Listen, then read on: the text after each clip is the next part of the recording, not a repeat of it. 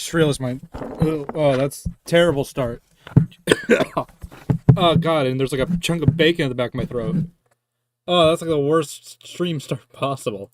Okay, hey, welcome to the stream. It's gonna be a black void just for a second. Let me grab a link to it to put it on. Discord. Whoa, wow, stream. This is a 3 Live challenge stream. I haven't done one of these in a while, and I wanted to do one. Okay, and there's right now going to be no music, as the FNaF soundtracks are really like getting copyrighted. Let me. Hey, okay, that just works. That audio clip alone was probably too much. Hello, Dean.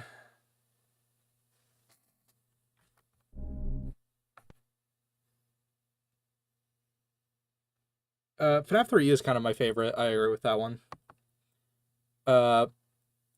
There's something, maybe. Oh, well, that's louder than I remember.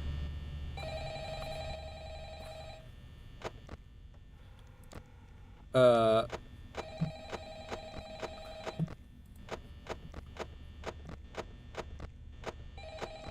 think I'll shut up phone guy so I can talk. Hi, Nimbus. Hello. Let's see if we can get a golden Freddy. It's just like a 1 in some. It's not 1 in a million because it's supposed to be, but it's like coded. But like Click Team can't handle true like 1 in a million odds. I just want to see like an Easter egg. I want to see something different. So I'm just gonna be flicking this over and over again. Because they don't even move for the first hour or so. Hello, Supersonic Bros. Hello. Hello, Jabros. I also just kind of want a B-roll for the new video.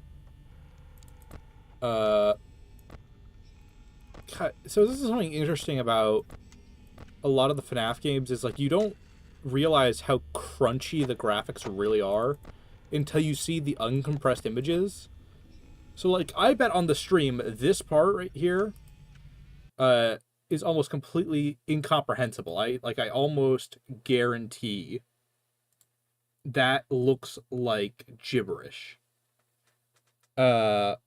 Let me pull up what like some of the, since nothing happens night 1 for a bit, what like some of the images look like. Like this is like what some of those same shots are supposed to look like uncompressed. And they are so much more clear. There's a good amount of detail and pixel range in them. The game just completely crunches them.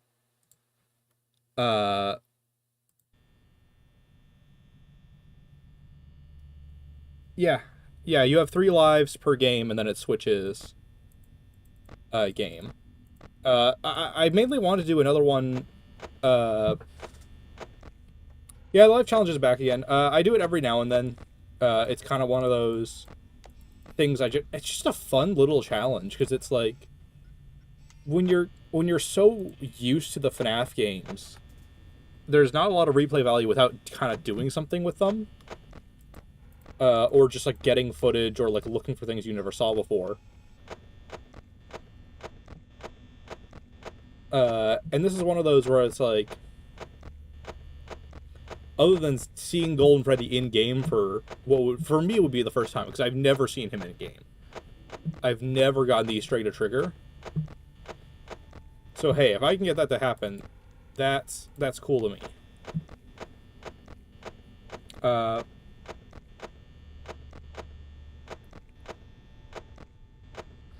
Yeah, the first night normally isn't that bad in any of the games.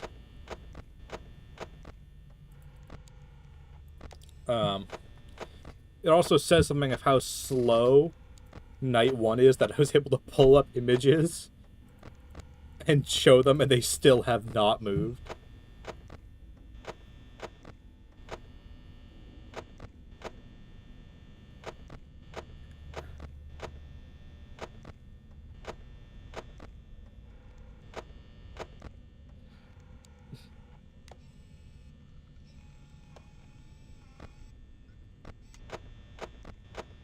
Not really much to say or do here. So here's something interesting you can notice. Every time you pull up the camera, you can see, because it's all just images, that fan stops spinning when you go up. Just a funny little thing. You'll never unsee it. I totally forgot about it until looking at the fan just now. Because ClickTeam can't run... Because this image of me pulling up the camera, that's not a separate image going over the office. The animation of me pulling up the camera is a series of images spread out. And that image has the fan still.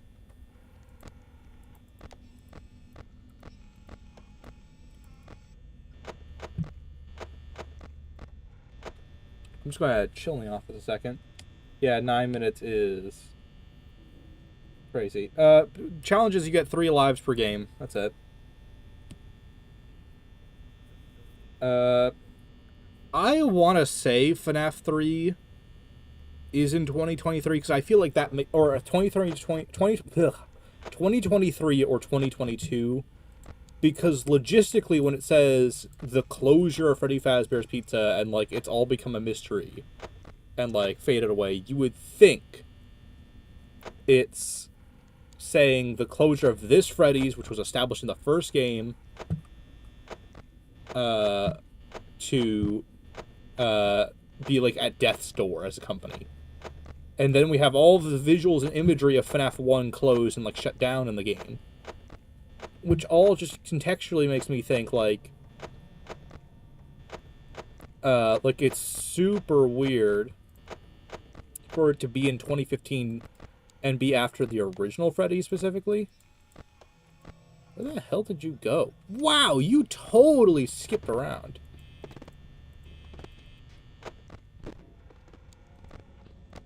You booked it, man. That was like so 0 to 100 for you. So something I talked about oh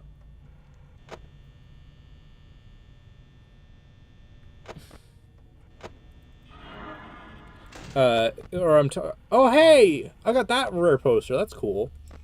So something I want to mention in the new video that FNaF 1 I think did really well that very few other FNaF games really ever nailed quite the same.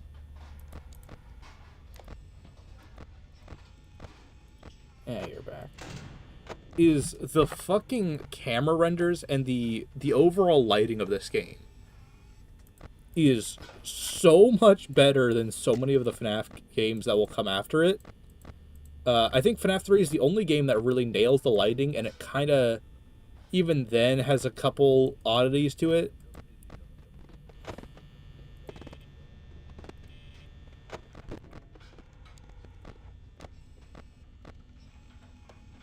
I get the rare, or I don't know if it's rare, it just isn't, but like, just like the fact that you can barely see his teeth and like his shadow and eyes, but he's definitely there. I want to get this rare shot on footage.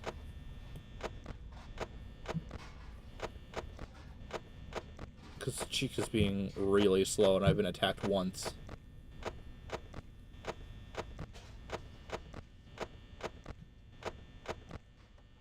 There it is.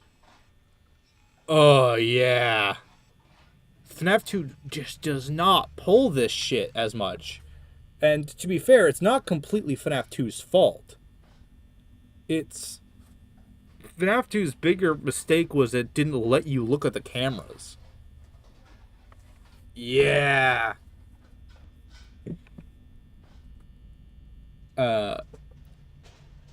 I just wish the later FNaF games tried to do visuals like this.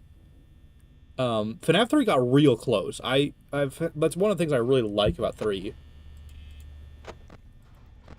Is it got really close to that. It got, like I said, so damn close to nailing what FNaF 1 did.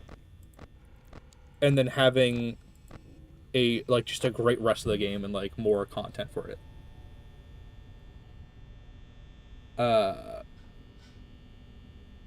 It's FNaF 3's problem is it's the office is it's just, I'm very positive towards 3 in the new video.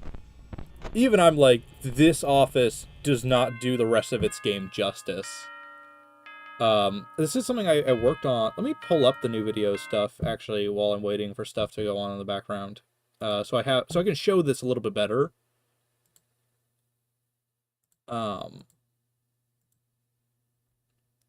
Let me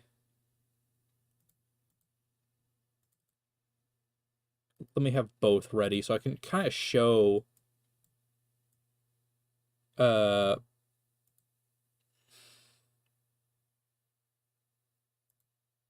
little bit. So, like I said, this is your typical FNAF 1 camera shot, very atmospheric, very well lit. Your typical FNAF 2 camera shot does not do this. This is what FNAF 3 looks like, right? Uncompressed, totally fine. It's not that dynamic. You have some shadows here, which is nice, but like Springtrap's really well lit here. And then let me find, and then something I made was a fan mock-up of what a FNAF 3 lit like FNAF 1 would be like. And this is what I came up with using some combined renders. Very different. I still want to play into the green. I still wanted to play into the yellows. I just toned down the light and made it much more focused on Springtrap and used his UCN render. Shut up, phone guy. Let me turn off. I just remembered display capture totally fucks with the visuals, so let me turn that off.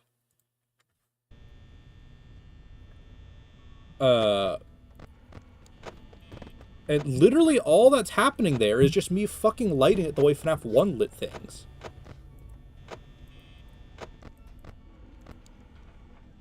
Like, look at this shot. You can barely see this bastard down the hall. It's just the lighting of that harsh light flickering.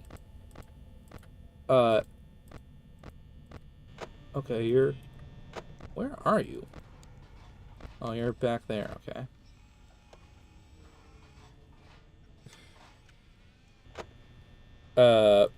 And I did small corrections for a lot of the FNAF 2 shots. I think I'll show that when we get closer to FNAF 2 or just between nights. Where are you, Bonnie? Oh, you're closet. It's closet time, Bonnie.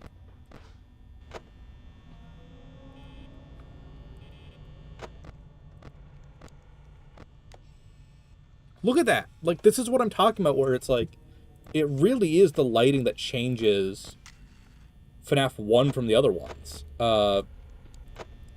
It's something I talked about, and this was especially when I was looking up the footage to make sure I wasn't bullshitting. Because sometimes I'll say something and be like, is that really true? And then I'll double check and I'm like, yeah, no, I wasn't completely wrong on that. I was like, I wanted to make this point about cameras and like the value of like the set cameras FNAF 1 has. Because the value of that in many regards is you can completely control what the player sees and experiences with the FNAF camera system. And this is something that I'm on Observation Duty, another pretty damn solid horror game series. It does really well is it gives you that like fixed camera, maybe rotates a little bit like this one. And it uses that to create whatever the hell shots it wants for the sake of horror atmosphere. This is like the entire design scheme of like Silent Hill and Resident Evil, like the really early PS1 era stuff, is they really liked fixed camera stuff. Because the fixed camera means you can make any level or room a horror shot. Like in a horror film.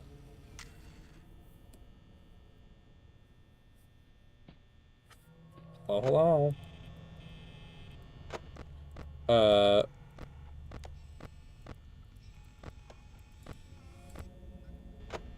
And that's something I think the entire FNAF series has a really great on paper. The problem is FNAF 2 is one of the first games where it felt like the cameras were there for information before they were there for horror.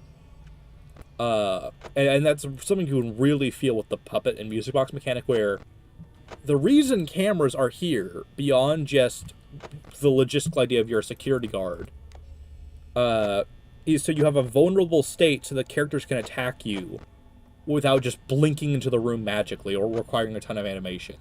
And it also creates suspense because I can't see whether or not I'm in danger while I have this camera up. Right? So that's like what's like the gamble, the I'm in danger right now moment. FNaF 2 treated that less like, it treated it more as the fail state rather than the second half of the horror game. Hey Bonnie, are you finally going to attack me? You've been kind of futzing about all night. Yeah, FNaF 2 is camera 11, the game.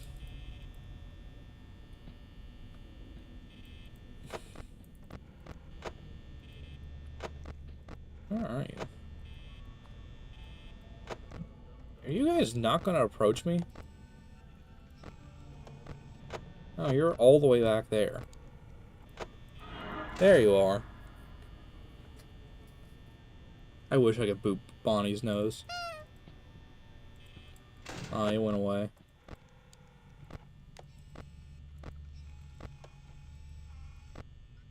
Hey, Chica. Hey, it's me. That's another thing I talked about with FNaF 1, is it's really good at messing with your understanding of it.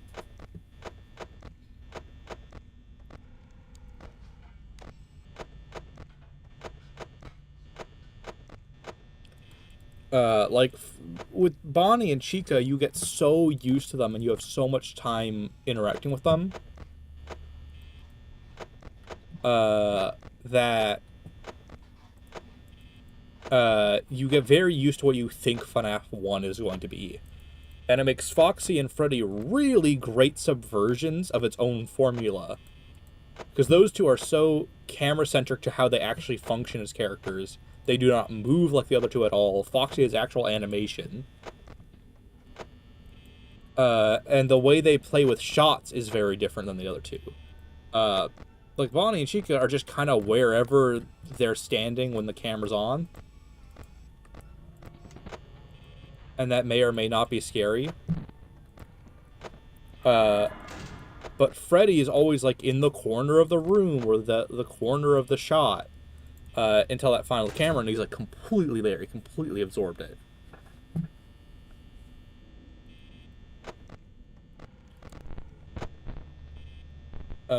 That's, like, part of what's interesting about, like, one tour. And then you have, like, the It's Me hallucinations, which fuck with you even more.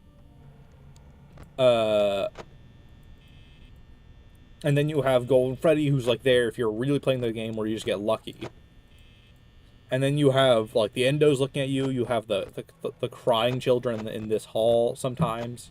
You have, like, Freddy's face being pulled apart. There's so much shit in this game to keep you on your toes with what FNaF is as a game. And FNaF will not try to pull that. Basically, after this game, to the same extent. I think FNaF 3 kind of tried it with some of its Easter eggs. But its Easter eggs are very subtle in some spots. Not to mention, like, half of them... Like, a lot of the kind of extra development of FNaF, I guess you could argue, of FNaF 3 was Happiest Day. And it felt like a lot of FNaF 2's extra development... What I mean by extra development is, like, you have the basics of what a FNaF game is, right? You have cameras, they walk around, they go to your doors, or whatever your, like, fail state is, and you stop them from killing you. In FNaF 1's case, how it went beyond that was its atmosphere, its lighting, its Easter eggs, and like little bits like the It's Me stuff popping up over your screen, the carousel music that occasionally plays. Those two things make it more than just Five Nights at Freddy's to you.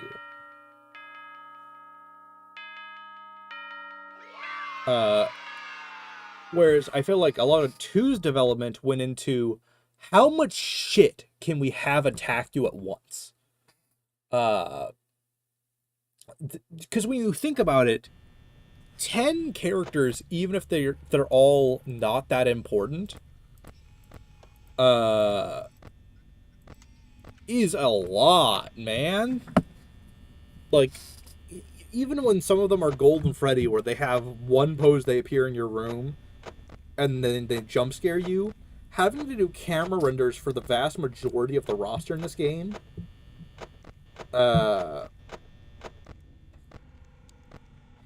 it is taxing. It's a lot for the game to give you.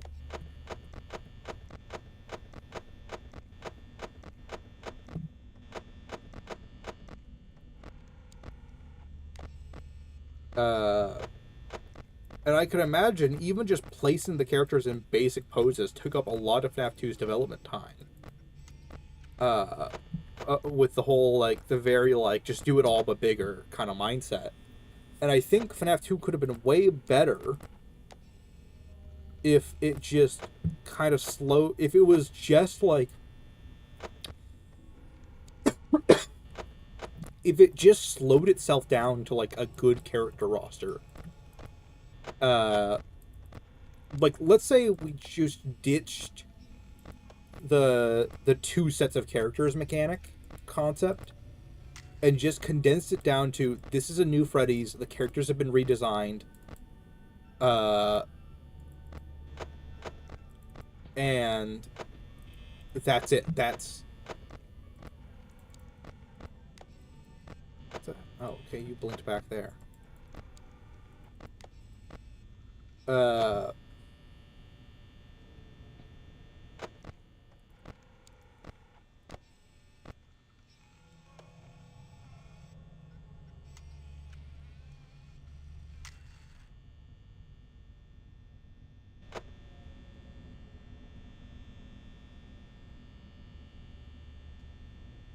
But yeah, like, anyway, sorry, I just got distracted reading chat.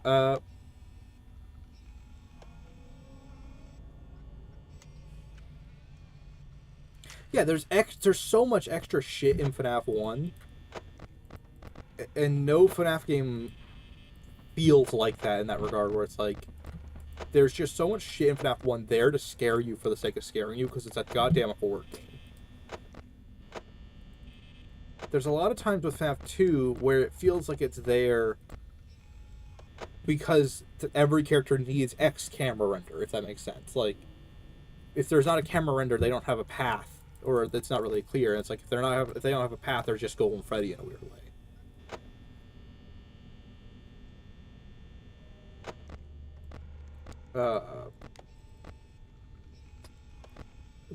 My main point with FNAF 2 and a lot of in that video is kind of how its fundamental game design in many ways prevents it from being good, and I say good in asterisk. What I mean by that is, like, FNAF 2's gameplay loop is look at the cameras, flash the halls. That's it, kind of. And then you put on the mask every time you put down. There's no decision making there. There is one pattern in FNAF 2 that is correct objectively. Without exploiting, like, glitches and, like, the AI timing, there is nothing a player who does not know shit like, oh, Foxy moves every 36 intervals of the internal game tick. Therefore, if you put down the camera at every 16 frames, you can stop him every time. Is Kung Fu Panda 4 out? I didn't think it was out.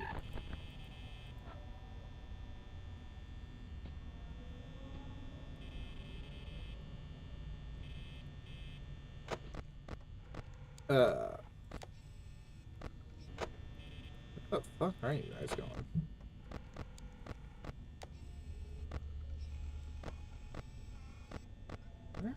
Well, you guys aren't here. Where are you two?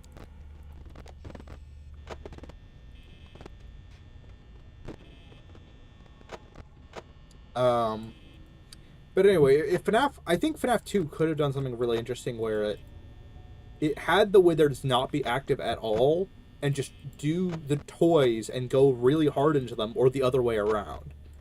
Have the toys be your bait and switch. Make you think, oh, these are going to be my antagonists, these new cuter versions, and then have them do nothing.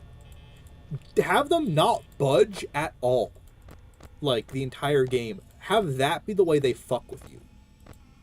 uh, they have them like maybe move every now and then, like give them a couple camera renders each, and then have the entire rest of the game be the Withereds and just go really hard into that. I think is one of the ways FNAF 2 could have really stood out and showed us like, oh, we're not just going to do sequel thing of like bigger roster.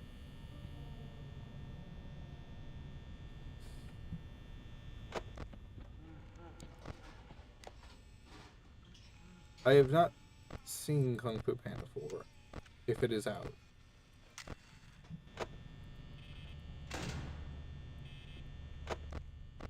And I did not know it was out, if it is.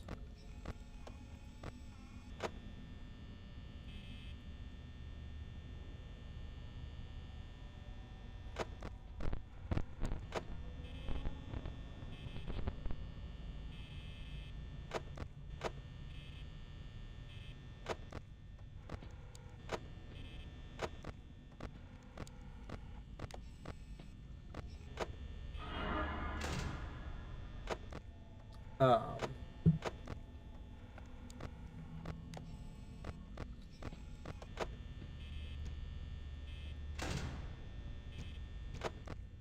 yeah, but like I said, FNAF 2's gameplay loop kind of screwed itself over, and I think if FNAF 2 had doubled down on this image of itself as like these redesigned or these old characters who were like rotten and taken apart, could have made for like a really interesting experience as a game.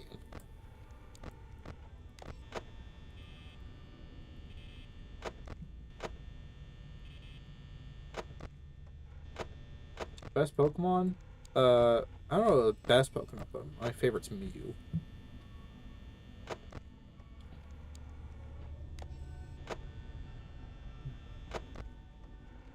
Oh yeah, or have something like, oh, the toys start out as your threats, but then they kind of take a backseat when the Withered step up. That's another idea. Like, there's a lot of interesting ideas you can do with FNAF 2 setup, but having like the 10 characters run just is not as interesting as it should be. And it's not just you can't make 10 unique characters. It's not that. Because fucking 50-20 mode exists, and even though there are a lot of repeats, a lot of the characters do have unique mechanics. It just so happens that there's so many of them that they overlap with when you're closing doors. Like, you can genuinely make a lot of creative, like, unique challenges and nights in FNAF UCN.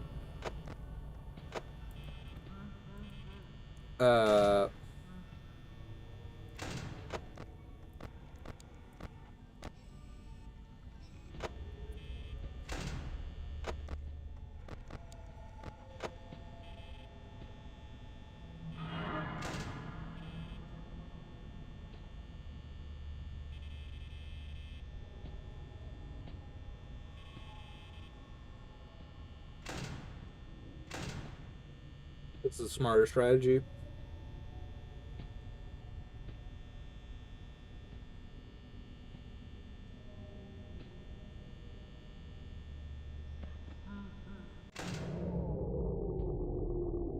Oh, and this scene's unlike anything that will become after it. There it is.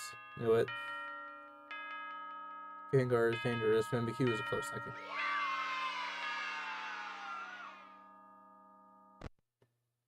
FNAF 2 limped so UCN can run. Not even just UCN. Sister Location Custom Night. Like, almost, like, a lot of the characters are pretty unique in that one, gameplay-wise.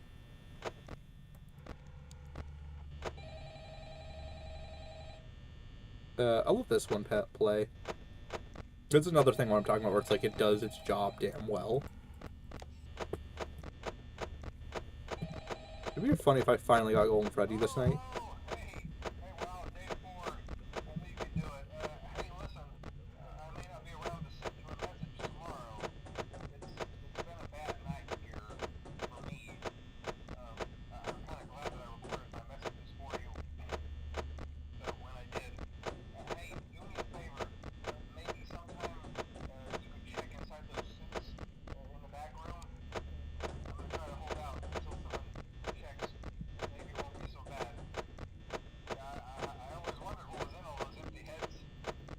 Give me it. Come on.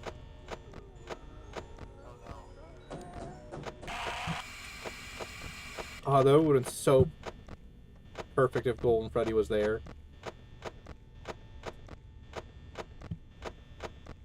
Damn.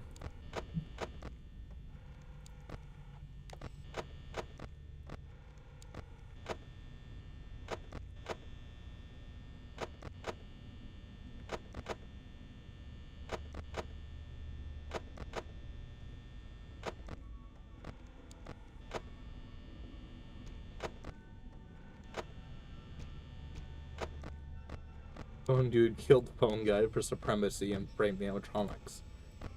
That is like that's like a day shift at Freddy's bit, sounding wise.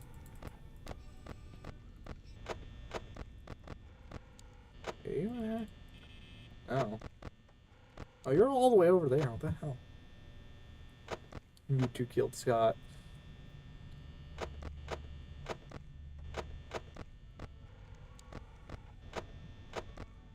Yeah, F the phone guy.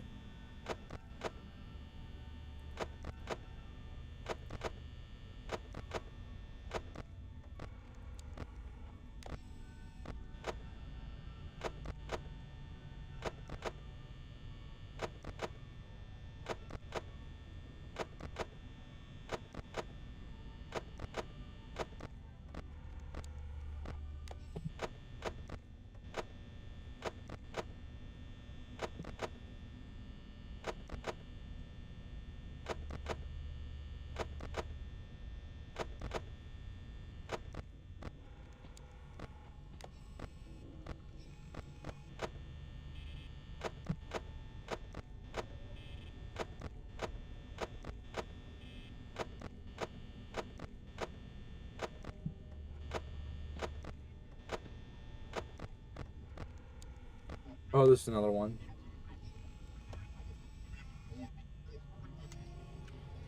The frame where he actually looks at you is it's really hard to see in the actual game, but it's a really good shot. I'll also show that off in the files.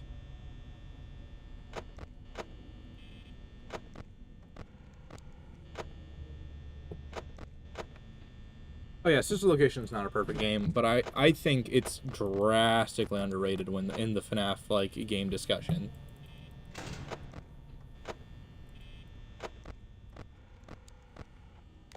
There you are. Where are you, Chica? Oh, you're approaching. You're on your way. Shadow's an edgelord, but we love him. That's how Shadow works. A really well written Shadow too is also a pretty damn good character. He just isn't typically that well written.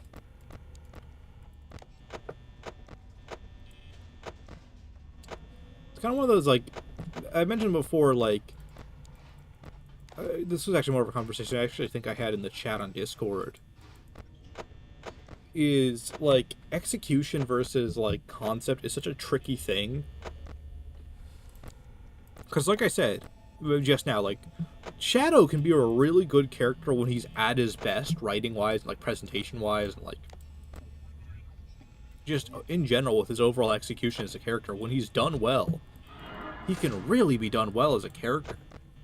Like, there's a reason so many people like him, and he, like, really nails a lot of the concepts that game, like Sonic Adventure 2, and even to an extent Shadow the Hedgehog was going for.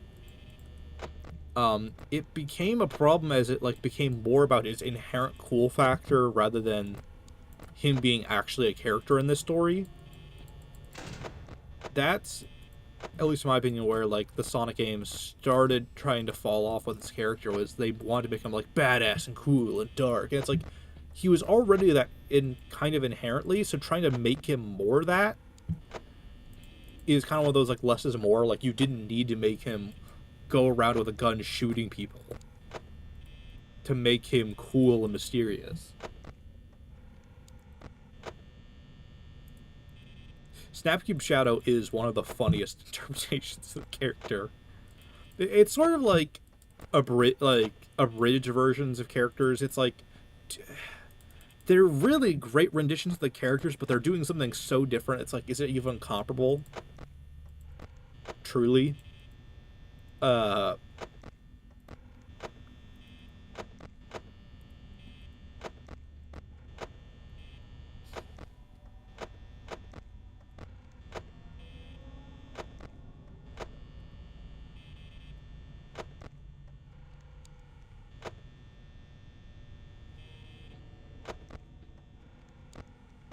I will say, I think Sister Location has some of the best looking jump scares on a technical level, purely for how detailed they are.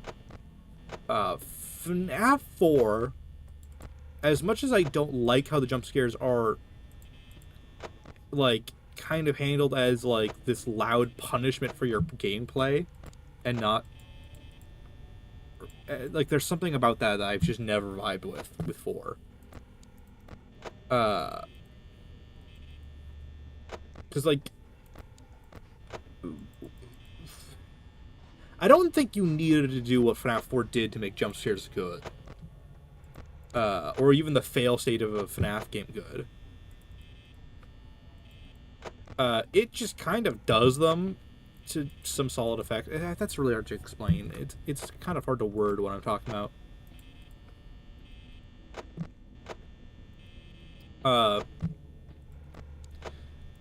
FNaF 4 probably should have the best jump scares, at least on paper, in terms of their detail, and to me, most of all, the fact that they're diegetic.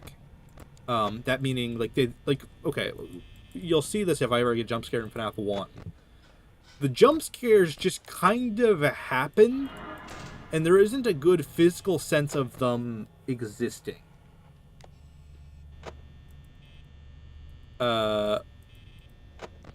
Like, I don't get the physical feel with how the jump scares are animated that these are actual characters in my office attacking me, with how FNaF 1 does its jump scares.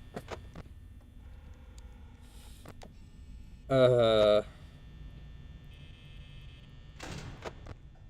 then FNaF 2 has even worse versions of that sometimes, where it's like, where the hell... Toy Bonnie's jump scare is so dumb when you think about it, because it physically makes no sense. And I'll show this off later.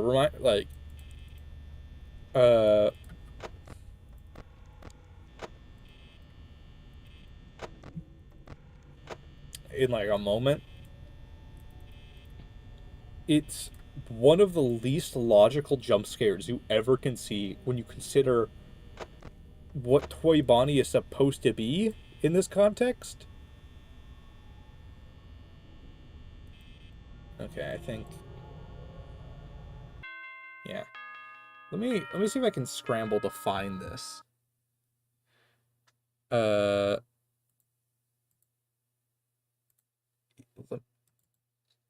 Before FNaF 1 kills me. I might just bite a death here if I can find Toy Bonnie's goddamn jump scare. Because, like, if you don't remember what Toy Bonnie's jump scare is, let me fucking remind you. Like I said, I might just bite a life here to show this off.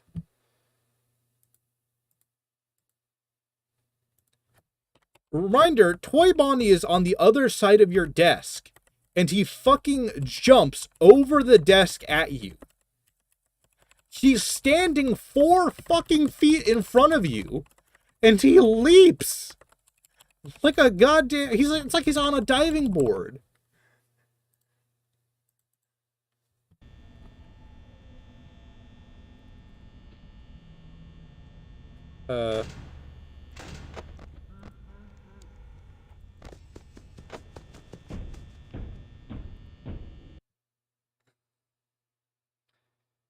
It is a miracle I am alive after this shit I just pulled.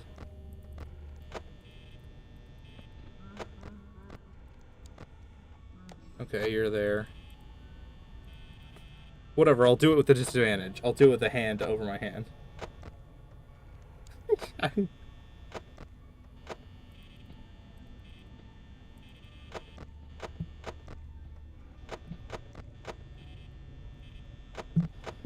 Like, the idea of Toy Bonnie just booking it over your desk is so silly, because it really does make him look like he's not in the same room you are. Because, like, why does he need to jump? It's also weird when you remember, in FNaF 2, maybe Toy Bonnie's different. When a character is successfully, like, fools you, if you don't put down the mask at all, they won't kill you until you do something. So if you like touch the mask after they appear, or if you pull up the camera or you flash a light or something when you should be dead, then they'll kill you. It can create some really funky encounters, actually. God damn it, now I can't see Freddy. And I clicked out of the game. I love FNaF 1. Let me back in the game, please.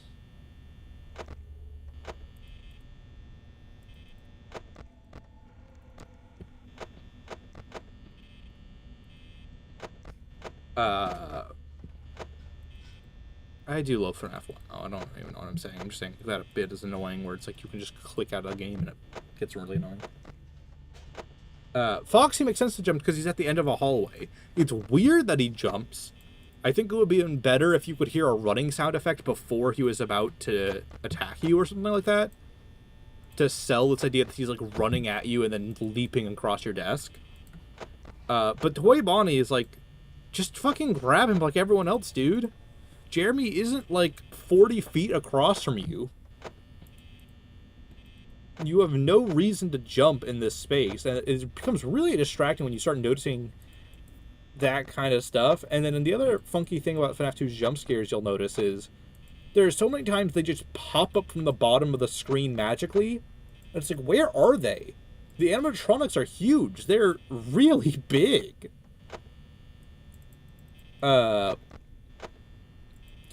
So either Jeremy is standing up and is like 8 feet, or is like 6 feet or 7 feet tall, his entire shift, and he's standing his entire shift.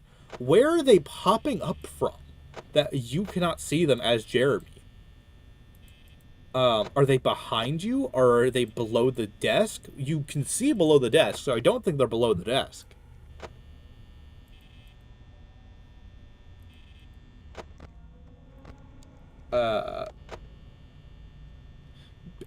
Like, Jeremy must be some sort of T-Rex or, like, very focused predator who cannot see below it very well.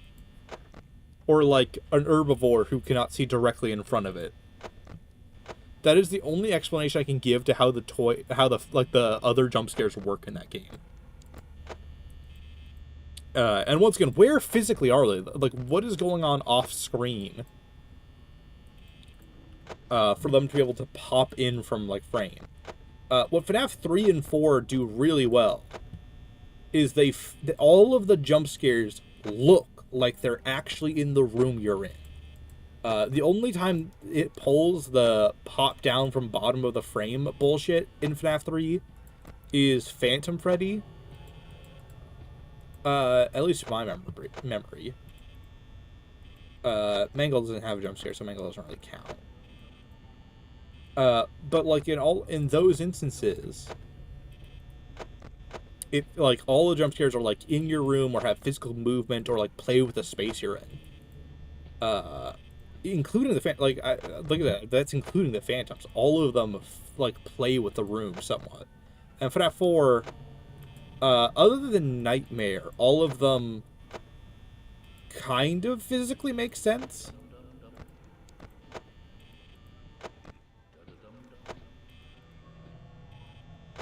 No one's attacking me, by the way.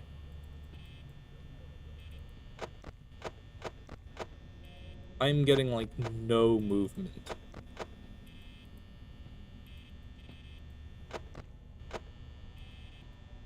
Jeremy has no neck. Confirmed.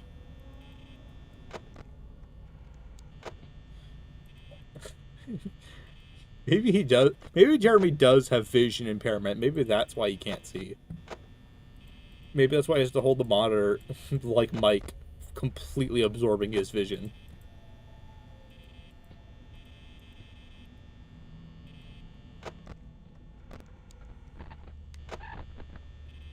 Phantom Foxy can get away with it because he's a goddamn ghost and it looks cool.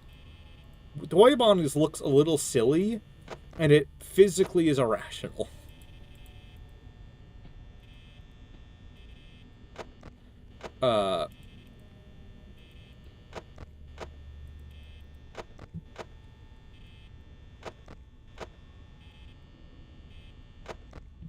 Actually, as long as you're on the camera, I don't need to check that side at all.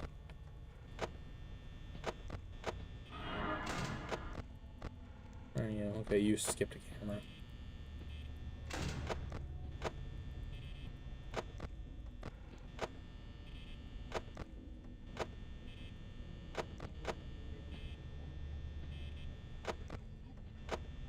Okay, I can hear... So you're gonna be here now? Yeah.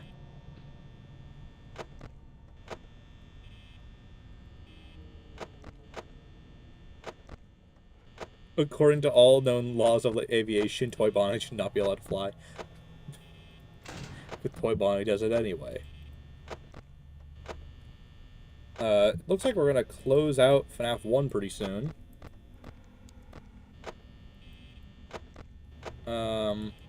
Or FNaF 1's first 5 nights. I will go into night 6 and 7 for each game. If I make it that far, I just probably am not going to beat them.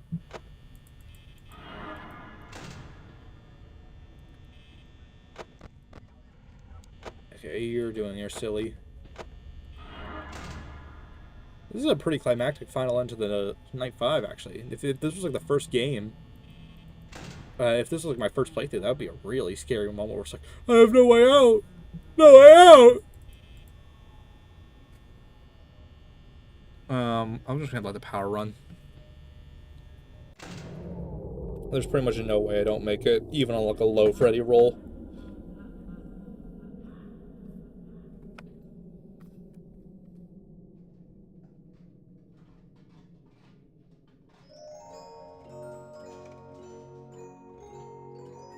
Game? There we go.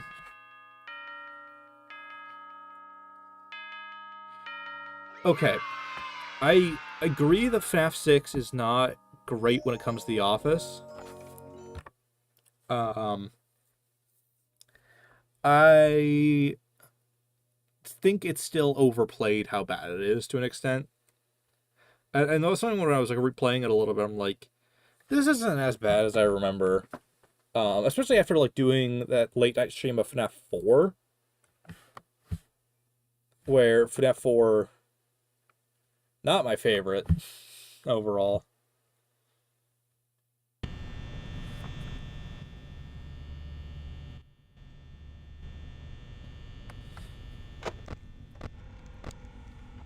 I think I just do the true strategy here, as if it's night.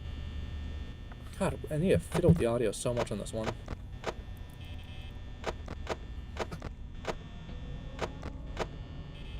We just play it safe and do the real strategy.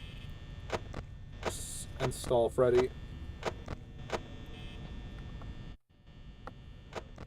Getting a lot of screen time to Point Crow already. Oh wait, no, that's not even... You guys can't see my audio adjustment, because every time you adjust audio in Windows...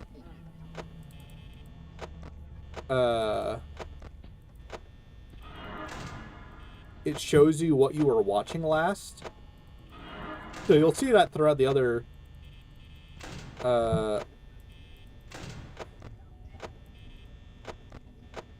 sections as like the game goes on.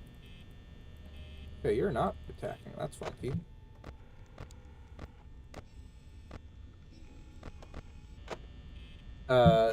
The last thing I watched or I queued up for after the stream is Point Crow and Doug collab with heart monitors that summon meteors in Elden Ring if their heart rates get too high. Pretty much anything with Doug in it is pretty fun, so that's kind of like a guarantee for me to watch.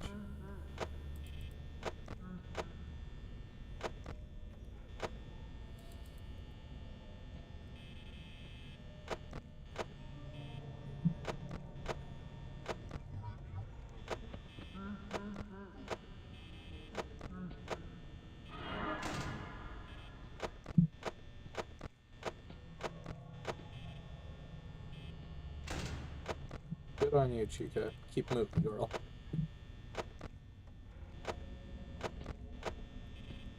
I think FNaF 6 could have been saved if it just had cameras and doors and just played like a really... Hey, buddy. You gotta start flipping mad now.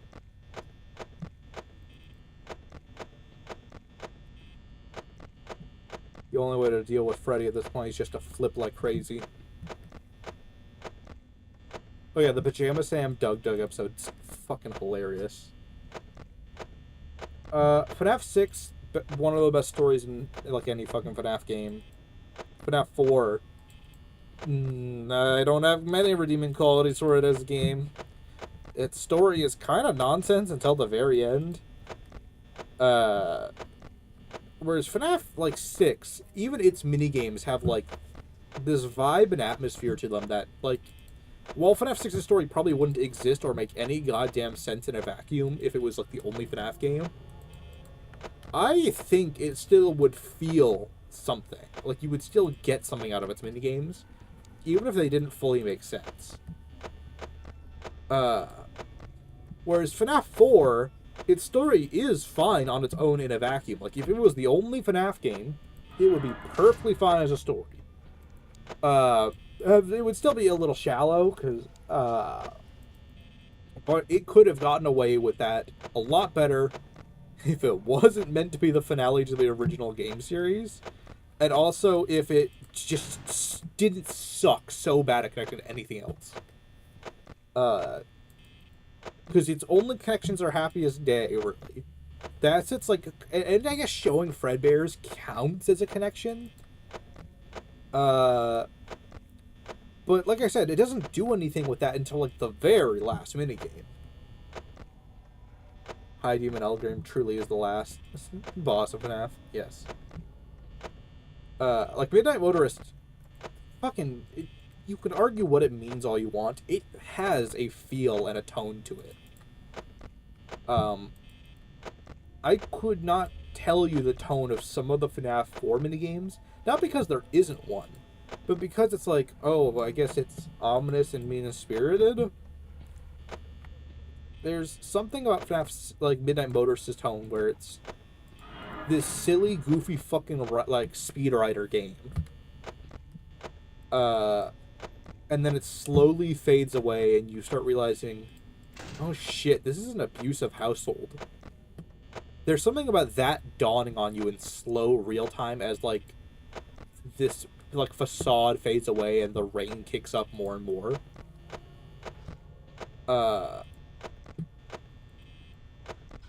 That I don't think FNAF 4 ever nails, really.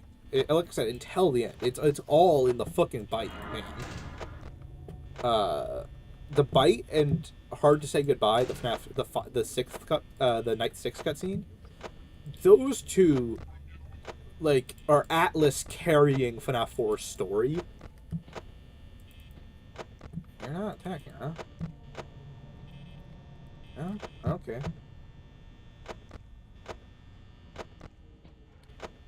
FNAF 6 needs DLC, and it needs what Custom Night did for Sister Location, or it needs what Sister Location Custom Night did for Sister Location.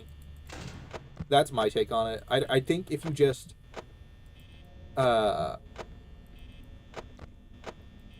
maybe it could do well with a remake. I think it's also one of those games that could do really well with a full VR remake, maybe. What's weird is, ironically, I feel like if you combine FNAF 4 and FNAF 6, you would maybe get the best gameplay loop of the entire series. What I mean by that is have something like the FNAF 4 door mechanic, but with threats more like 6 and an environment more like 6. Because something I talked about in the video, and maybe I'll edit my point out a little bit on this because playing it again made me second guess this a tiny bit. But I still kind of stand by the gist of it, which is FNAF 4 is kind of like FNAF 2, where there's kind of just a correct gameplay loop. There's a limit to how much better you can be at FNAF 4 other than just being faster and more responsive. And that's fine to an extent. It's just like something I think FNAF 3 really showed the series could do well, and even 6 really demonstrated was like this really interesting idea was the idea of exchanging safety for progress or security, and that constant risk-reward takeaway battle mixed with your threats trying to get to you. And I think FNAF Help Wanted 2 just fucking nailed it in half the minigames. That cycle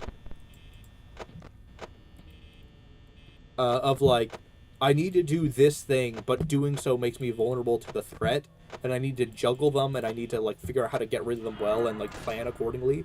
That can feel so frantic and like, oh, the thing, that thing, now that, which is what FNAF 4 is going for. And I feel like if you combine 6 and 4's gameplay loops, where you have some progress ticker, right? You have something to work towards or to deal with and manage. And then you combine that with that kind of frantic, like I can only stop one thing at a time, and make each antagonist feel really scary and intimidating. And have the other mechanics be like, let me explain this. Imagine if you had the FNAF 4 solution of like you could just hold the door shut, or flash like the threat away, but then you also have like the audio lures, and then you have like maybe like one door or something like that, where it's like delegating what's your least threatening area or something like that. That could be such an interesting idea to juggle. And 6 almost tries to do that. I just don't think it succeeds in doing that.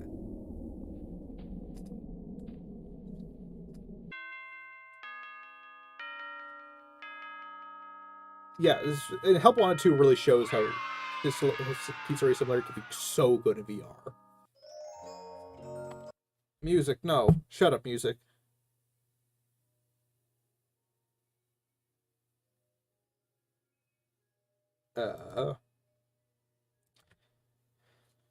I think there's something, like I said, like a true FNAF 6 remake with some adjustments to gameplay, maybe include cameras, could help 6 so much.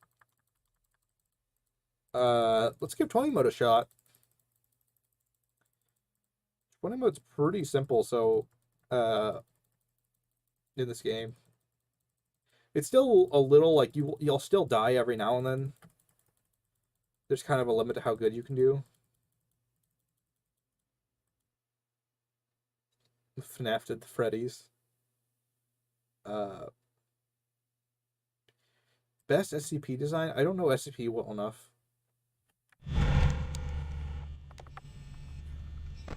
Okay, let me get it in place.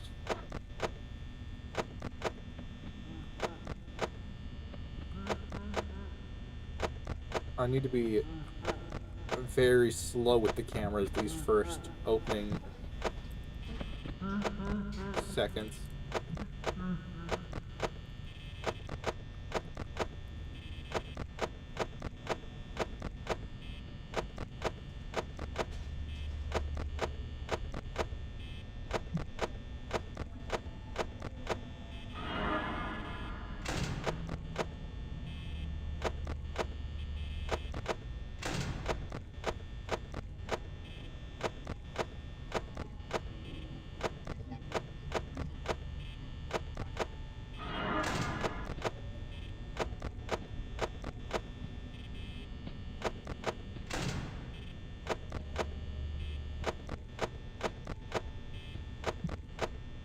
I'd have to shut up on this one because it actually does take some paying attention.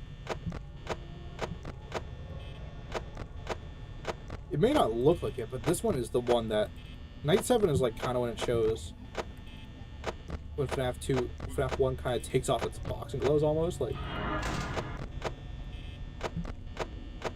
you know, really good Bonnie RNG.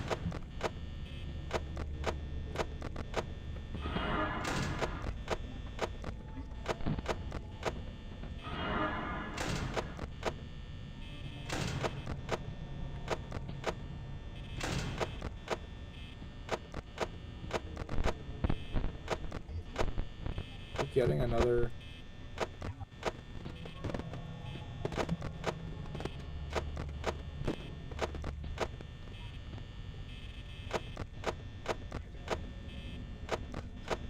The moments like that are great, and if FNAF 1 can pull that off when it's this level difficulty, where it's like, oh, what the fuck's going to happen? Like, I still get that every now and then, even though I'm not, like, scared.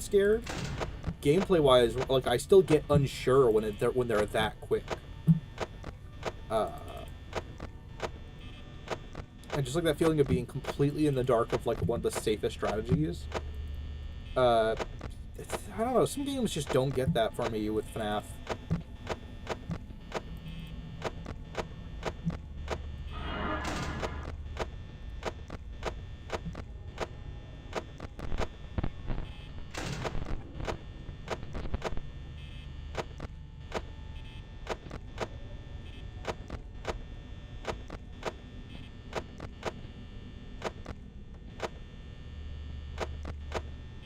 Ah, my rhythm was off there.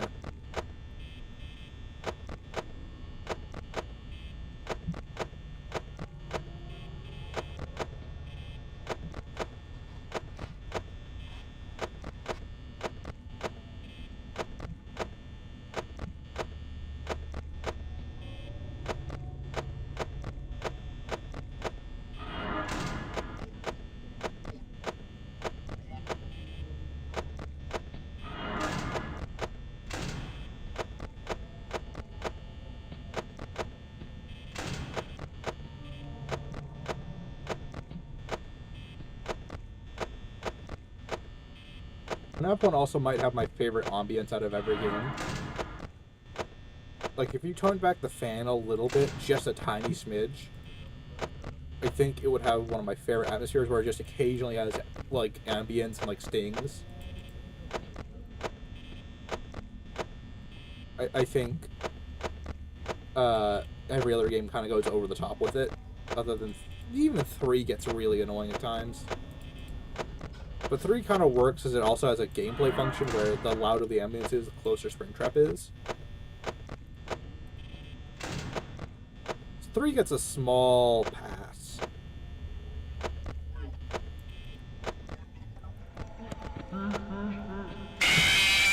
Really? Oh, I looked away. I'm a fucking idiot.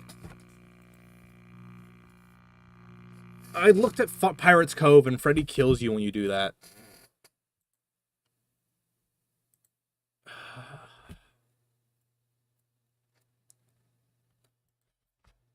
Can I get off of that screen? Thank you.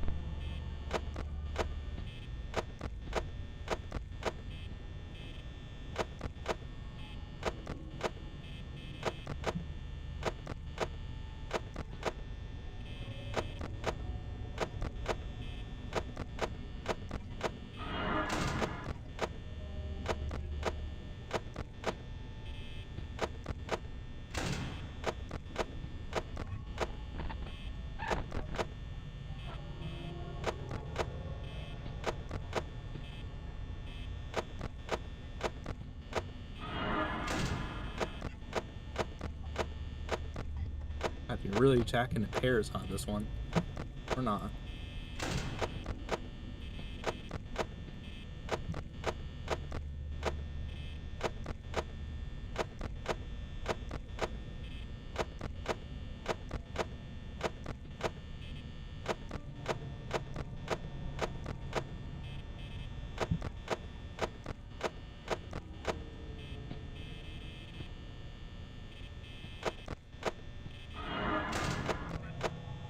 The trigger on me, huh?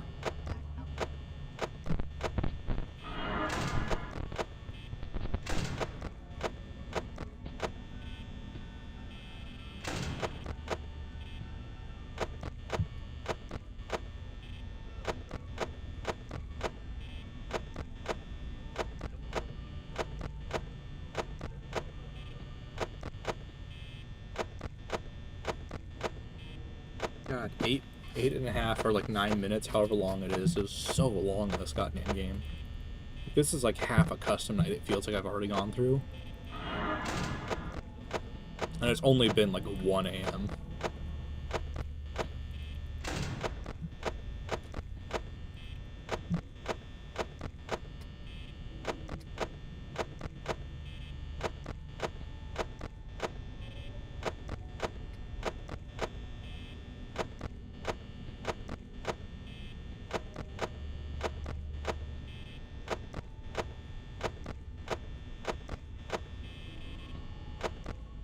Really being shown mercy by Chica here.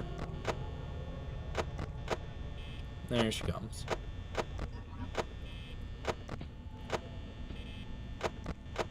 Still being given a lot of mercy by Chica. Bonnie's making up for her, though.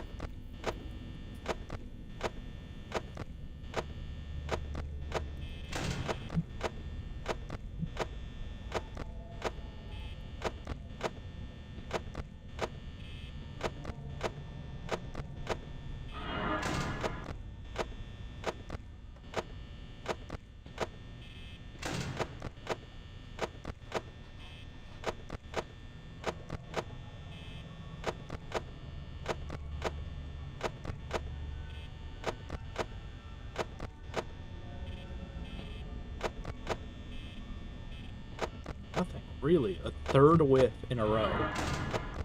Oh, are you going to attack me when Bonnie shows up? You don't want to be here without your friend? Yeah, I thought so.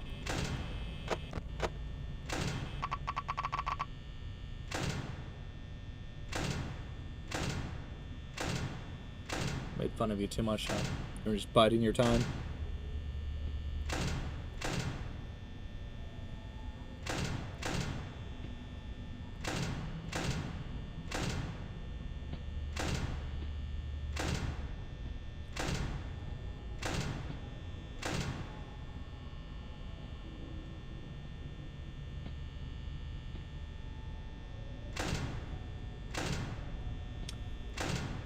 See if I can get really lucky. Because I've stalled Foxy a lot.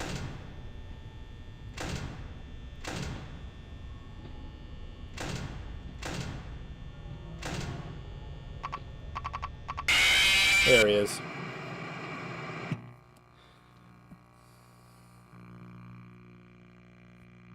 Well, one try left. Music of Doom. I stare at this render for a very extended amount of time. Gamma Ovar.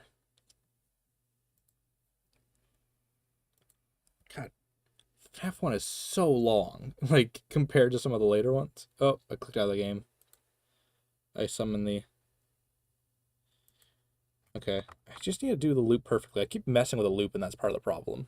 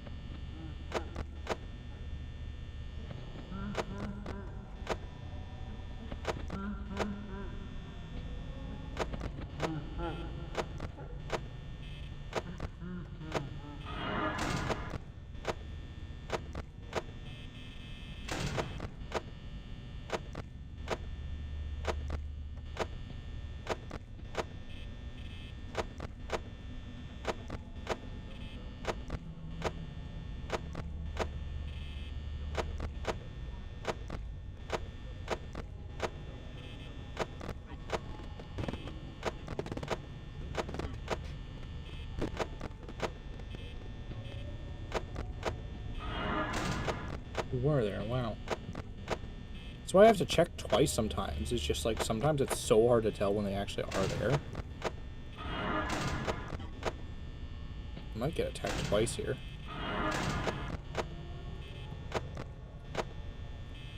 Yeah, real aggressive there.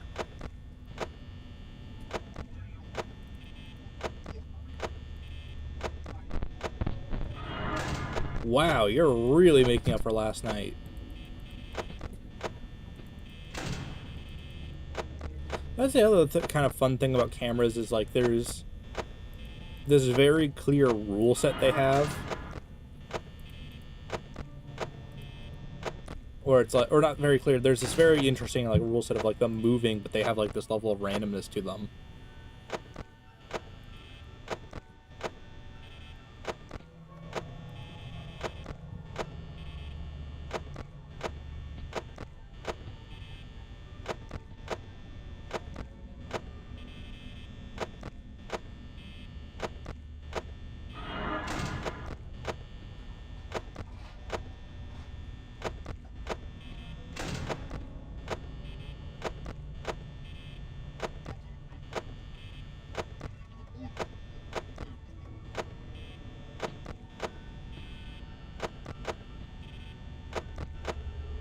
Check on Chica.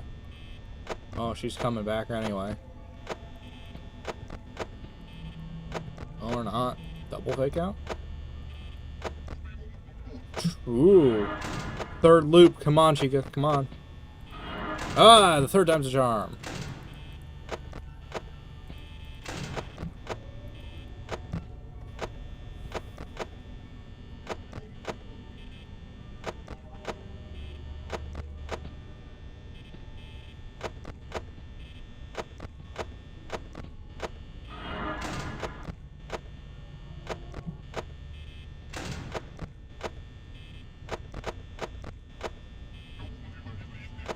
That one got me. I got me like a twitch in my back for a second.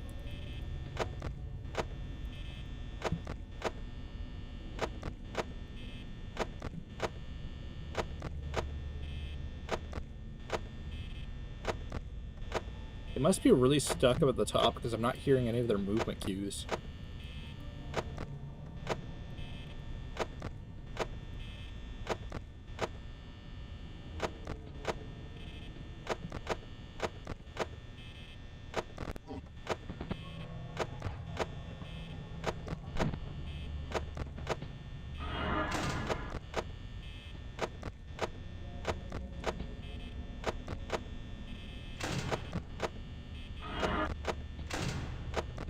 Very generous window there. So he has to attack while you're like look at the camera first during certain frame intervals. Or certain intervals of time in general. It's like after a 6 amount of seconds or whatever, he gets his chance to move into the office. And I guess it must have been before his interval reset. Or before he got the cue. I was lucky.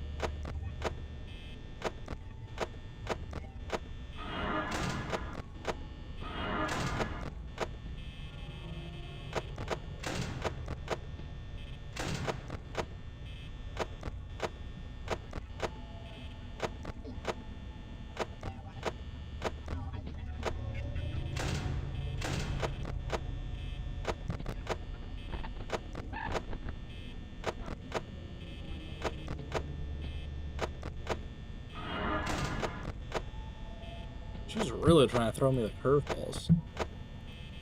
Damn, Chica. Wow, really aggressive tonight.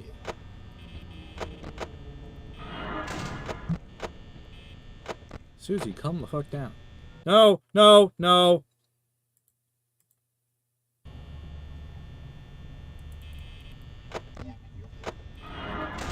I lucked the hell out there.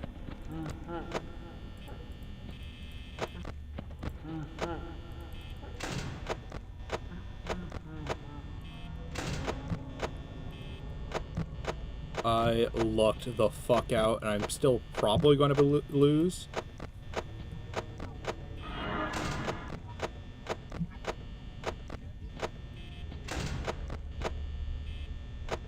I clicked out of the game, and that really... Like, FNaF 1 freaks out more than any other FNaF game when you click out of the window. Uh,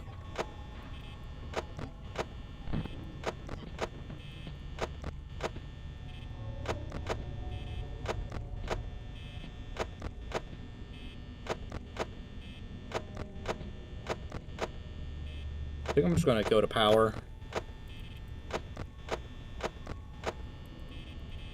Just try and cling on as long as possible and then let it go to time. That's like my only idea left. That really screwed me up. Because now I can't play it safe with Foxy.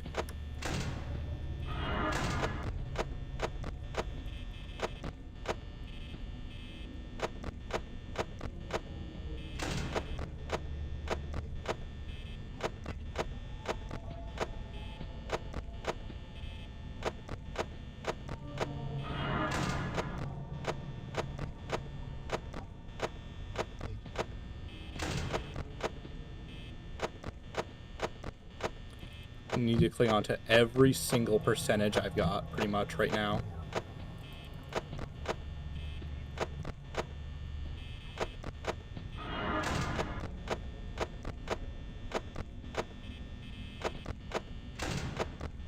I'm really lucky Foxy's gotten like perfectly stalled interval-wise, because there have been some gaps where I'm not doing anything, and it's at such risk of being in his intervals. And he's actually only one stage away, so he could kill me at almost any time now. So, like, be prepared for, like, a bomb. That might be it.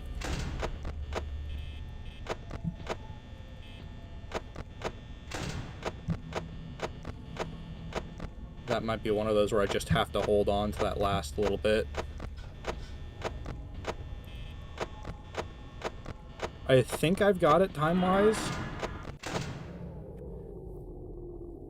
This one's going to be really down to it. I have no fucking clue.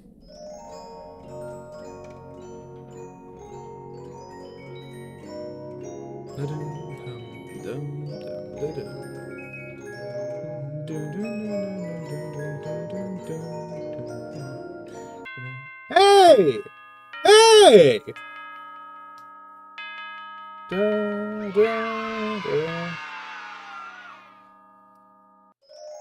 Dun dun dun dun dun dun dun dun dun dun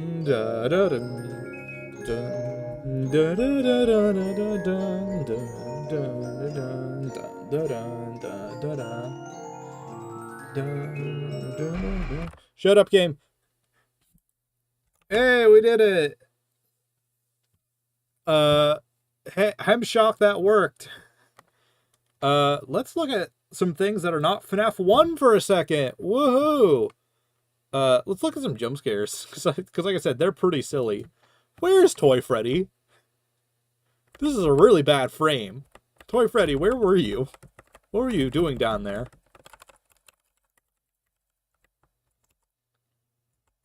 He looks so... This is something funky I've noticed about the FNaF 2 renders. In their jump scares, sometimes they look worse than the models actually are. Let me explain like what I mean. Because like, look at this render, right?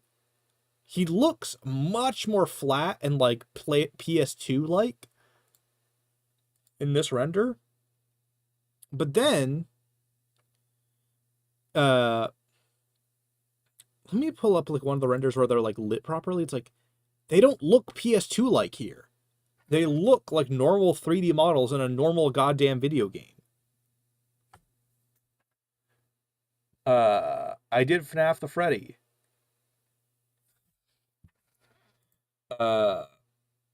It's what's part of like what's so funky about like some of the like, look at the puppet. This is in the same game running the same engine, and look at like the gloss, the shine. You can see like little imperfections, and it still has the noise texture. Like it looks so much more high quality than Toy Freddy's goddamn jumpscare is. And like a lot of the characters are like that, or it's like, hey, this one doesn't look that bad. It looks all right. But then you see, like I said, this jump scare. Why? This is okay. That's a blurry one. I need to find like the high res one to prove this is like a fault where it's like they. Looks like McDonald's toys attacking me. You guys can look good. I know you can. Not even Withered Bonnie's saved from this. At least he's like interesting because he has the hand thing going on. That's kind of cool. But even he's kind of popping in from, like, nowhere. Uh...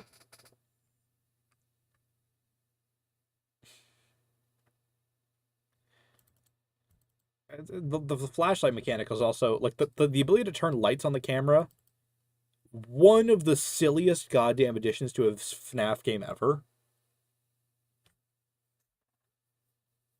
Like, what? When you can just have renders that look like this, what is the point of the flashlight? Just make it so there's a little bit of FNAF game magic lighting there. And make it super subtle. You don't need the one or the other extreme of lighting. This game, like, these renders and characters can look so goddamn good when they're well lit. And FNAF 2 doesn't let them be well lit. It, like, sometimes it works. Like, these two take advantage of the harsh lighting of the light really well.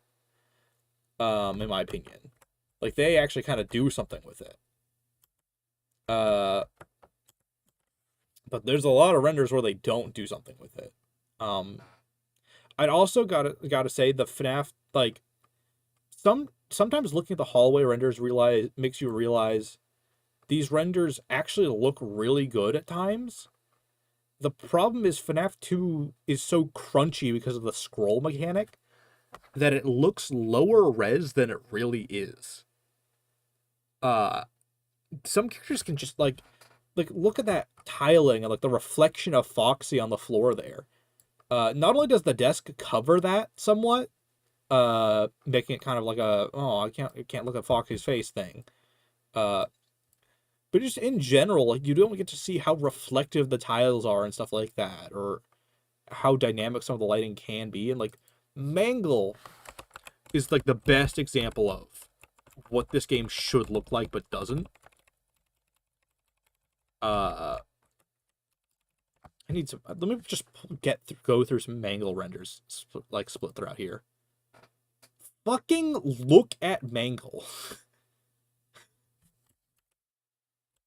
So much better lighting with so much more personality and dynamic everything.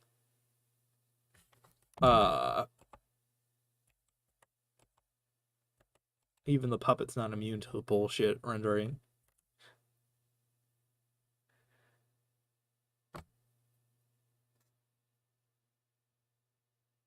I do think something must have changed during development, or something happened, because some of the renders just look a little unfinished in this game. This one looks alright, and this one looks better. Pretty much anytime the light's off and a character is still allowed to be visible, it looks better. The problem is, you can see this, it's one or the other, often. There isn't a dark pose for Toy Bonnie there. It's this frame, and then when you put the lights on, Bonnie materializes. That is how, I guess, like, I don't even get the point of that. Why not just have this fucking render lit? To put in perspective, while I was talking about, like, just have neutral lighting, you don't magically need the bright versus the bright. This is the same shot I just showed you, but with the lighting adjusted to be harsher, like FNAF 1.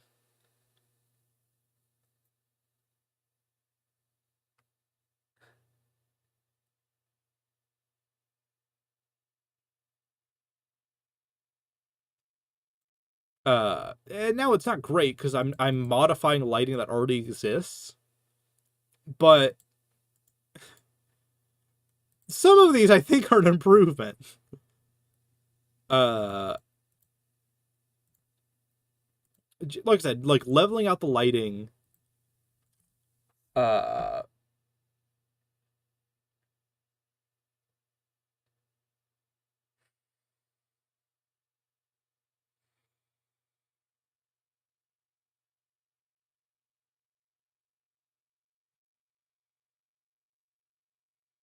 Yeah, this one's not the best one, but with these two, I think especially, it shows these designs could do more. Springtrap's the one that was fucked over by the lighting the most. Like I said, this is what it could look like. Like, these are all Scott's assets, just lighting adjust. These are mockups I did for, like... Because I mentioned, like, why don't we have hallway renders for any of the characters in FNAF 4? Anyway.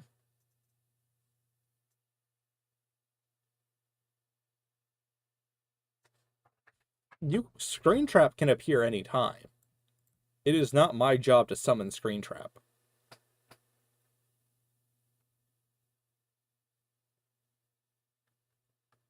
Yeah.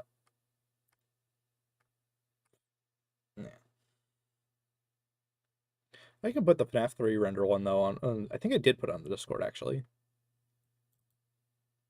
There's some of these where I'm like, why is it lit like this? Why do we have the light of God on Freddy right now?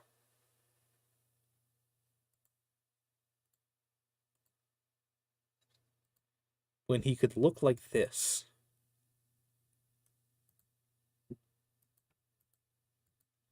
The office renders are what are really fucked over, though. I did do a demo of, like, it kind of looks better in motion, but this is the still imager. So this is what the original FNAF 2 shot looks like. And something I toyed with was, where is it? Where is the adjusted version? What if we had something going on where, like, the lighting was less saturated and a little bit more adjusted to, like, instead of just making the room darker, which even then I still did a little bit, I was like, what if the lighting was, like, slightly red because of, like, low bulb voltage, or, like, whatever, the low hue, just hue adjusted a little bit. Because the light's a little red if you look at it in the office. This was my favorite shot, my favorite edit. But if you look, the light's a little reddish orange here, but the office does not match that lighting that well.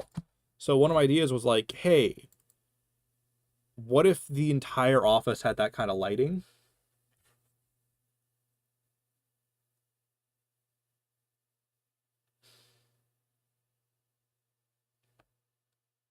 And then I thought of, like, these two.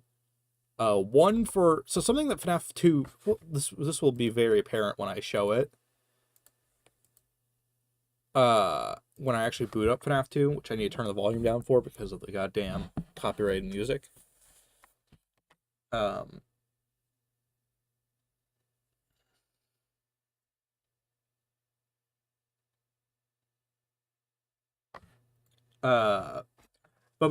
so FNAF 2 is trying to do this thing when you're playing it where when a character attacks, the lights are supposed to flicker as they leave. That's supposed to be Scott's way of working around them leaving the room without animating them leaving the room.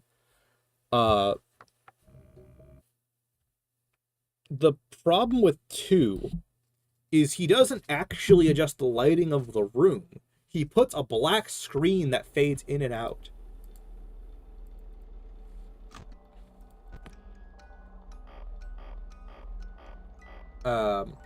And oh boy, does it not look great. Are there any Easter eggs I can look for on these early nights?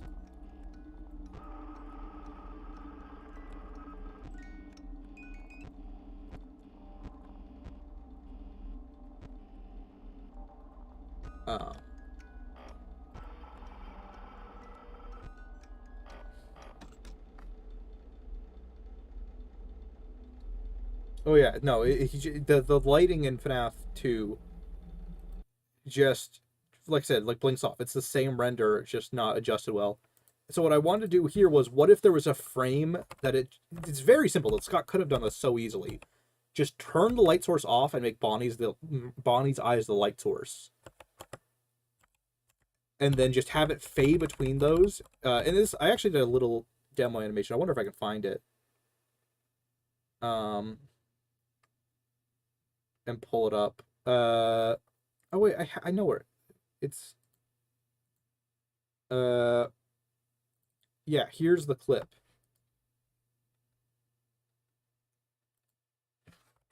So yeah, that's just like a very simple of like, what if it looked like this, where the lighting actually changes a little bit, and then he just leaves. That's all you need to do to adjust the lighting of 2 a little bit.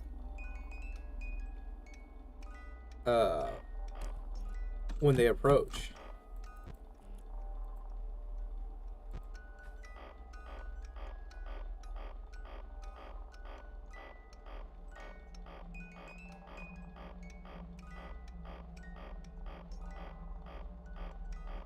We'll never know what FNaF Plus would have been like.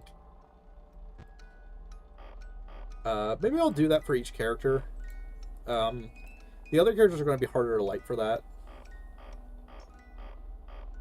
Yeah, there is a FNaF Plus fan game. I do wonder if it's worth covering, or if the fact that like one draft of the game had AI in it makes it like too untouchable. I don't know.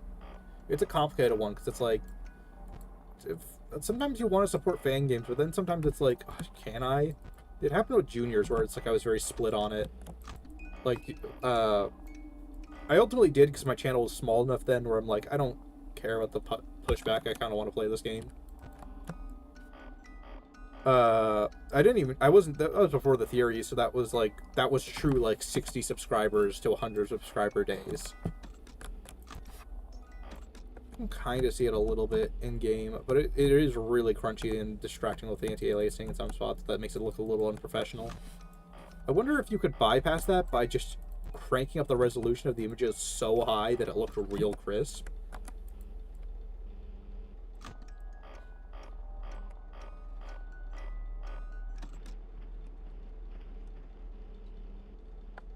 Yeah, the plus models are a little interesting. Does Toy Bon... So this is the stage. He walks here, but he doesn't appear here. And he doesn't appear in person. So, wow. You really blink across the fucking building, Toy Bonnie.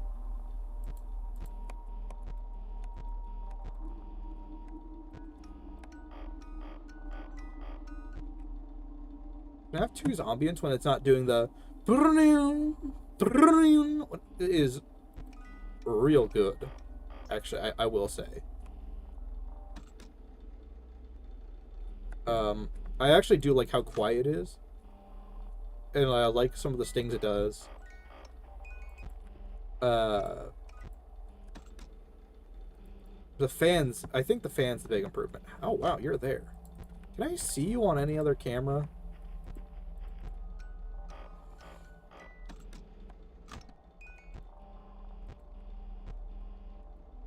So you, where are you? Oh, there you are. This shot is not half bad. This is kind of what I'm saying when the lighting could be really fixed. So you, what are you doing? Who's... Oh, Toy Freddy, okay. I think FNaF 2's opening moment is the best the game has to offer. This moment's actually pretty good with how aggressive they are compared to FNaF 1. I don't mind that at all.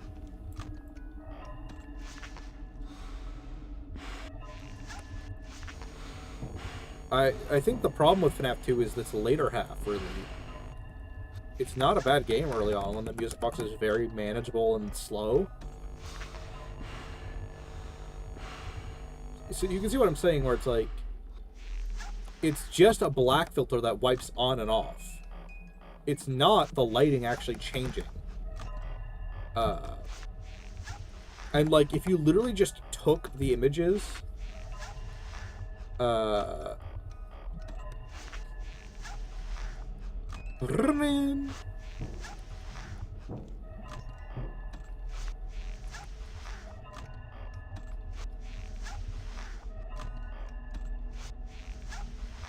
don't get... The alarm's fine. I think if it just played every now and then and not fucking constantly, it would be better. This is night 1, also. What RNG am I getting on night 1 where they're this aggressive? I don't mind it, actually. If FNaF 2 was kind of like this in general, this kind of pacing,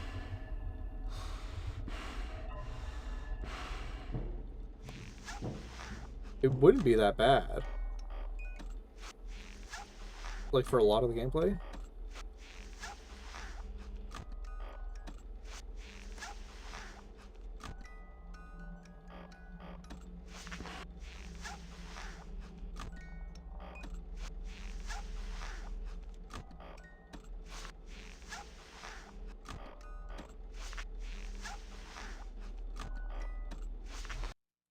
There we go. Yeah, I think the alarm really does ruin FNaF 2 to an extent. If it just played every now and then, or it was like a unique thing to only one character, I don't think it'd be a problem. But the fact that every character can trigger it, to my knowledge, other than like the special characters like the puppet.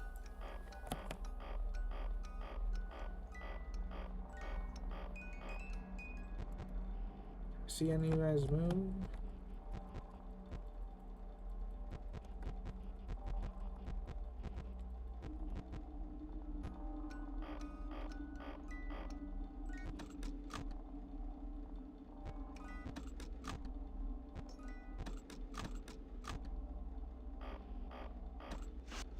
It'd be funny if I just soft lock the Withereds the entire game and make it a toy-only game.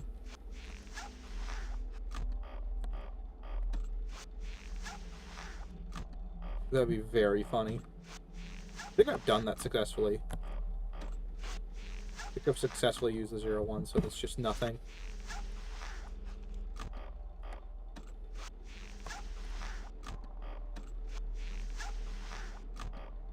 Let me just do this until I hear the brr. That's the other problem with it, is it's too informative. Because, like, until I hear brr, brr, there's nothing that can kill me. Like, I have no reason not just to do this until brr, brr.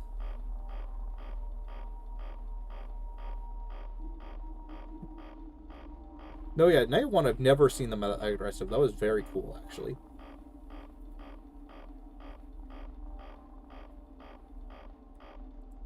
Hello. Is that you moving?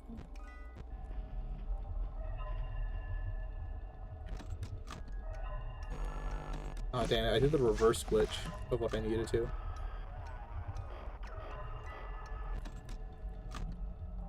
Oh, I did it again. That's fine. I have to actually look for things now. It's very punishing.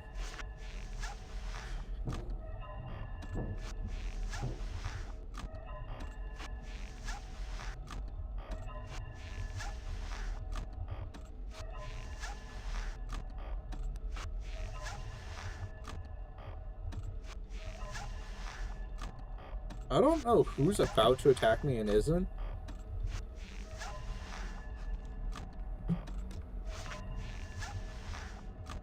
I don't want to check because it fucking ruins runs. Like, it is so punishing to go off the music box overall. Oh, you want? I forget that Toy Freddy can go away sometimes when you're wearing the mask there. I think he's one of the only characters who can get to go away 2 different ways.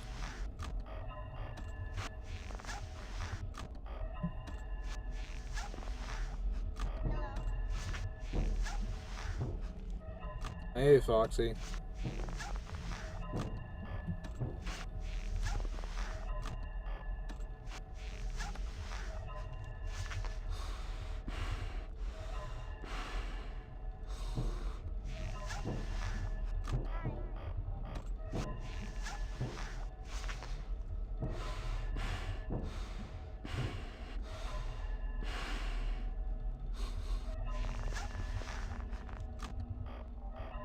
God, that was so... I really wish the music box just worked like that. Because it would make the rest of this game so bearable. The fact that it speeds up so much on Night 7 is what makes this game so unplayable at that level. If the music box was just a tiny bit more generous, it would not be that bad of a game to return to. but the music box is so fucking aggro in that game. Or like Night 7. Which kind of takes away the custom, like from the custom angle of it a little bit almost. Like, why the hell is the music box so, like, ridiculous?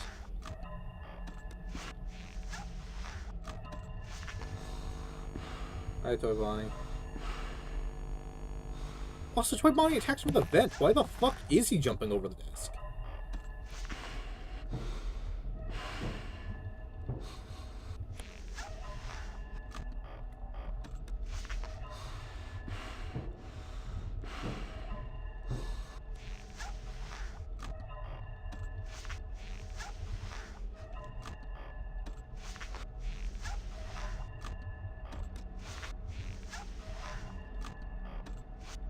But Freddy, come on, man. Here.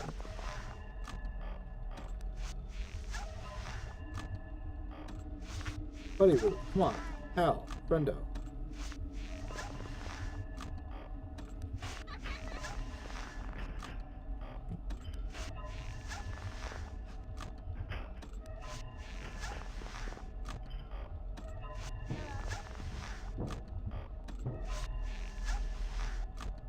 Fun factoid, there never were Withered animatronics in FNaF 2. It's all placebo. Markiplier's just really good at editing.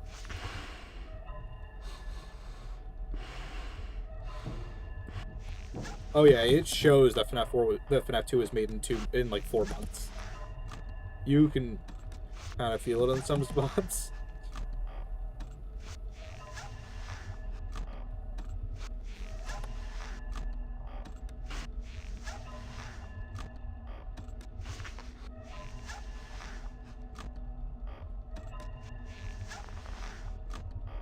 And the time turn? How long is this goddamn night? This is night 2, goddammit. I forget how much more aggressive they are as a whole in FNaF 2.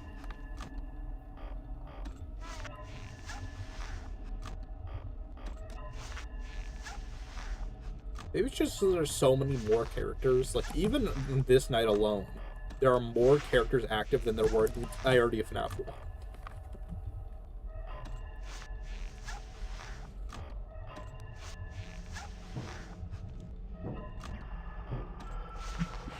Hey, Mangle.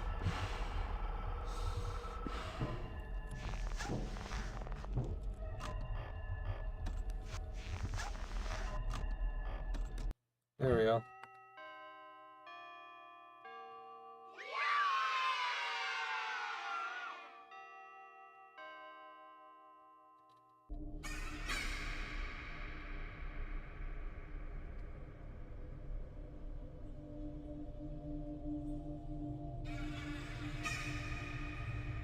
Never even noticed that Freddy breathes in this minigame. Like, there's like, I'm not moving, but he's moving.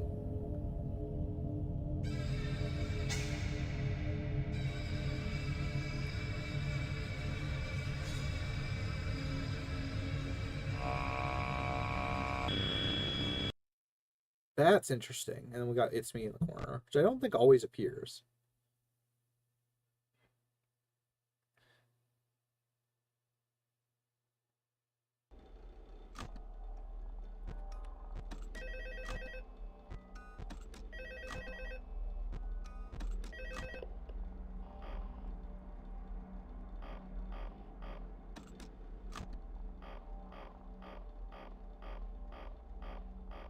Oh yeah, Mangle is the best fucking part of this game, in my honest opinion.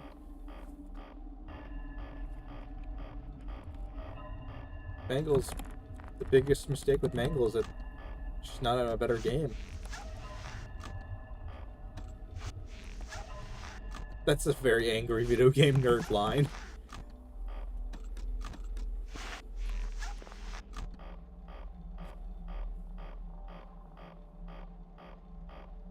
I don't know what the audio is in those sequences, in the dream sequences, but they really work.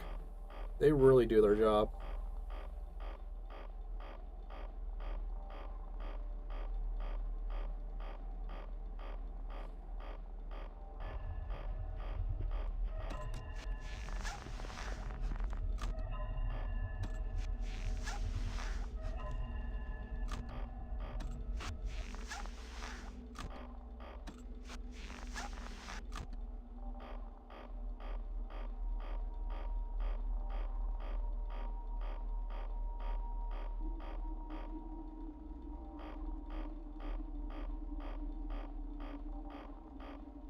I think this is the night the Withereds are supposed to be the most active, but because I'm doing the -0 glitch, I have effectively stun-locked everyone who is not Boxy.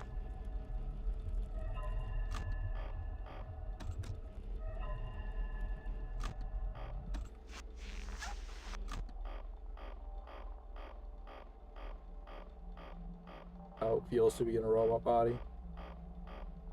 Yeah, there is some weird audio in these games in general.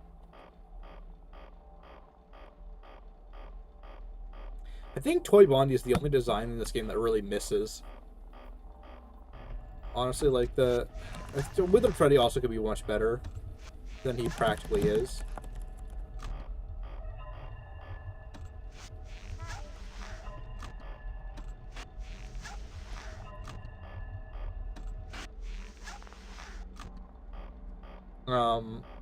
But I think Withered Freddy's really great in some renders. I think the biggest mistake with Freddy is every character's mistake of having an alright to mediocre office render and having a not great jump scare.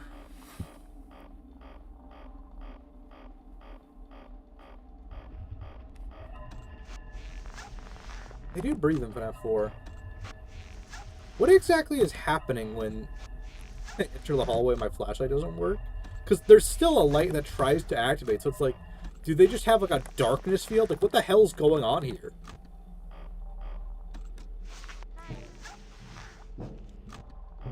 Did you?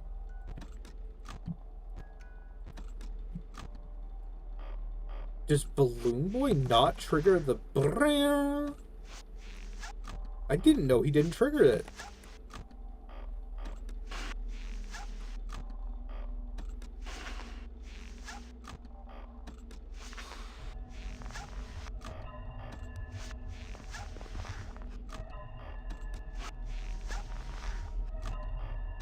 Just straight up got in the vent. Oh, hey, Withered Bonnie got out.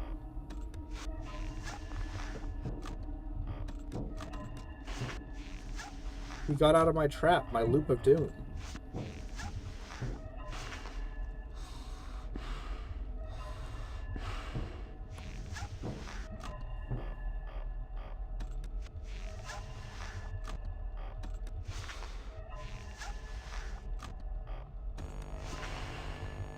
Hey, buddy, how's it going?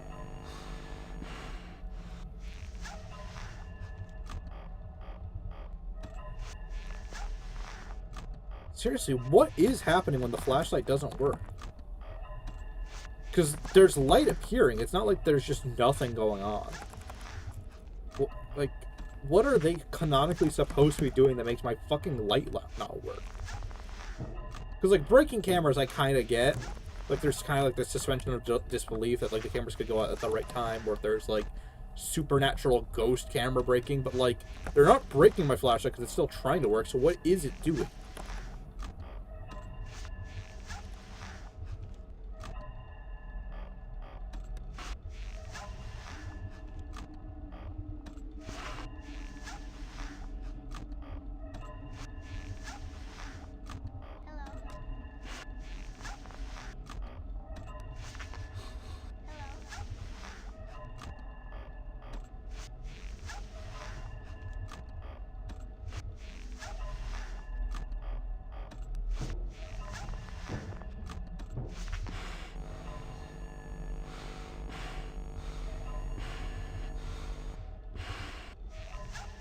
Yeah, it's a ghost ship, but it's like, are they fucking making darkness? How does that work? A really funky situational power to have. Ah, that's game.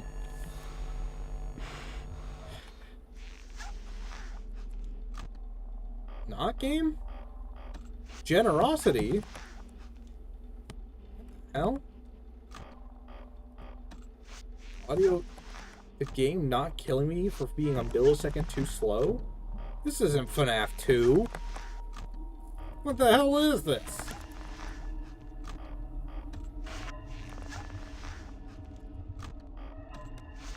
I took my headphones off for that?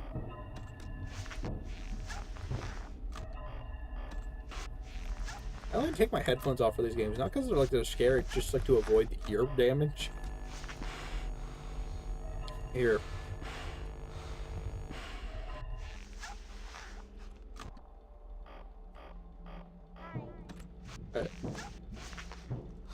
You really don't trigger any alarm, do you?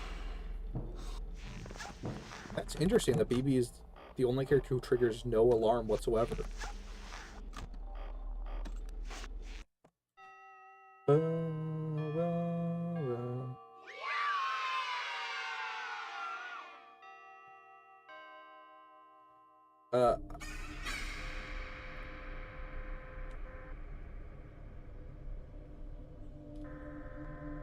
Hi, Bonnie.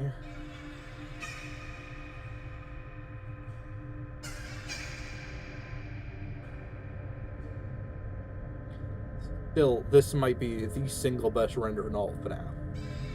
Like, I don't know a render that's better than this one, other than maybe the Springtrap secret renders. I can't think of many. It's me. BB just wants those sweet, succulent AA batteries. Oh yeah, Toy Bonnie will eventually screw me over. It's inevitable. That's why in the...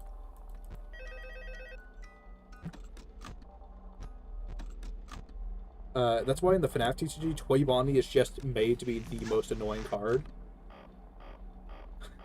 So Toy Bonnie... so there's... there is lane-based gameplay in FNaF TCG, in the FNaF TCG I've been working on. And what that means is, like, cards can only attack other cards in their matching row.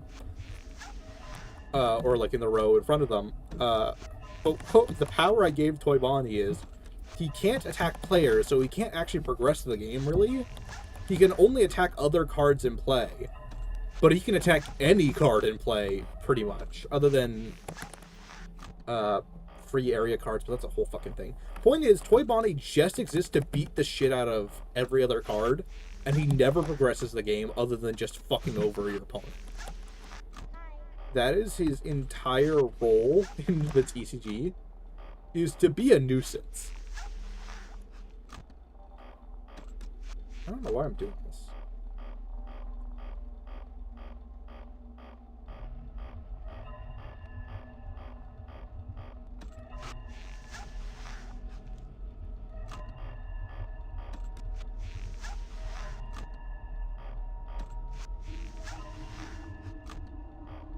Yeah, when you read the rules of the FNaF TCG, which there is an official PDF now in the Discord server.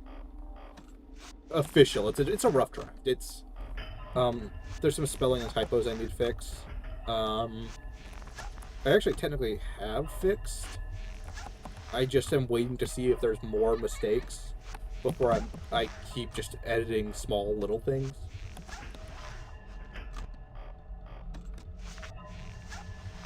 Yeah, trading card game is what TCG stands for.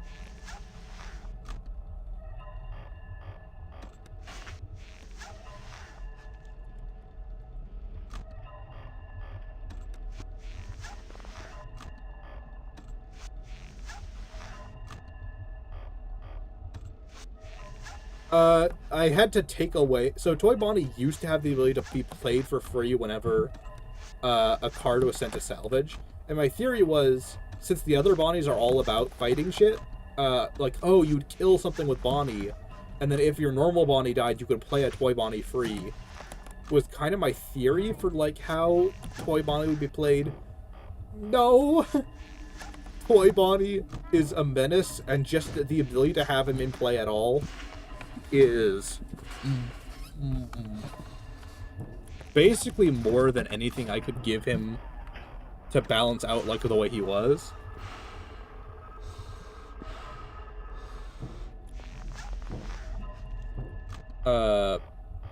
It's a little hard to explain, but, like, Toy Bonnie just was so good that he didn't need the free playability he had. Like, no cost had to be taken away from him.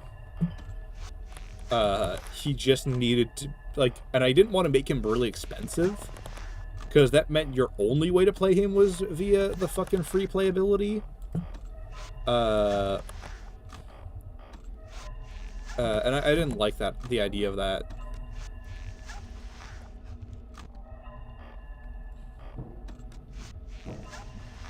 I never even noticed that the light of the vent did light up the monitors around it. That's cool.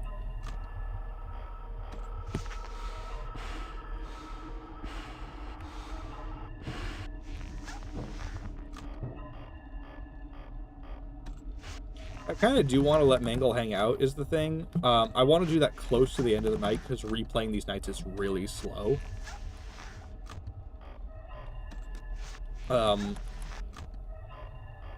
It just is very tedious.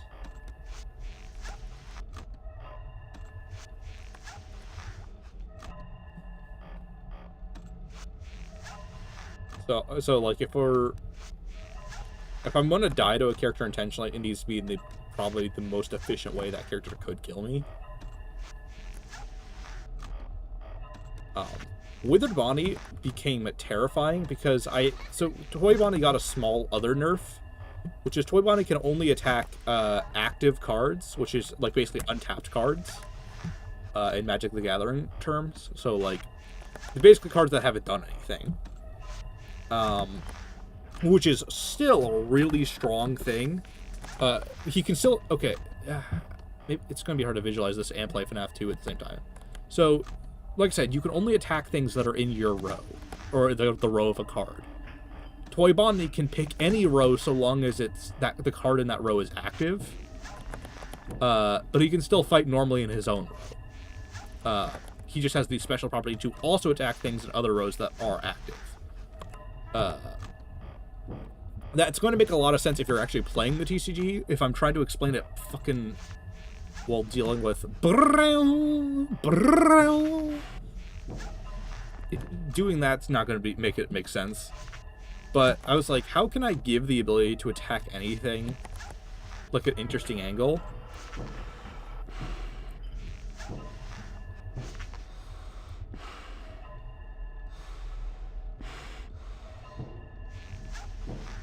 And I ended up giving that to Withered Bonnie, who now... Withered Bonnie's effect is he can place a -1 counter on a card. But then, he can fight any card with a -1 counter on it. So he can just basically pick any card to put a -1 counter on.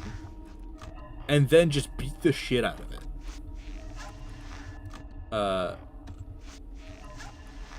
Toy Bonnie, where the hell are you? I have not seen him once this night. What the hell is he doing?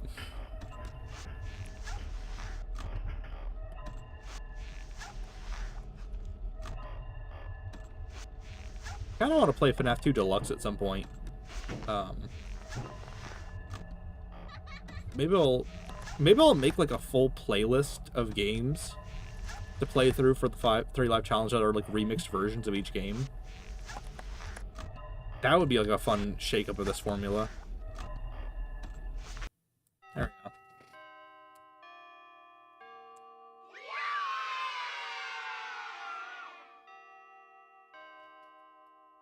we go. No, it's the useless cameras that really ruined 2 to me, and also some of the renders aren't as good as they could be. And Toy One is really obnoxious to play with. FNaF 3 is the game I find myself wanting to actually play the most. And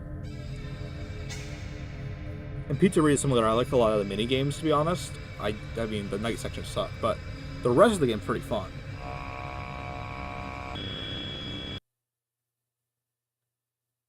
Yeah, I think they must lower the activity of the toys to make the Withereds more pronounced.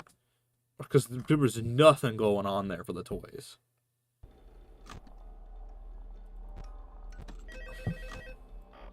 Right away, perfect. Shut up.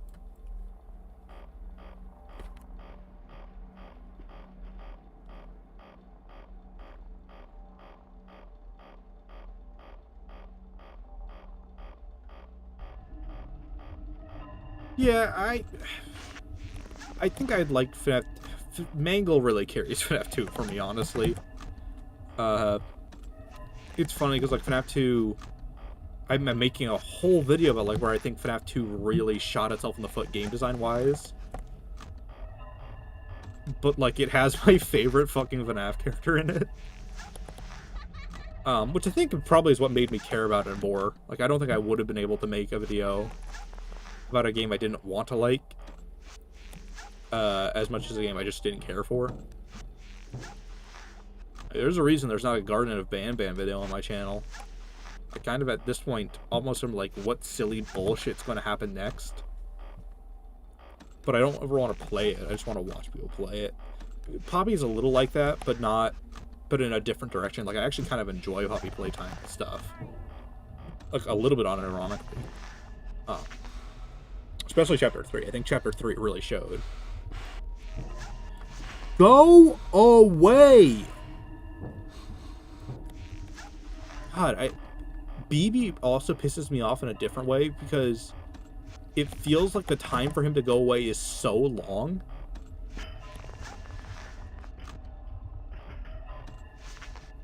I almost wonder if it's worth it just to hold the mask down every time I pull down the camera for the full 4 seconds or so.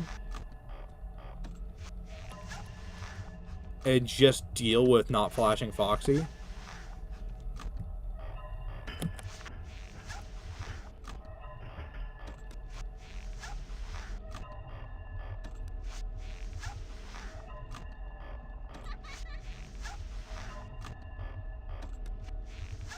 think I'm gonna have to do that. On the way down, maybe? I'm trying to think of, like, what's the...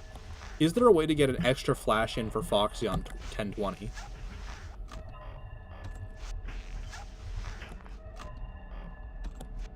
I think I can. I think I actually can. Yeah, I do. I do get one extra flash.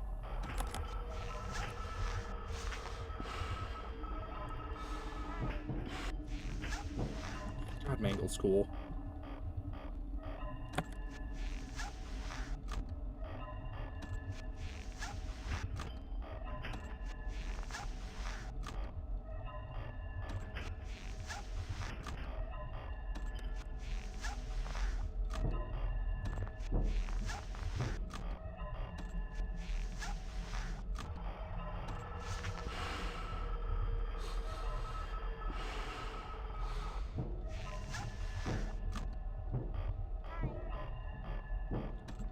Like, it's one of those, am I even really doing something here when,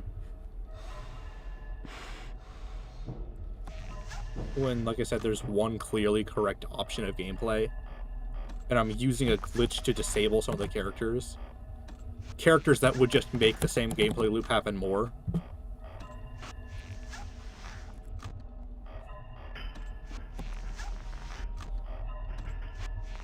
Like, because this is it. This is all the gameplay of FNAF 2 is going to be for the rest of the game. Just with more and more punishing windows of response.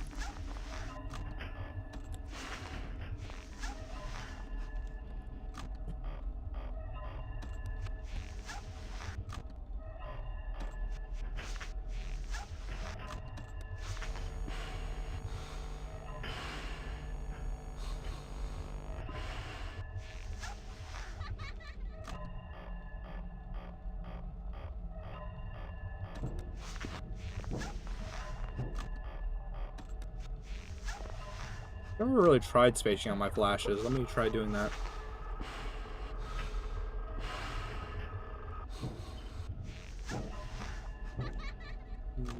I'd argue it isn't that replayable for most things, honestly.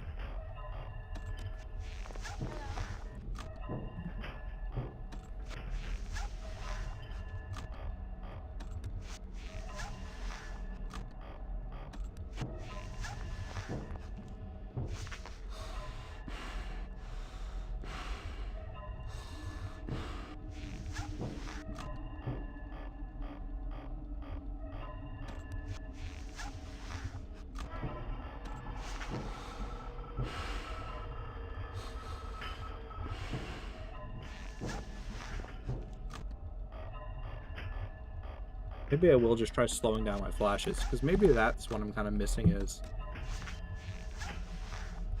a better way to handle Foxy. That's what it feels like makes 1020 mode like impossible in Wii gameplay wise. Is it feels like Foxy kills me no matter what I do.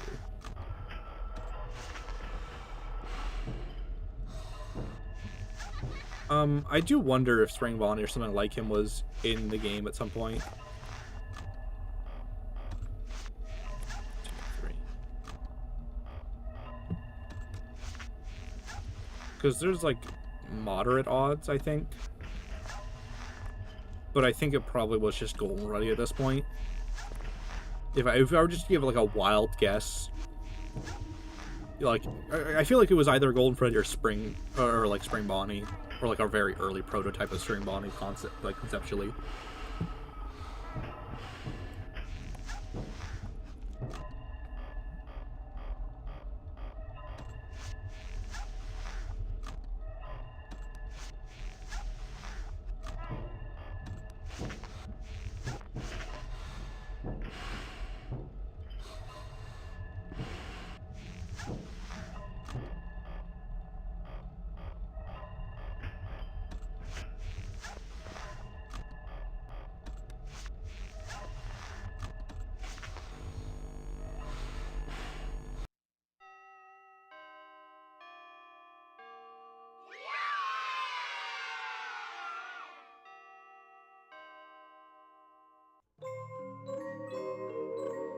I didn't even realize that was Night 5. They all bleed together in this game a lot of the time. Shut up.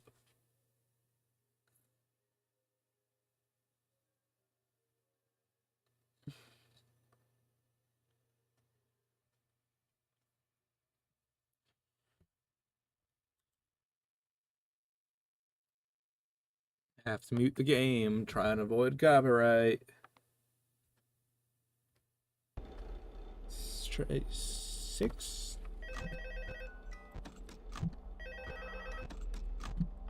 I'm really getting that flick down.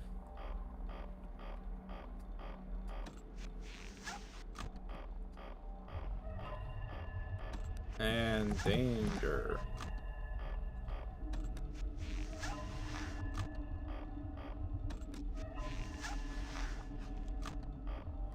Maybe that is the problem. Maybe I'm doing the loop too fast.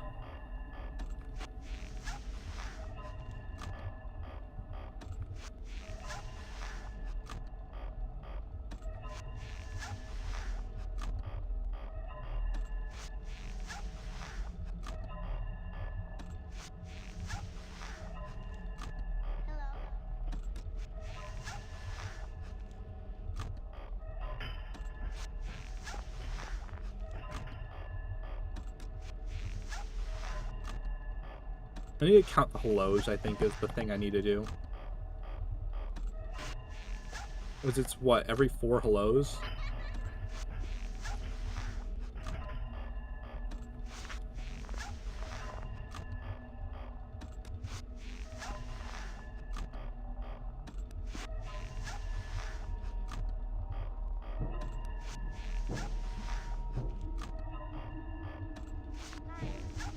Three.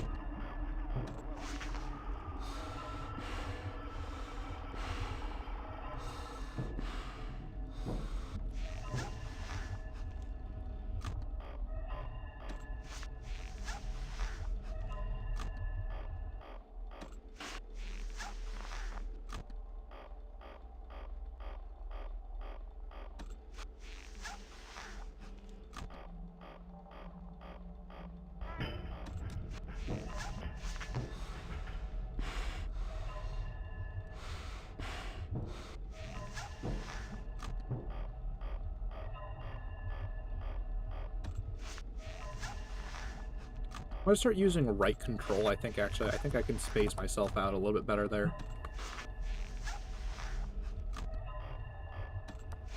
Feels a little bit more deliberate than the twitchy pinky finger I kind of have with it.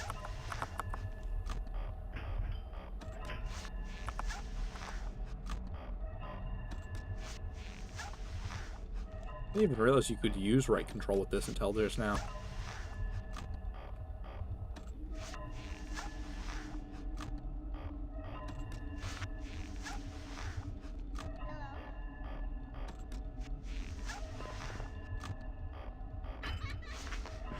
Hey! That's a Golden Freddy boy. You don't get... I mean, he's pretty likely on this night. It's just funky that I didn't...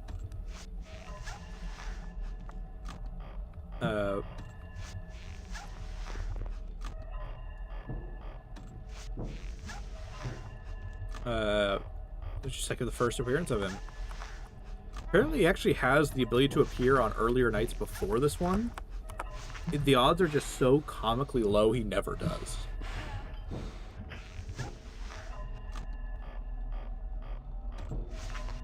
Hey, back there again.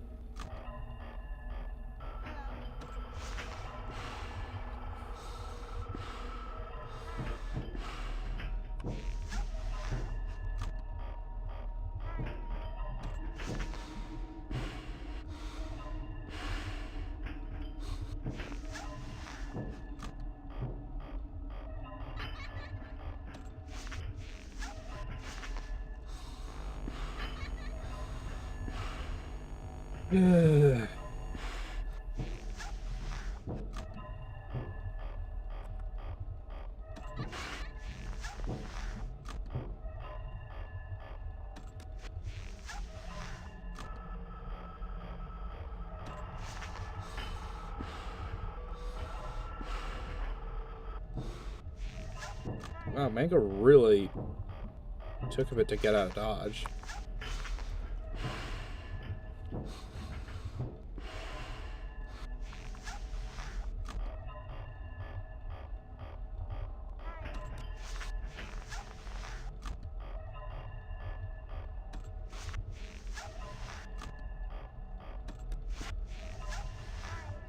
Two.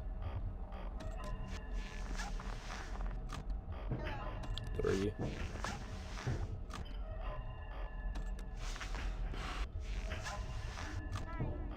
4.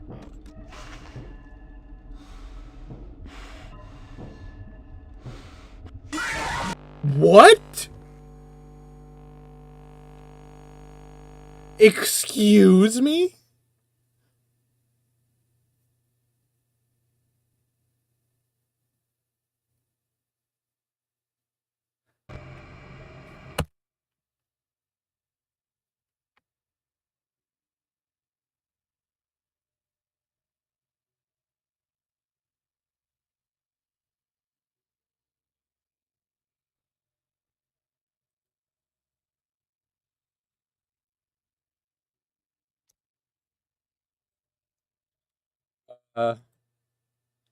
Let's just waste my lives on... So I don't know how to get out of this menu once I'm into it, and I accidentally clicked it trying to go into night 6. So let's give night 7. I totally did it, guys. I did it. Night 7. We'll count this as a death if I lose, but if I win, that's got to count for something. I don't think I don't remember the last time I've beaten night 7. I might have done it for like a full save file at some point at one point, but 1.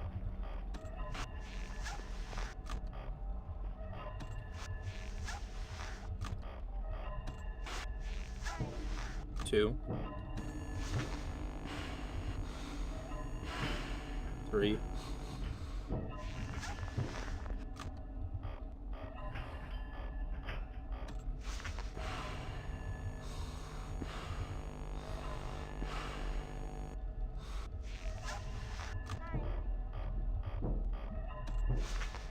1, 2, 3, 4.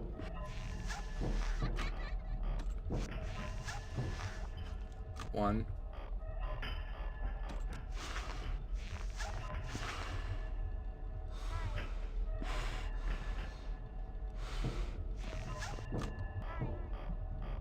2, 3. 4.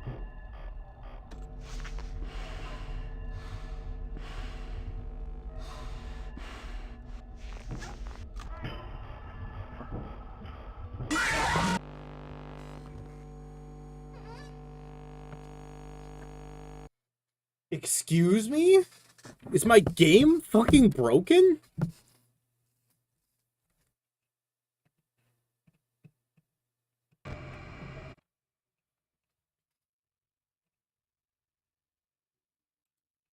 I am...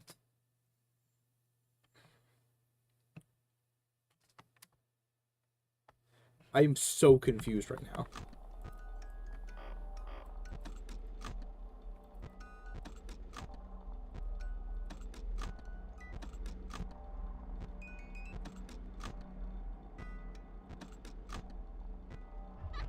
Hello, game? I'm just going to take the loss in this one.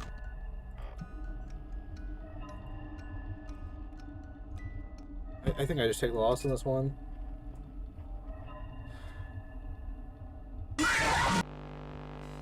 That's FNaF 2, guys. Wow. Woo! Let me move on to 3. I probably could have beaten it. I just didn't. That was not cool, man. Shut up.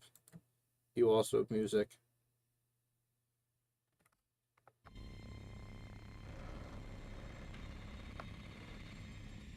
From the decades-old pizzeria.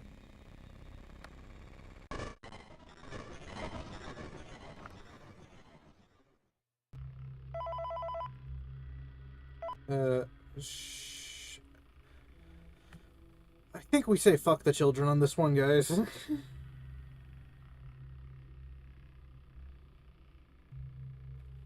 I think we just let Happiest Day.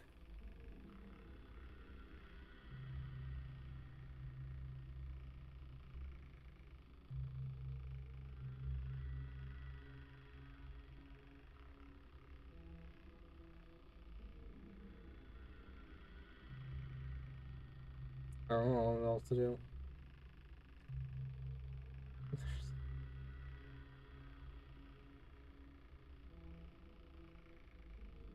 The children don't deserve to be saved. They've screwed me over too much.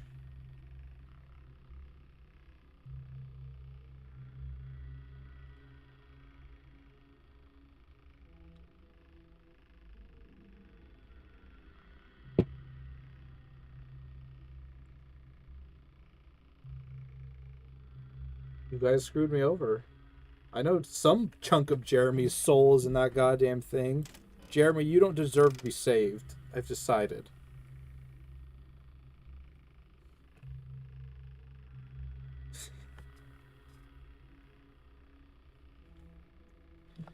I guess, well, FNaF, into the background, we can look at some more camera renders.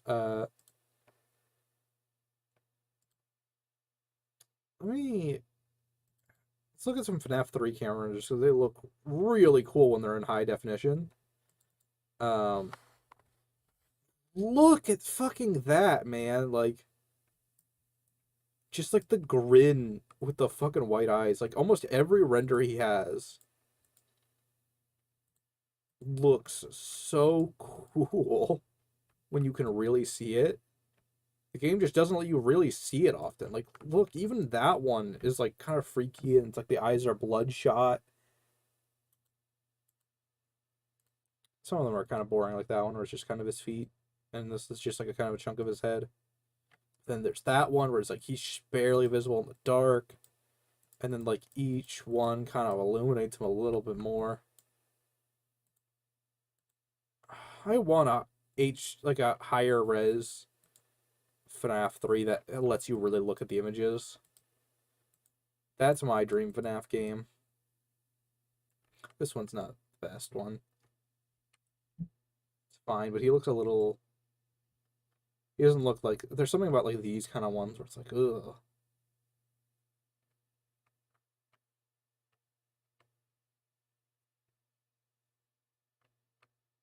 Yeah, it's... Not even just a static. These just need to be in higher resolution in general. Like, the game just scrunches them down so much.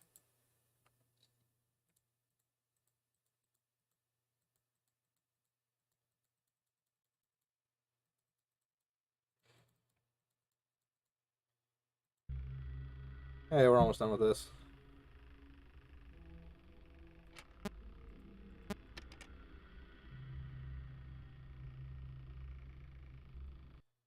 Like, it's kind of hard for me to explain like why FNaF 3 is like my favorite game when it's like kind of hard to see when it's at its best. 'Cause fucking, they take beautiful fucking cameras.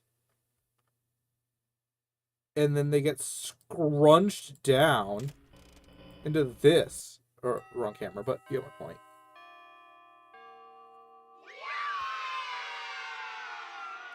Exactly, scrunched like the old papers in a backpack.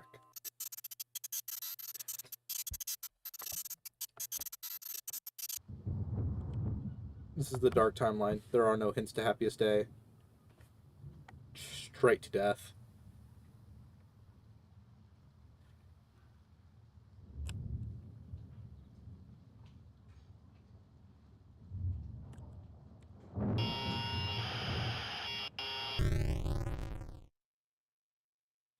Can't believe we're waiting that long.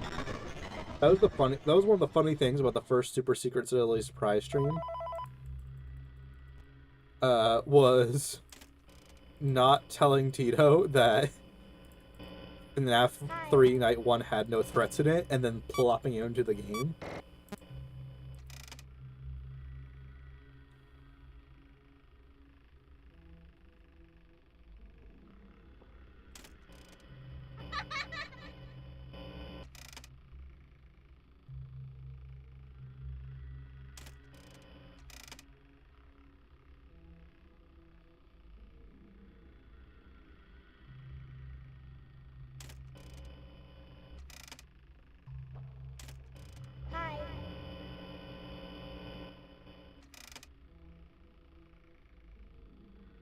The Phantoms aren't as reused as people make them out to be. Like, they are mostly recycled, but every single one of them has, like, a little bit of differences from their normal designs. I think Phantom Freddy, I want to say, is the most, or maybe Chica is the most reused, or maybe Mangle. I'm going to take back that statement. I think there is a lot of reusing in them.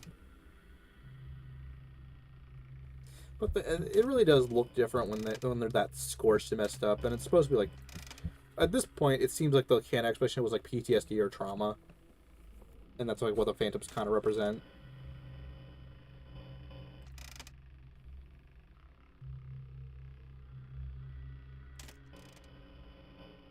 Hello. Now, granted, I will say, FNaF 3's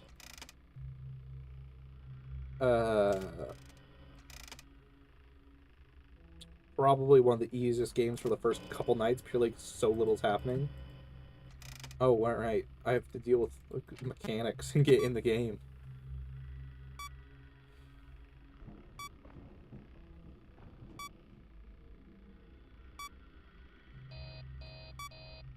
Dang, can you...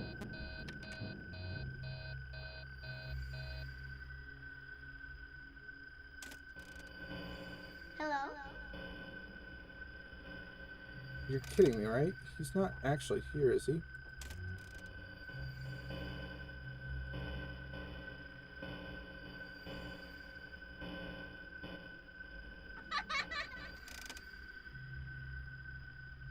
What?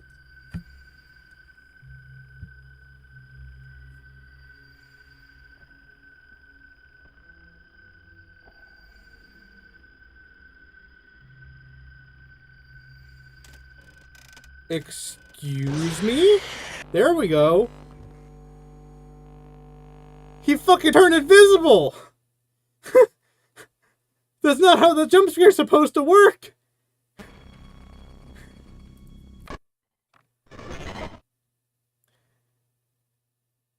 I couldn't check the vents, I was fucking stun locked. He fucking teleported. So normally, okay, let me explain what I mean by that. So when he goes behind your camera, he's supposed to kill you as soon as you put the camera down, but he didn't do that.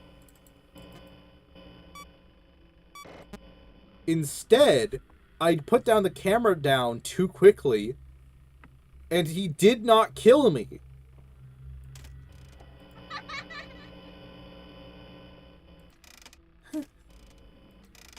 That's not how that's supposed to work.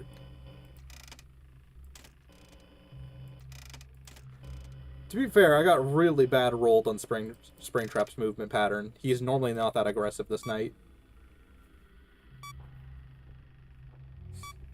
It really is Afton's cloaking device. What the hell? Cheapy Springtrap starts walks. That's what happened. Normally he's not that fast. I think he had to go. I think in that time frame he went to cam 9, then 6, all the way straight to me, and just got perfect rolls to kill me. Hello.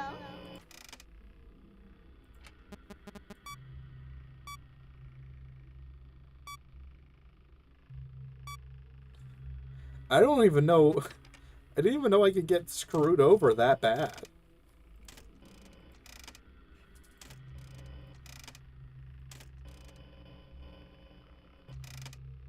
He is stream sniping. This is welcome to the game too.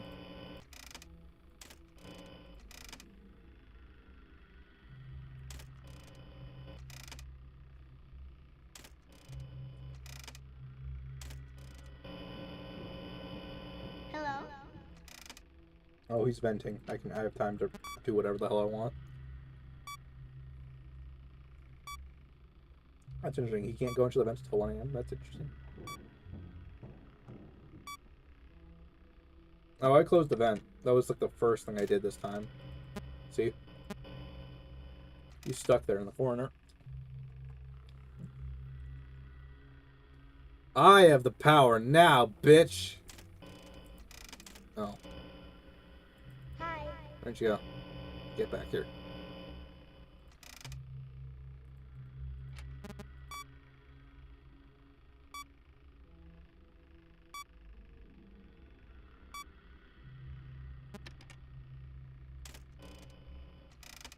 Could you imagine playing FNaF 4 with mono sound or no sound?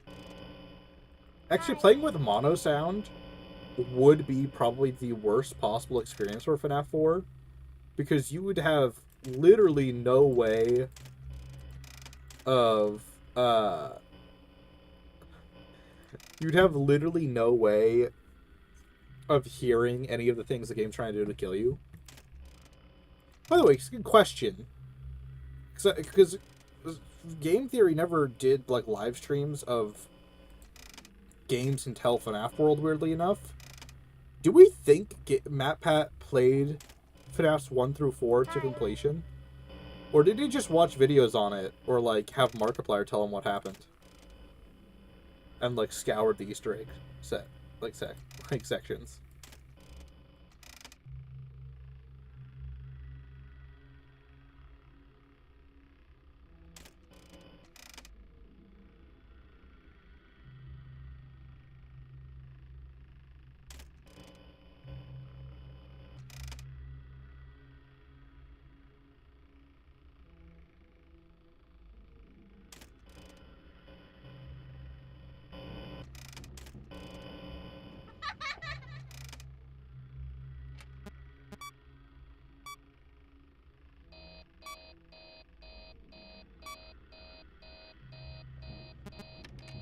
No, he did play 6 to completion. I was there for that stream.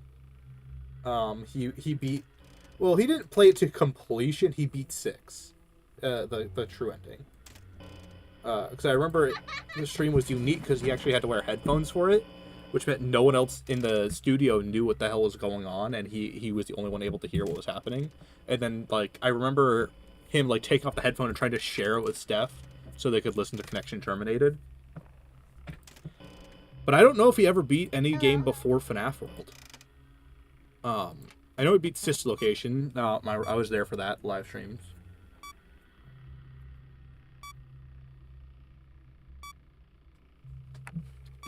Give me that time over. It's probably... Get back there. Hi.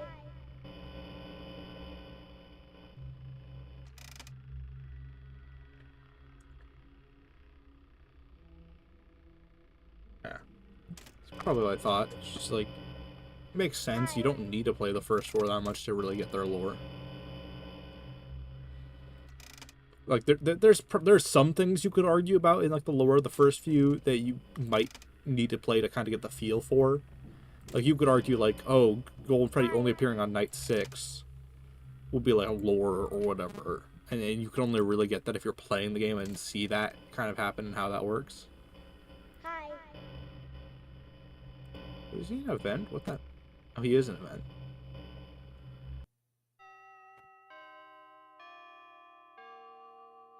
Oh, yeah, no, he never did Sister Location Custom Night. Or like the Springtrap scene.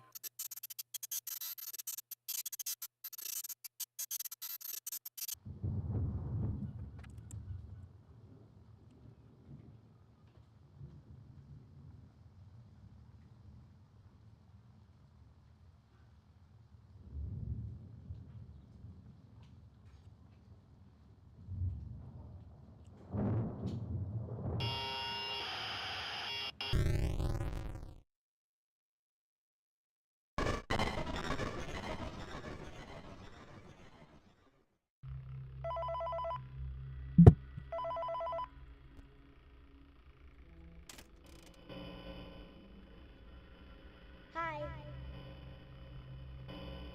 Ah, dang, he's not as predictable this night. Oh, there you are.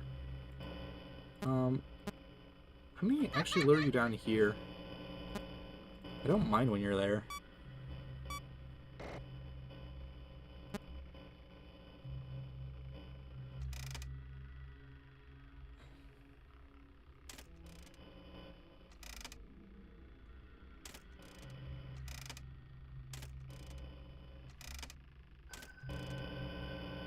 Hi.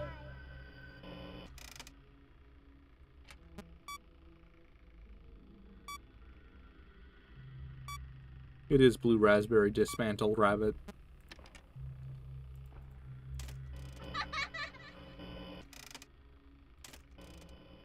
You're staying there.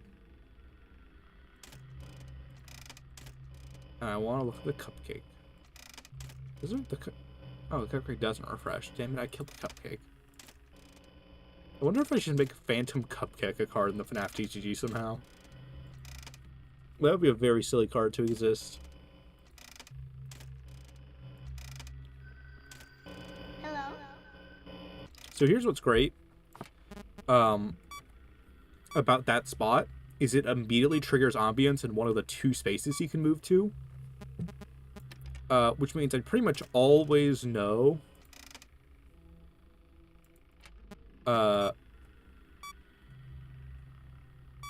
where he is when he's in that area. It's still not ideal because on later nights he gets so aggressive.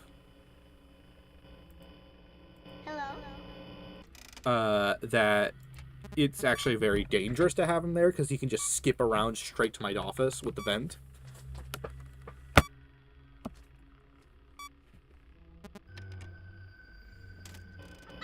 But these early nights, it's actually a great way to soft lock him.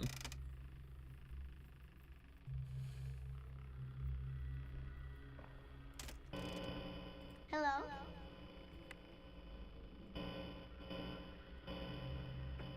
I know you're there, prick. Hello. Go back.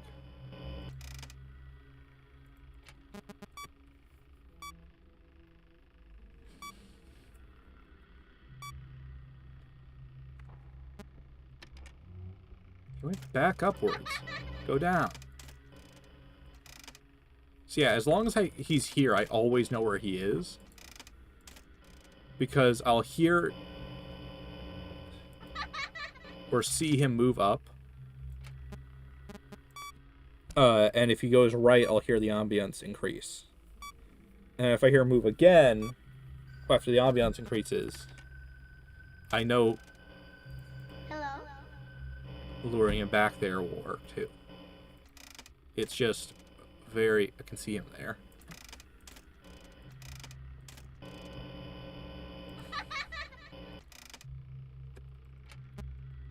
Yeah, my audio back.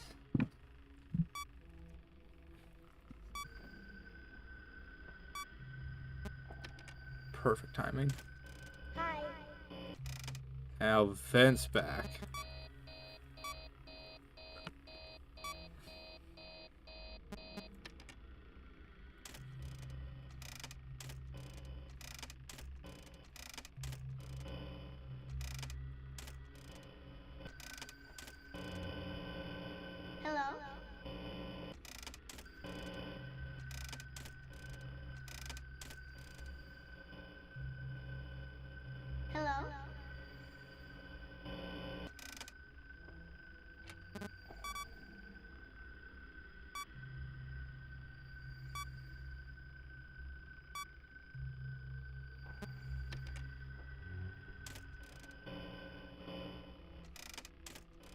Yeah, you chilled out. Thank you.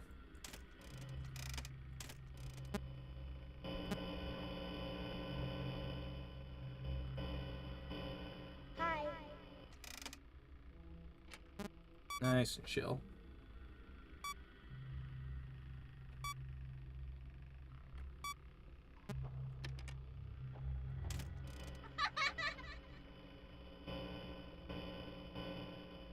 You're there, and you can only go into that vent. Hi. I still want you in a place where I know where you always are.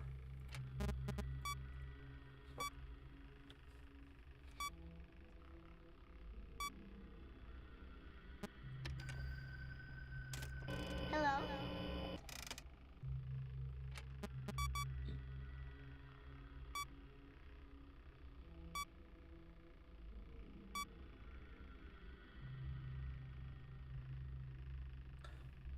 Irene Montoya.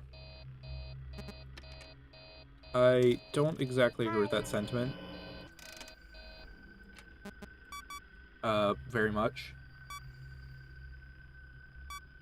I don't know what the scariest FNaF would be, honestly. Is my problem with statements of, like, X game isn't the scariest, typically. Because I don't find 4 scary other than the hypothetical hearing loss I might get. If I'm being completely honest, if the jump scares were better in 6, it would be the scariest game, even if it has the worst night sections. The jump scares in this game, in that game, genuinely do catch me off guard when they happen. It's bullshit, but they do actually get a jump out of me.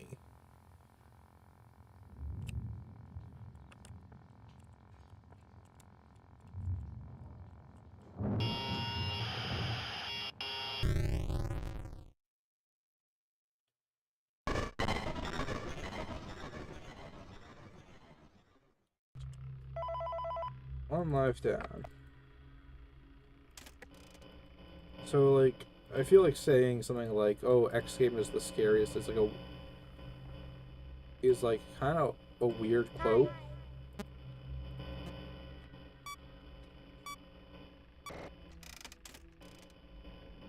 Let me run a bit of a little experiment here.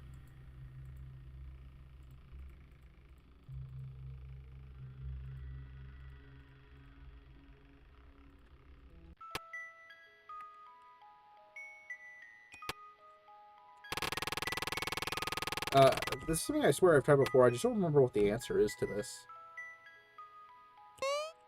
Feminine bird has been dismantled. Okay, here's the thing though. It's like, if a FNAF game is more than just the jump scare. So basing it entirely on its jump scare, I think is short-sighted. Because when you're actually playing FNAF 3 at a high level and he's blinking around, you're like, where the fuck is he? And then you know there's like the hallucination mechanic, and you're just like, what the hell's going on? It really does work. The FNAF 3's weakness is it doesn't have good payoff, and its office isn't atmospheric enough to pay off that tension. In contrast, FNAF 4 just is really annoying. And I feel like FNAF 4 is probably like the default scariest FNAF game to a lot of people. But FNAF 6, I think it does it a little bit better for me. Yeah, it would be like judging a story for half the characters. I forgot I have no cake.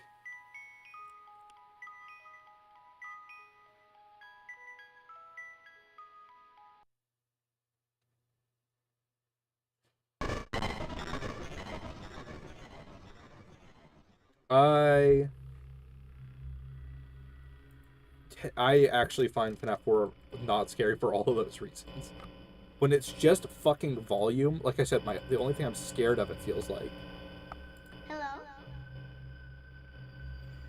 is the fucking hearing loss.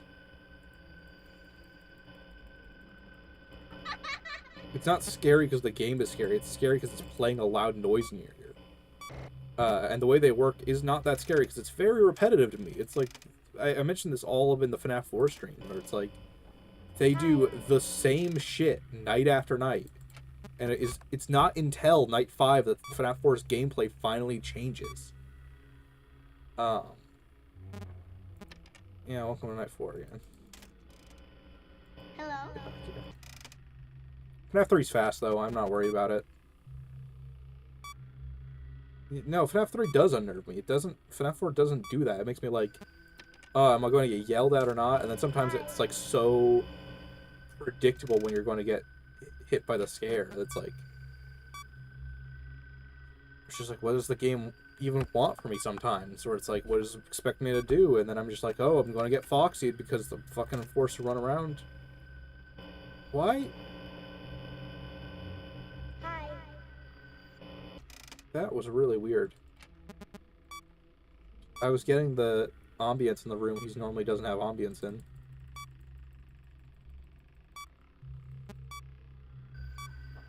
I really wish you could cancel the system restart though. I think that would really add to 3's loop. Hi.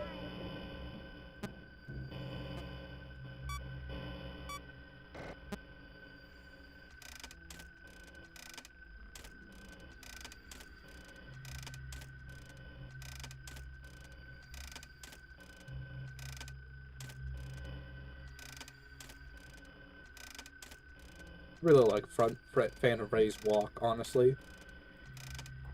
If his jump scare was a little bit better, he would be one of the really cool, creepy characters in this game.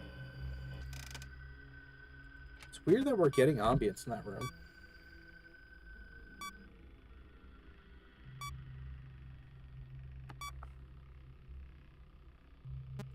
I don't get what your point is.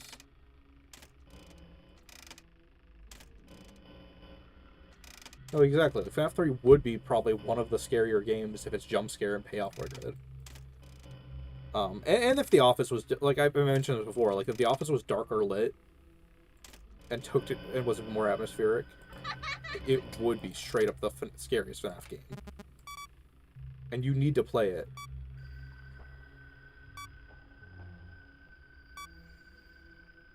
Whereas, like, even now that I'm looping Springtrap because I know how his pathing works, and I know I can bullshit him in these rooms. And you can do that with every FNAF game. FNAF 4 is the same goddamn way. When you know how the game works, there becomes an objective answer to a certain extent in a lot of these games. What the? What?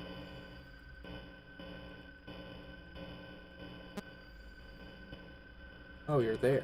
Get back here. So, like, with this one, I know these rooms place him in the most information possible.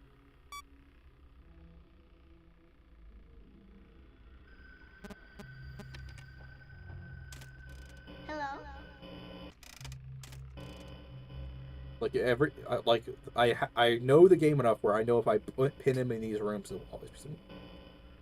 Oh yeah, if Springtrap had like rare screens where he would open the mask on the camera, Hello. he would be one of the scariest antagonists.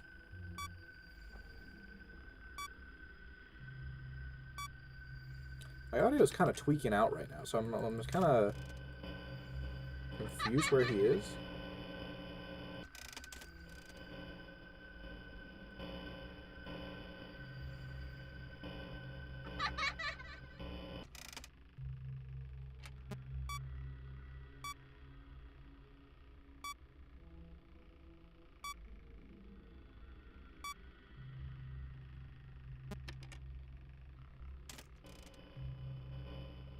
Hi.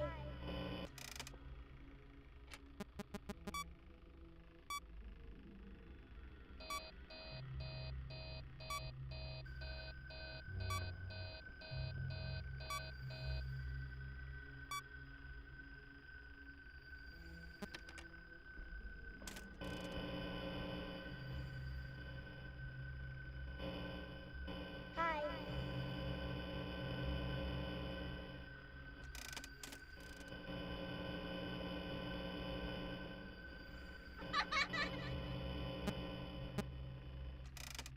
Okay, I got this one. It's actually starting to get unstable there towards the end. Unless he, like, blitzes me right now. Hi. Okay.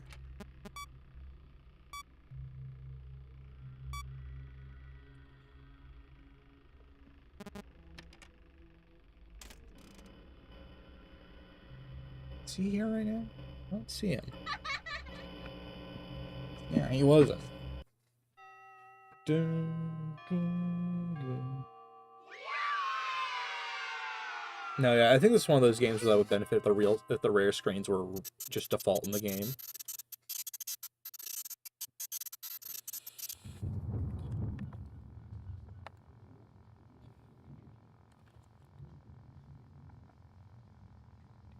Like FNaF 1, Toy Bonnie, I think with FNaF 1, Bonnie's rare screen only works as a rare screen. Because he already has a face really similar to it in-game. And FNaF 2, to an extent, like, I really like those renders, but I'm like, them appearing in-game is kind of weird. Like, I don't know where you would put them in the normal gameplay loop. But with Springtrap, it's like, just have him do one of those poses on the camera every now and then. Hello, Julian.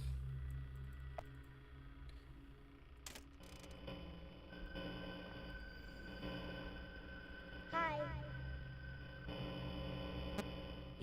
God, this is going to be the stream where he's just in that camera the entire time.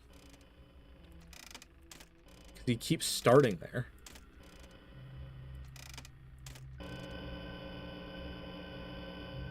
Hello.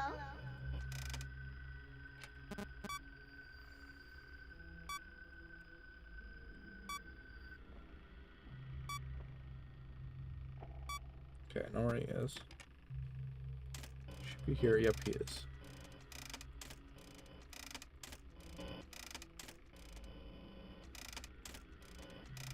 See him. Hi. Go for the video repair. FNaF 2 is not somewhat hard. It is very, very hard. Mainly because it's bullshit. I clicked the wrong thing.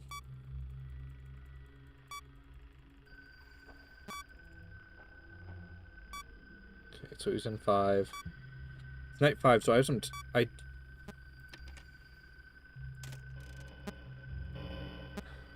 Hello.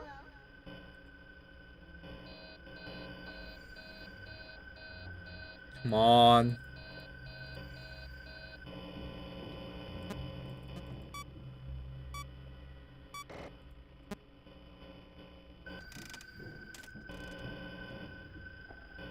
Hi.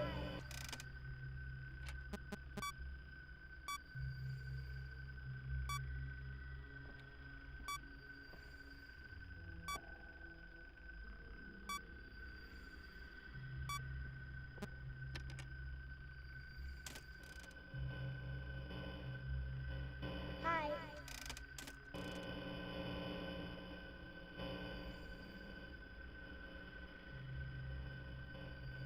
Hi. This is where it gets tense, where I'm like, fuck, go on. He's going back down. Okay, no, you're there. Come on.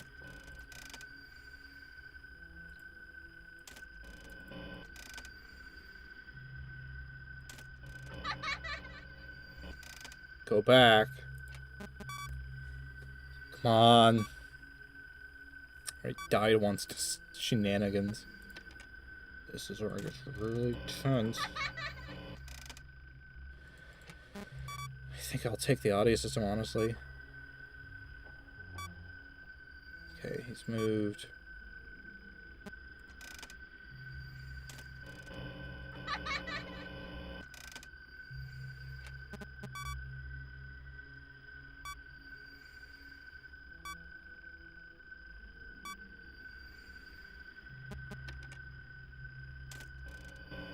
Hello.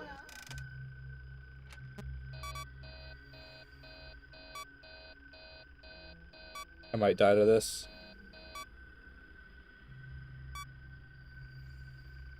I'm waiting for the ear to pop up.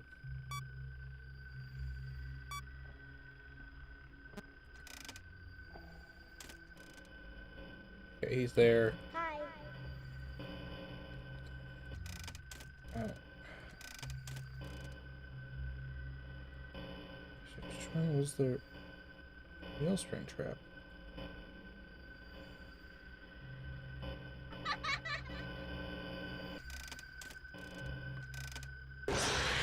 Fuck, that's game. That was totally my bad. I shouldn't have just brute forced it.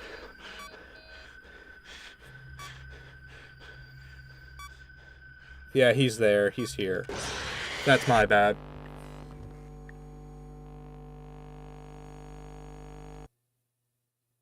What thoughts on FNaF AR shutting down? It's a little sad. I don't think FNaF 4 or FNaF AR really deserved the fate it got as a game. Yeah.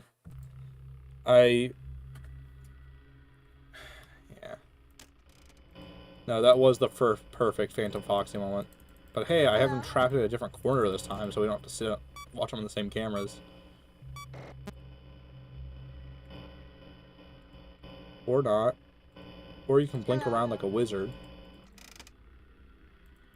No, it was the perfect timing for Phantom Foxy.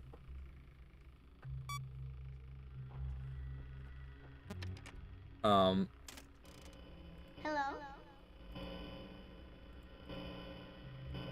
Where the fuck, dude? Go. Okay, so he's there. Hi.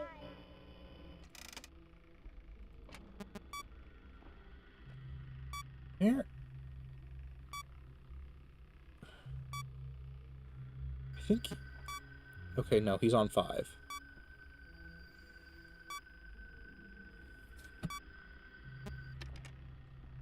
Okay, he's back to 6.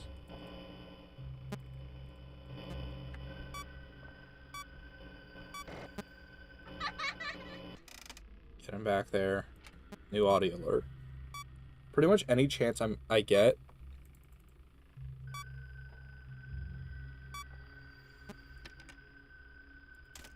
Hi.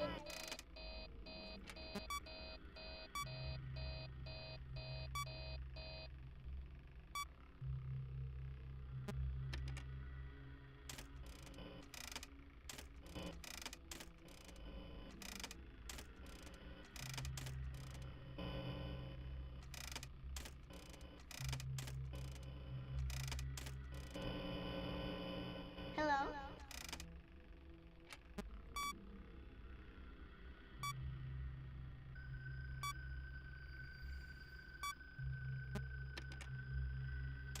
Hi.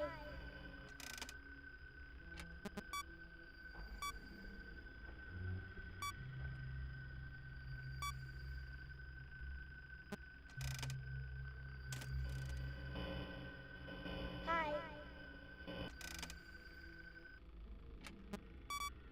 Hey, he's cleared. Okay. Ugh. Come on, dude. Hi. Just anytime, just keep the loop up.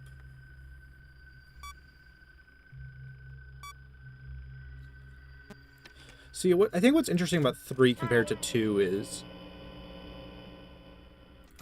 with 2, 4, and,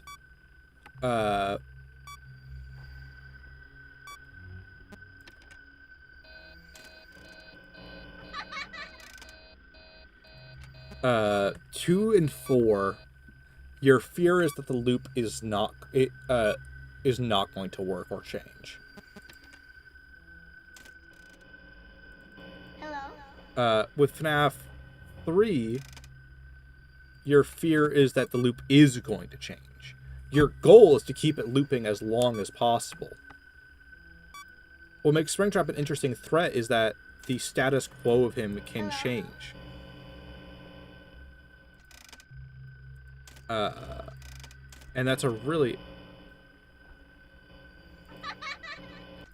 and that's really interesting for him as an antagonist.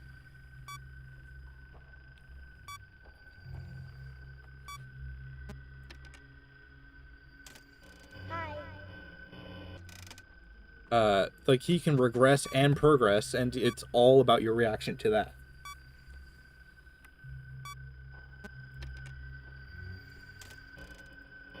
Hello?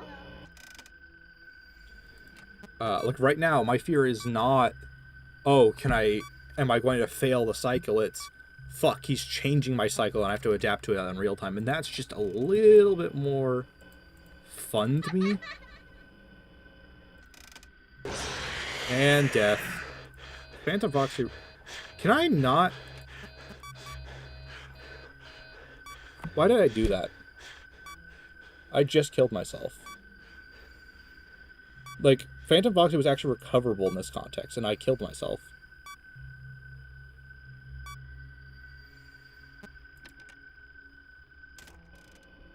Or I got really lucky.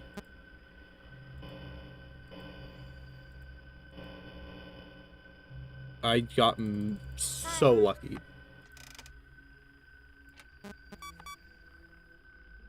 I got unbelievably lucky that he did not just rush me then.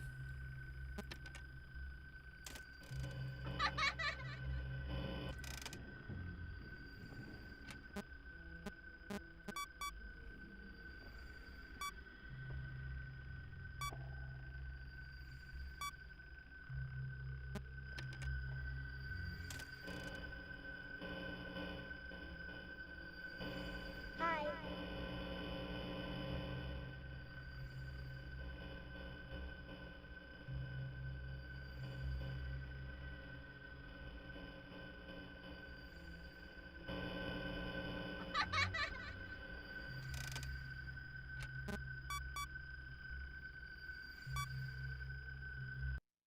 There we go. Did it.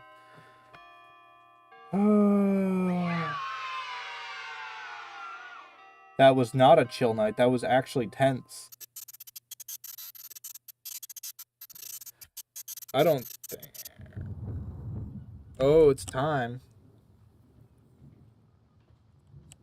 That was like down to the wire. I was literally just stalling for time in that last bits of seconds. Like, that wasn't like actual strategy. That was like, I know I can keep him around for just a few like frames longer.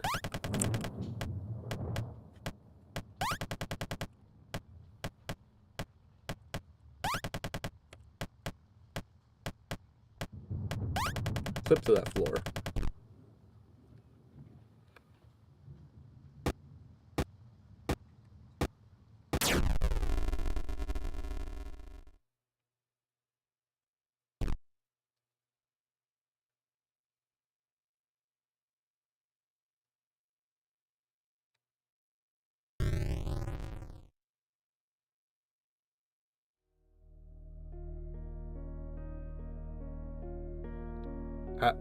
Oh, I must have the file saved or whatever for Happiest Day already. I wonder if that will get me copyrighted. Hopefully not. Still one of the best ending screens in FNaF. It's great music, great shot. The end is just like nice and almost mysterious.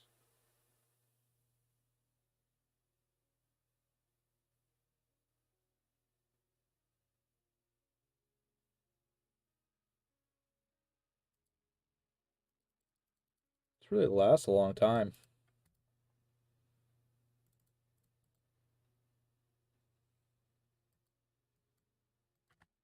Does it do something? Just really wants you to hang on the music there for a second.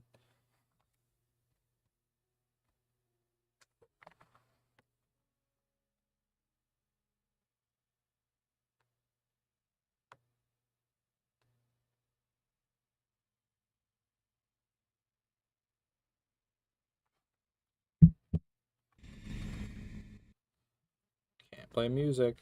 Night 6.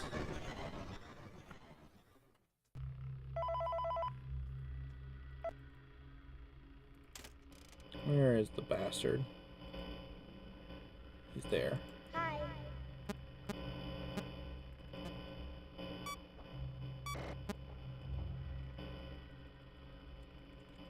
Hello?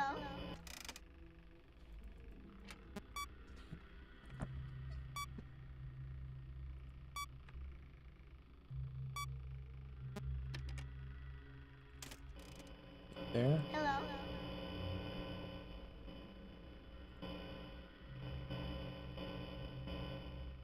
He's there. Hi. He didn't move, so he's still... No, he's...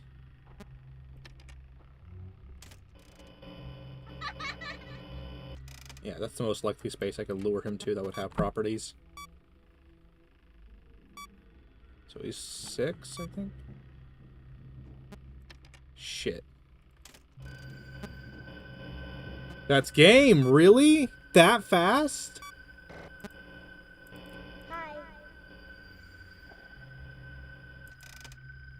Invisible Springtrap, everyone.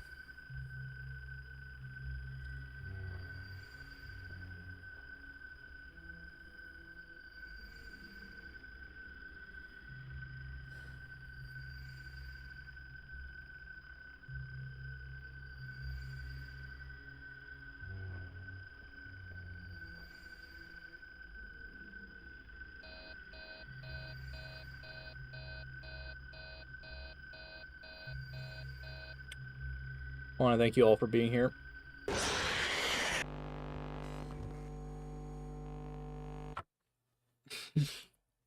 He entered the vent for fractions of a second and already made it through.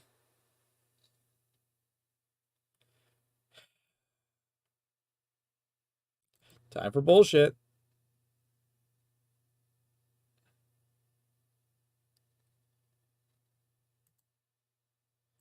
You can't say goodbye to spring because the spring is here. You can't say goodbye, Peter.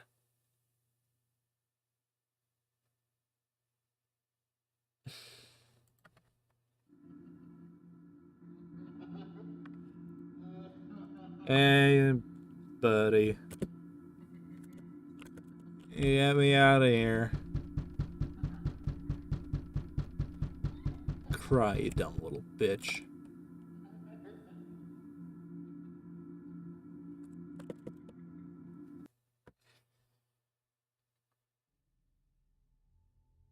I don't even know how... You know what's weird? Night 1 is so slow.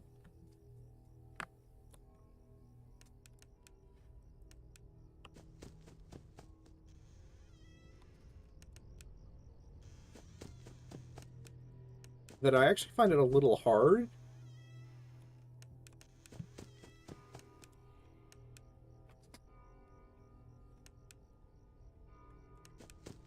Because I'm waiting for shit to happen, and sometimes it's so slow I don't even realize something's happened.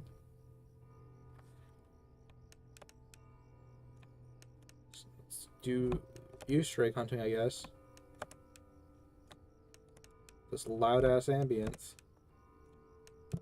Saw the flowers there for a moment. Ivy drip.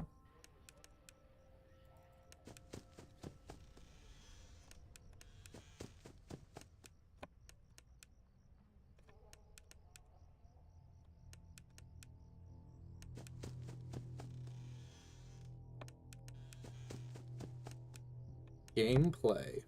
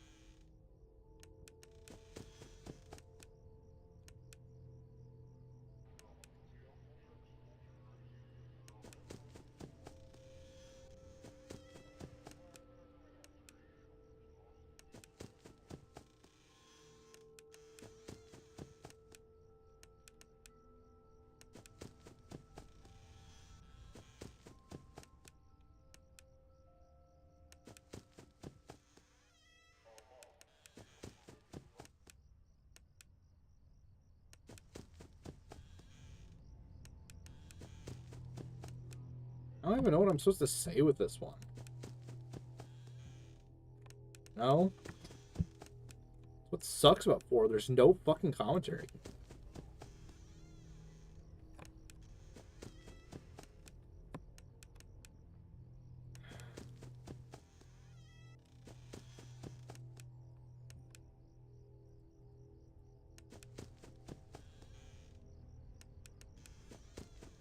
Do you think phone guy in this game is supposed to be TV static and it's just an Easter egg that it's phone guy? Like, are our parents supposed to be watching TV in the other room and that's what's really going on?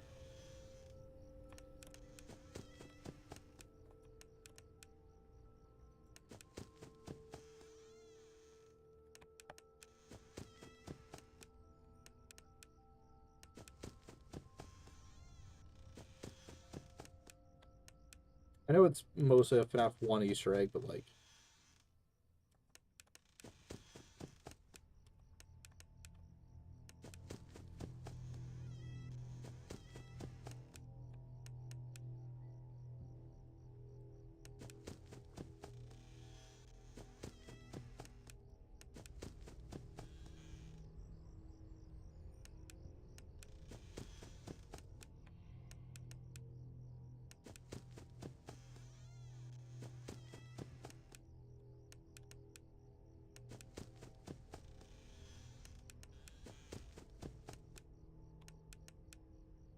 Love mindless gameplay. Mm-hmm.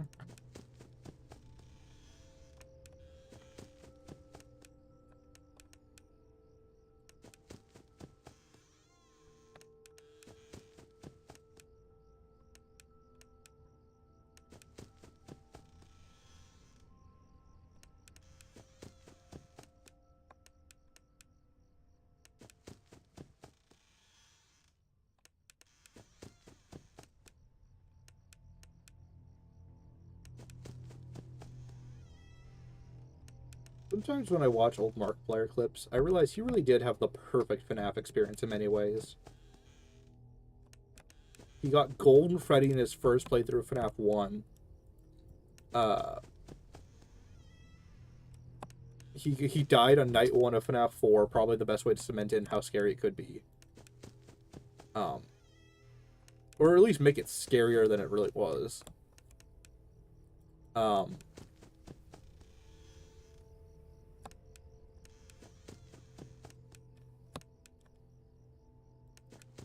And then he got a lot of good shit in FNAF 2. He got RWQ in one of his replays of FNAF 2, like his live stream. Markiplier's luck for finding a horror in FNAF is fucking unreal.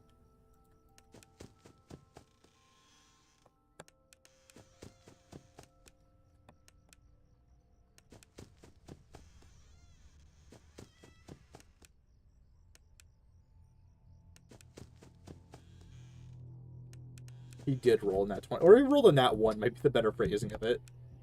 Nat 20 for scares, nat 1 for avoiding scares. Hit me with that VP. Come on.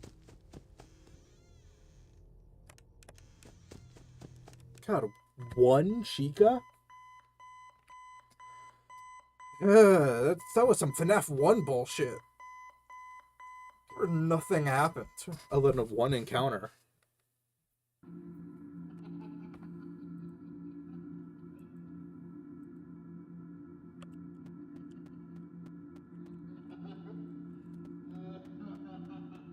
Hey, Mango.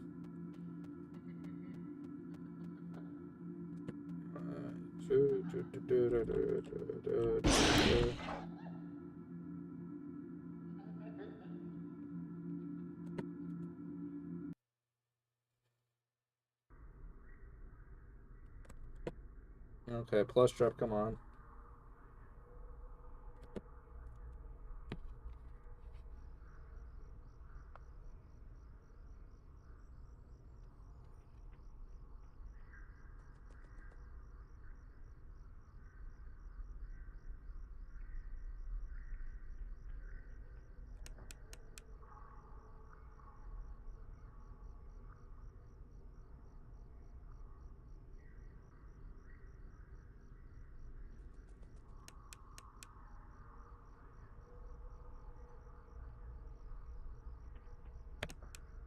Gotcha. That should make this a little bit better.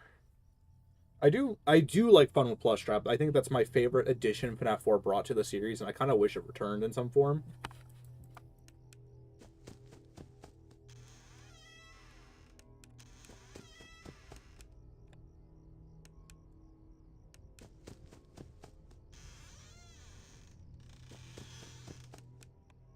Get some WD-40, kid.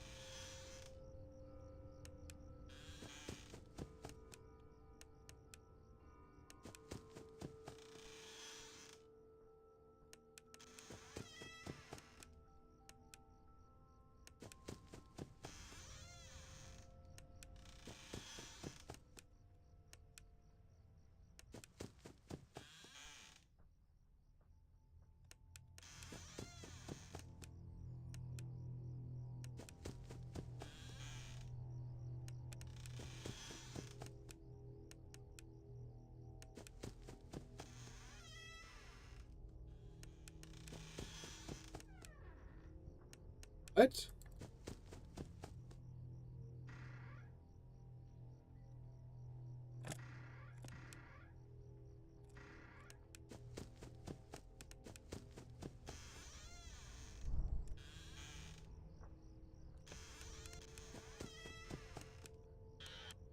Really?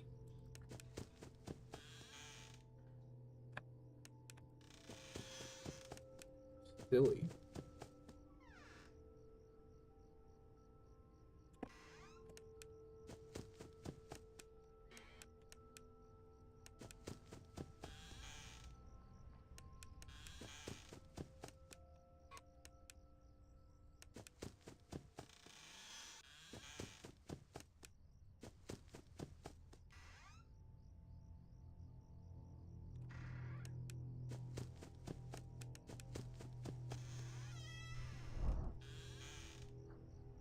I really like when they do the really loud breathing. That feels very rewarding to hear.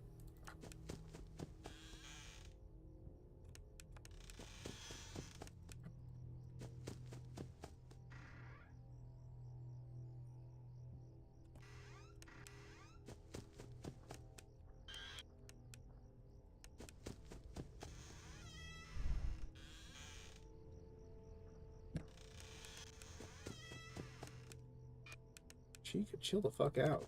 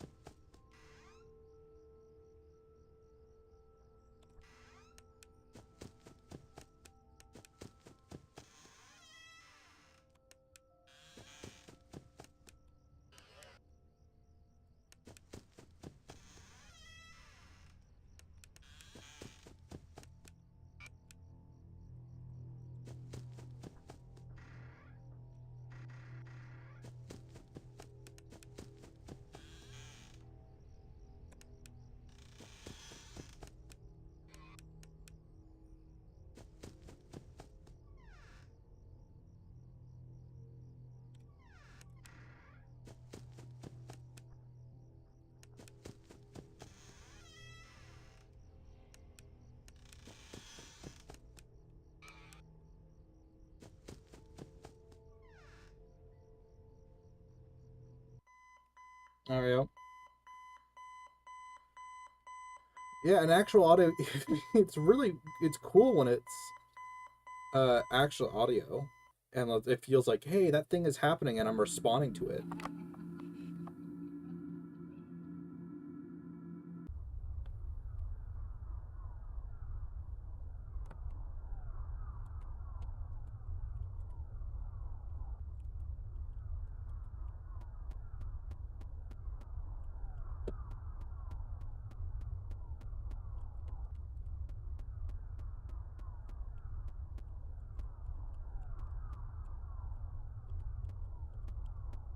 Ooh, purple guy.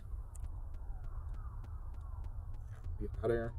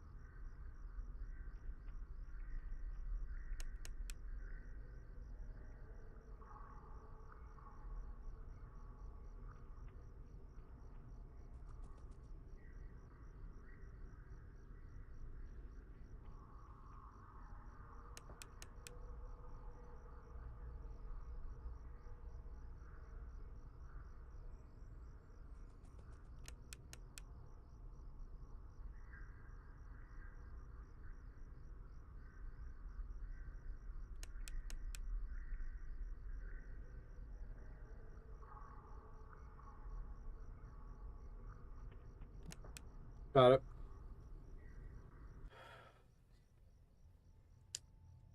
Hello, player.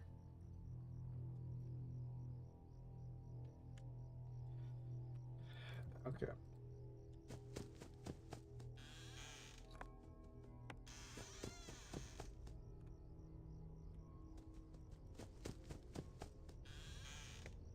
Get out of here, Foxy.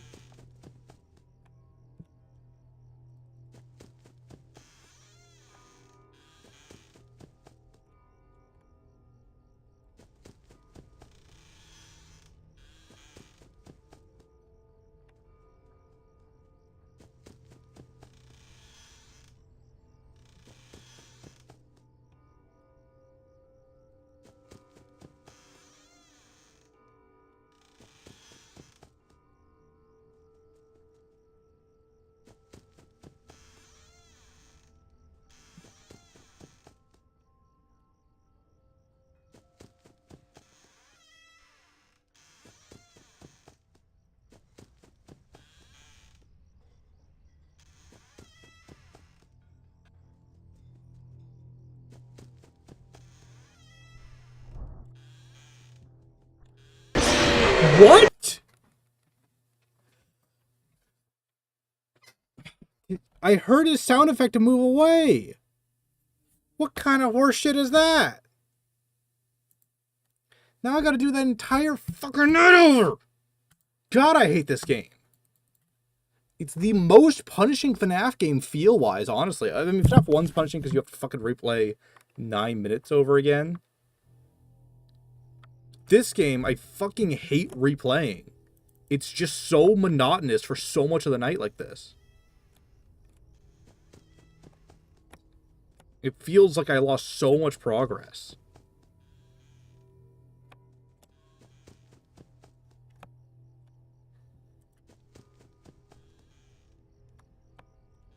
Like, I literally closed the door and heard his movement sound effect.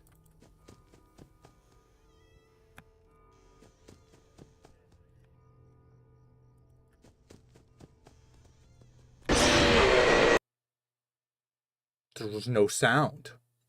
There was no sound. It was Foxy's sound, and you flash Foxy. Shut up. I got bullshitted twice in a row.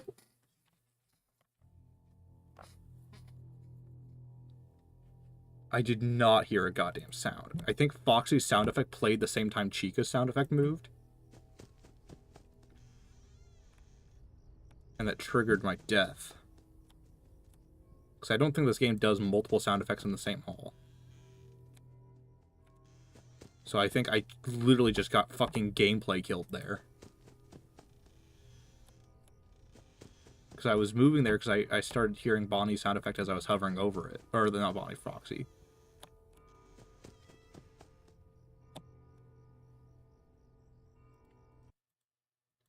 That is 2 super bullshit deaths in a row. I'm really not happy with that.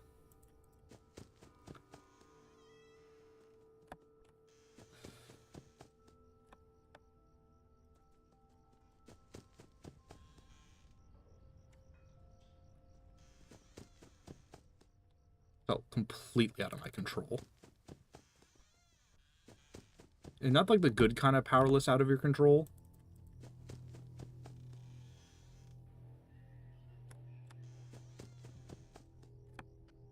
The like, oh, how was I ever supposed to react to that kind, where it feels bullshit.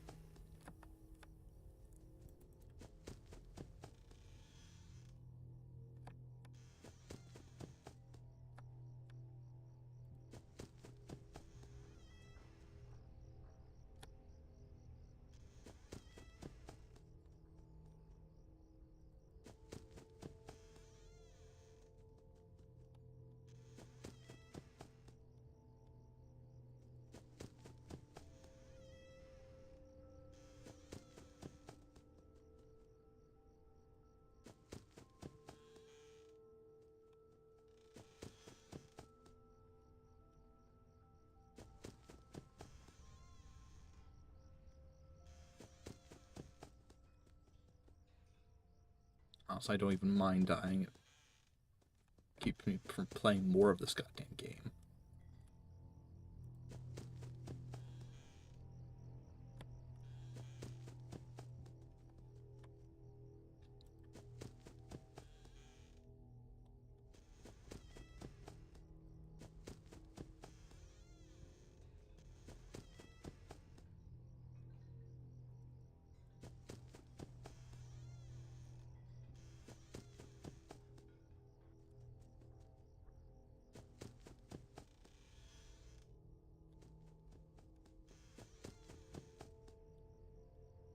Oh, I got Foxy too.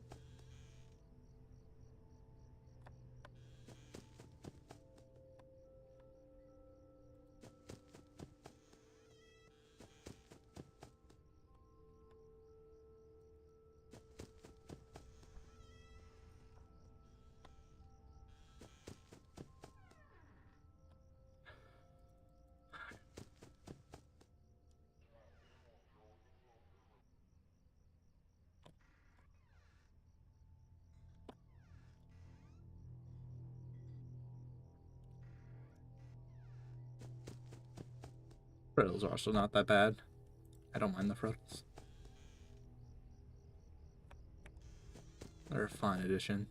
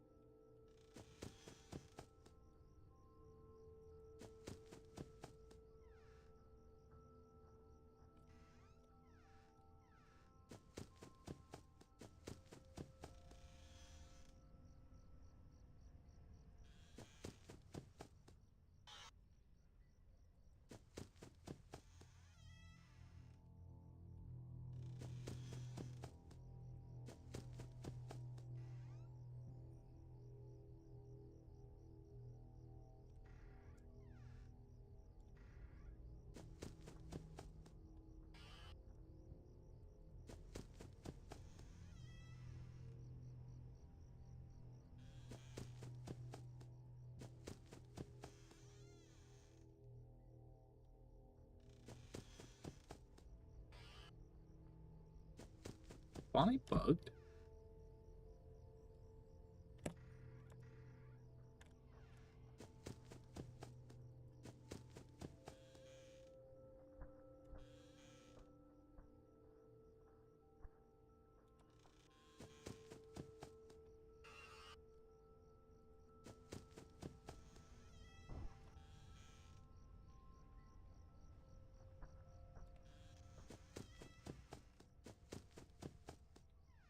Damn it. I swear I'm gonna win or some bullshit like that.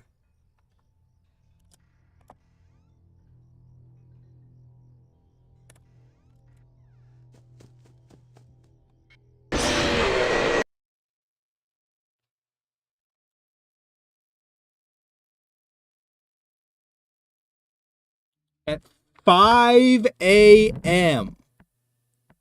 Was I supposed to flash? Did I not flash? I thought I did.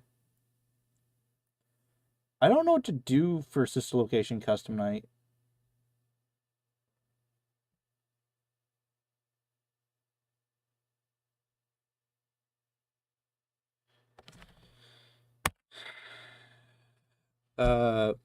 Like I don't know what I'd gameplay wise do for it.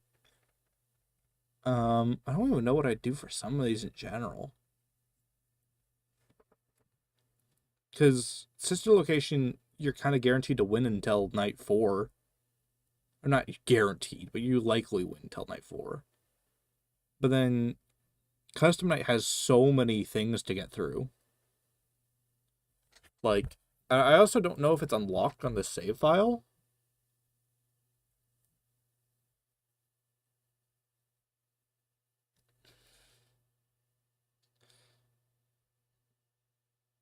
God,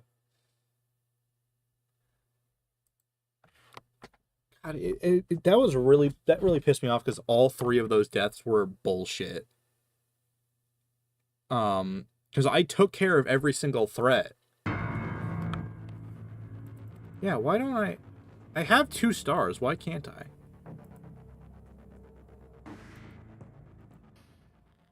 And I should have it.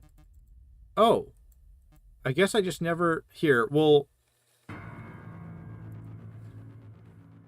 3 attempts. We'll give myself 3 attempts to be entered. How about that? I didn't even know I'd never beat night 5 on the save file.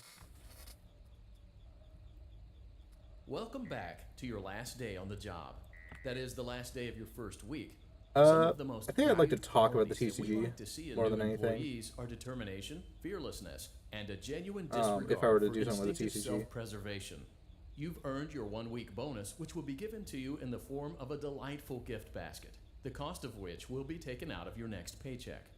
We have gift baskets containing fruit, yeah, I guess I gotta nuts, be entered. flowers, and of course the ever-popular cash basket. Using the keypad, it seems you had some trouble with the keypad. I see what you were trying to type, and I will auto-correct it for you. Thank you for selecting Exotic Butters. What's cool about Sister Location Onwards is you can't click out of the game. Please be aware that there are still 2 technicians on site today. I think 4 Try also to had avoid that. interfering with their work if possible. Also, I do need to switch. why they are. I actually can't get out of the game.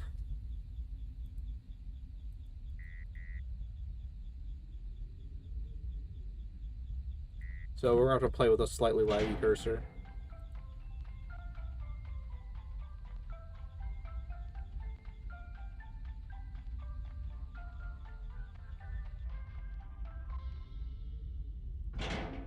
There is something different about Sister Location that's kind of hard to grasp. Motion trigger. I don't know what it is about it, but it's like... it feels different than the others. Let's check on Ballora and make sure she's on her stage. Great. Now let's check on Funtime Foxy. Great. It looks like everything is as it should be in Funtime Auditorium. Your task today will involve more maintenance work. Circus Baby had a rough day and is in need of repair. You will be required to reach the parts and service room by once again sneaking through Funtime Auditorium. As always, please proceed with caution. Funtime Auditorium maintenance vent open.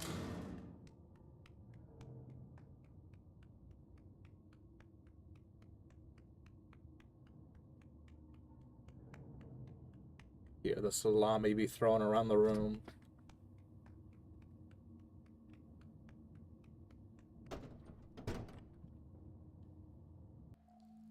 Motion trigger, parts and service. Great job reaching parts and service. Circus Baby has been deactivated for an unknown reason. It's your job to make sure she is structurally stable and secured to the conveyor. Our technicians will take it from there.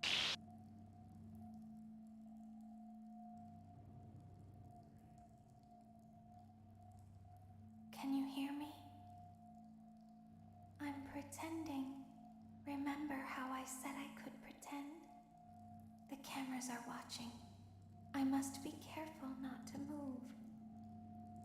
Something bad happened yesterday. Something bad always happens. I don't want it to happen again. There is something bad inside of me. I'm broken.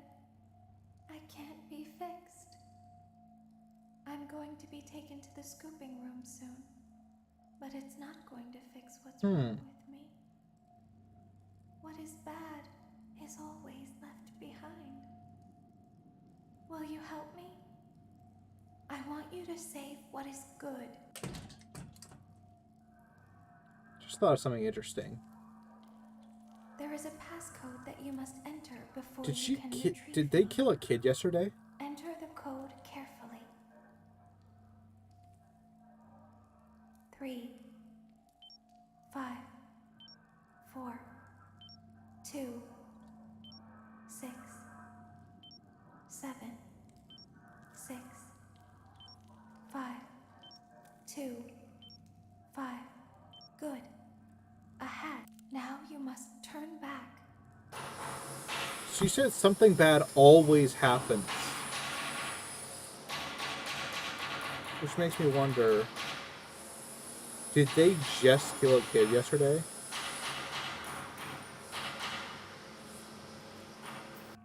You must follow my instructions in Funtime Auditorium. Ballora is going to follow you. Go forward.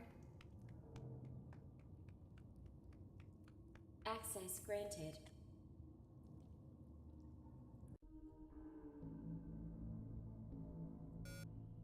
It seems that you have accidentally wandered into a restricted area. Due to the sensitive nature of the materials that you may be exposed to here, you will Like, not do be they allowed kill to leave one kid till per the week cleanup and that's what crew arrives happens? at 6 a.m. So hang tight. Rest assured that you will be promptly rescued, fired, then sent home. Thank you for being an employee. We hope that your experience has not been as regrettable as ours.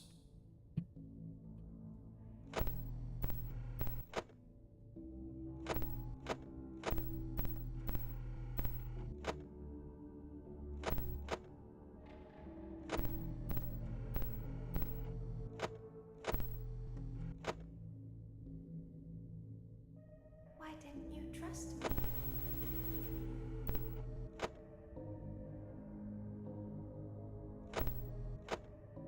Why didn't you trust me?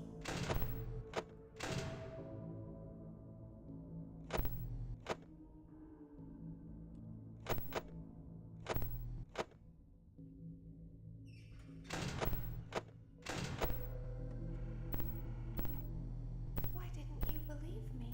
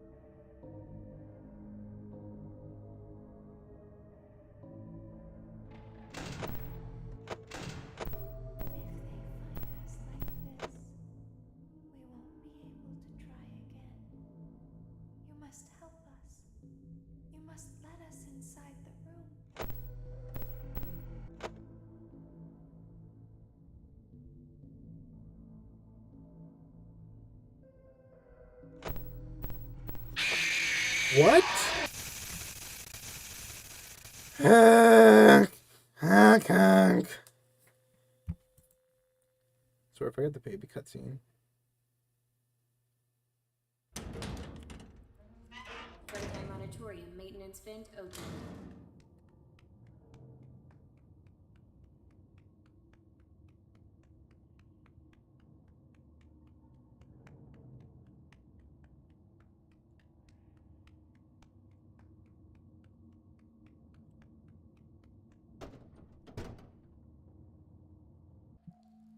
Motion trigger, parts and service. Great job reaching parts and service. Circus Baby has been deactivated for an unknown reason. It's your job to make sure she is structurally stable and secured to the conveyor. Our technicians will take it from there. I am a goose.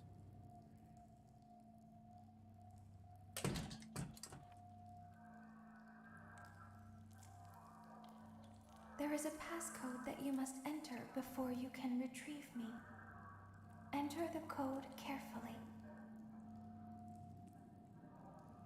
1 5 7 4 8 3 8 7 5 3. Good. A hatch. Now you must turn. Get out of here.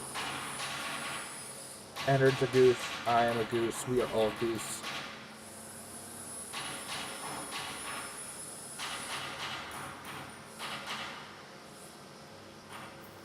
You must follow my instructions in fun. Go forward. Access granted.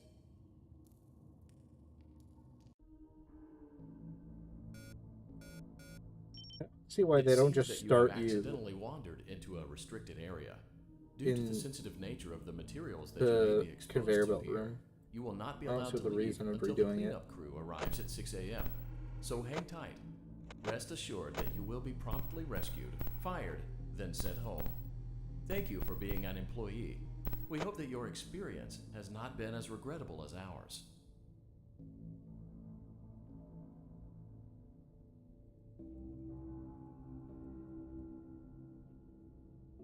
It really is laggy. I don't know how much that's conveying on. Ooh, that's a good shot. Why didn't you trust me?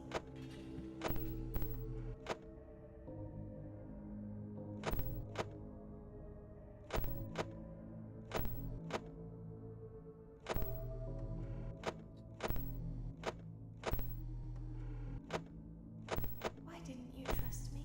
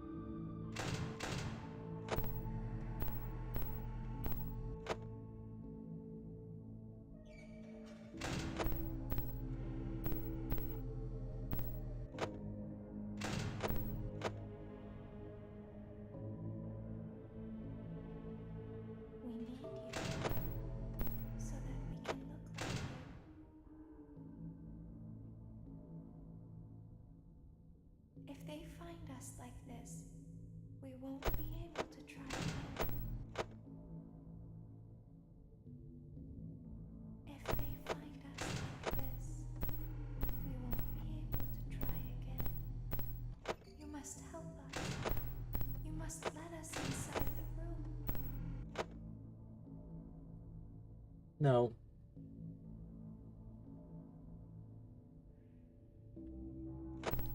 There's nothing I can say here, man. This is... You must let us inside.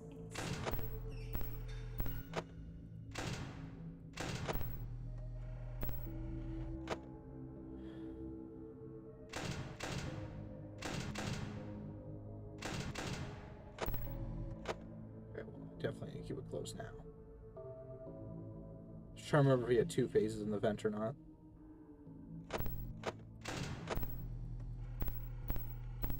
God, I wish there was like a full FNaF game kind of like this. That really kept like this Isn't kind of way pace and feel. to be with her again? I don't understand. It's weird how SL kind of, Assist Location kind of implies that William did care about Baby in a lot of lines. And it will only hurt. Or at least Baby perceives that he does.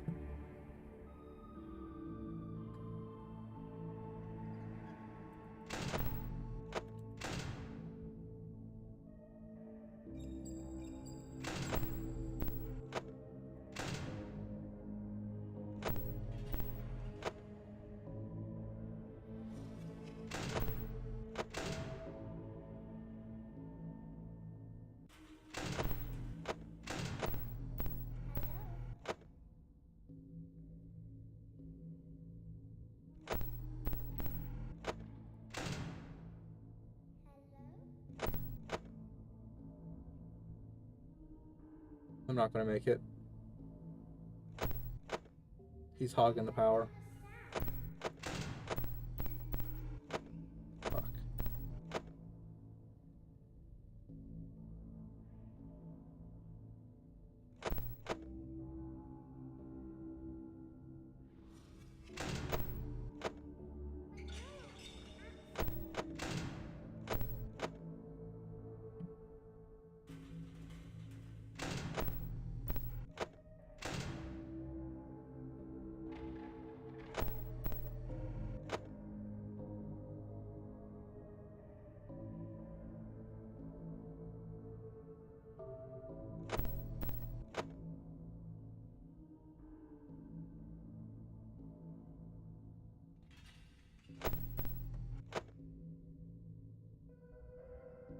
So close.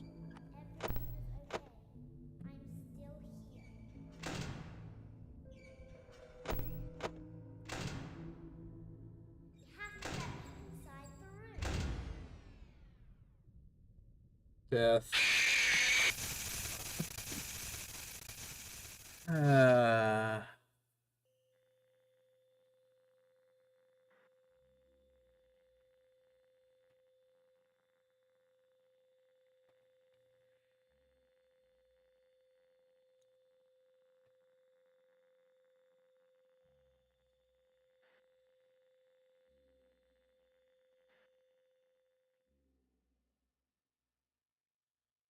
I disagree. He's underutilized because he has. It's like arguing Nightmare Fredbear is underutilized. He's the fucking main boss of the game.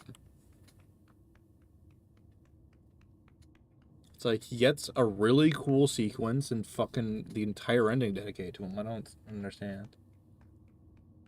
I don't know. I don't exactly know what Ennard could do otherwise. He has great camera renders. He's fucking fine as an antagonist. And a little memorable moment. Parts and service. Like, Great job reaching parts and service. Circus Baby has been deactivated for an unknown reason. It's your job to make sure she is structurally stable and secured to the conveyor. Our technicians will take it from there.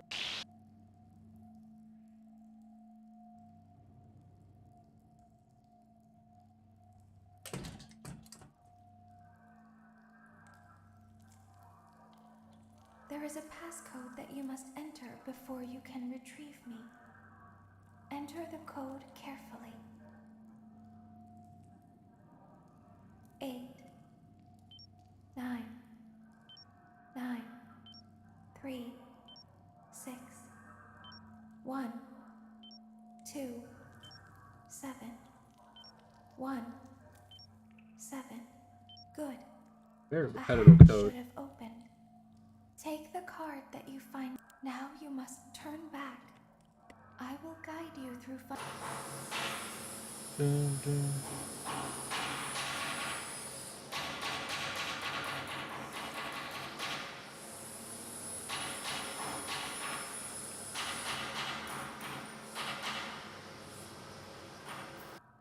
Oh, you mean just as like a general character, like he could have been used more? I could see that, yeah.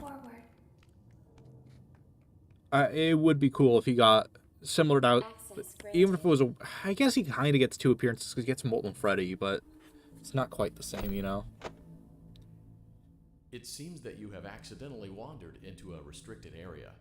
Due to the sensitive nature of the materials that you may be exposed to here, you will not be allowed to leave until the cleanup crew arrives at 6 a.m. So hang tight. Rest assured that you will be promptly rescued, fired, then sent home. Thank you for being an employee. We hope that your experience has not been as regrettable as ours. I can see an argument that, like, oh, it could have been cool, or we should have gotten a Nightmare Fredbear, or not Nightmare Fredbear, an Enter dedicated, like, game or scene or something like that. I think that there's a lot of interesting potential for, like, what the downtime between Sister Location and 6. I'm kind of shocked we never really went into it. Why didn't you trust me?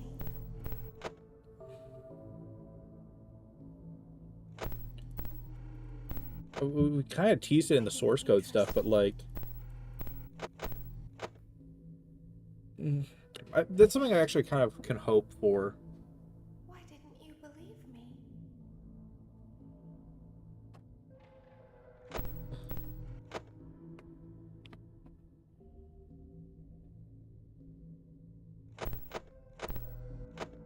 Kind of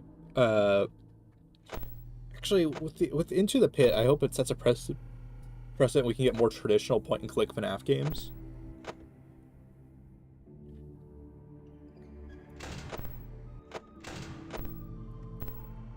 No, lucky guess. Sometimes I don't understand why people do the things that they do. I thought you liked me.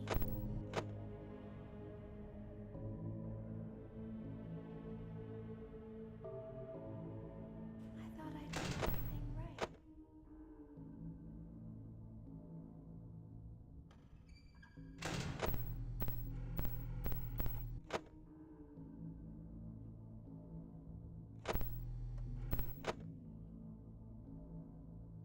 We don't want to hurt anyone, but we need you.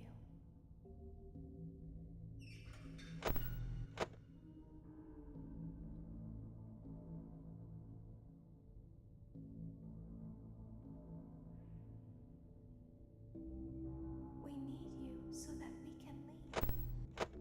We need you so that we can hide. We need you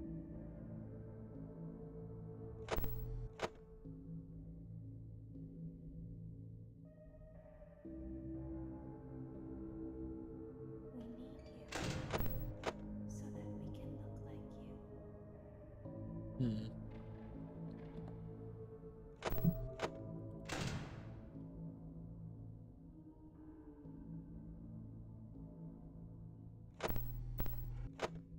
If they find us like this, we won't be able to try again.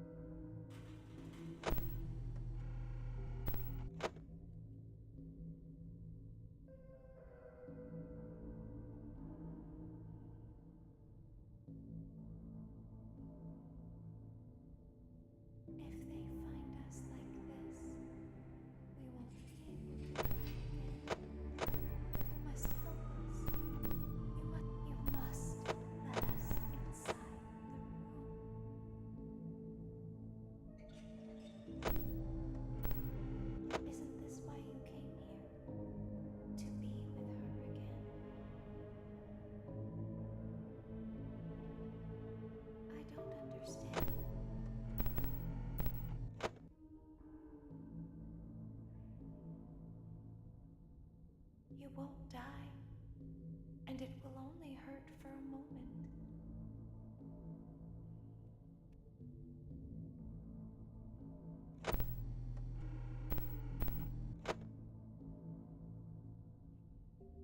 I forgot that her "you won't die" line is from here.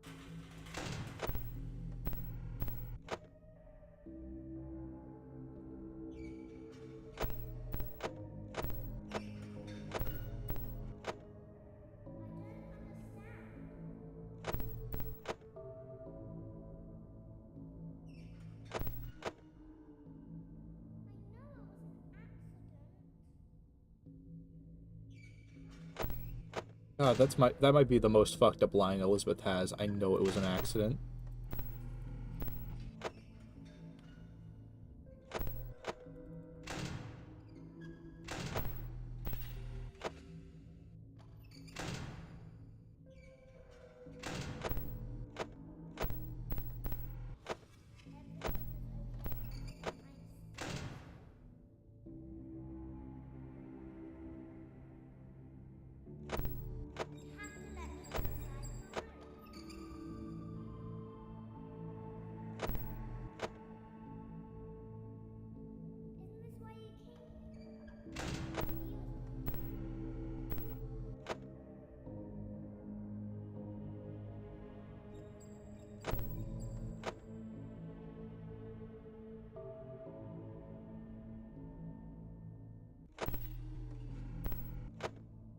I think I'm barely going to make it out.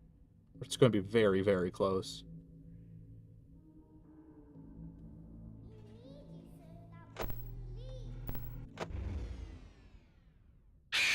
No! What? Are you...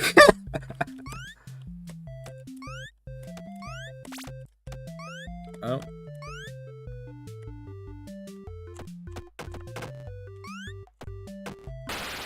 Let me just die. That's brutal, man. That's God, 4 and sister location really biting back in those last moments. Yeah. There's no reason to believe in me. I'm dead. Then again, who is that ever stopping in the FNaF series? I think that's about it.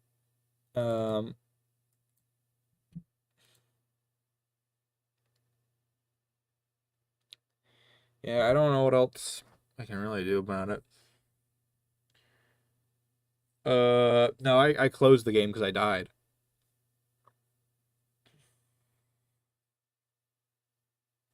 I'm trying to think if there's anything left I want to do. The messed up Elizabeth line was, I know it was an accident. Because it's one of those, like, you kind of wonder if the kids really understand what happened to them in this series. Especially when, is it Coming Home? What's it's the Susie story in Frights. Just my brain is blanking on it. Where it's kind of shown in that story with Susie that she doesn't understand she's dead.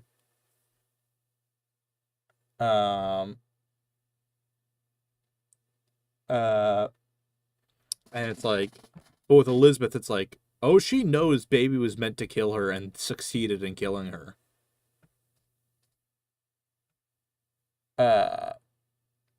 Which is almost more fucked up. I think it is called Coming Home. That's what, like, my gut instinct was. But I want to listen. Maybe I should, like, take note of those lines again for a video. I've been loosely writing a script called just, like, miscellaneous theories. It's kind of like Misconceptions Volume 1, 2, and 1 and 2, but it's less about, like, oh, I think these are overblown notions that exist that kind of last beyond what they're really implied. And I had, and that might be a nice one where it's like,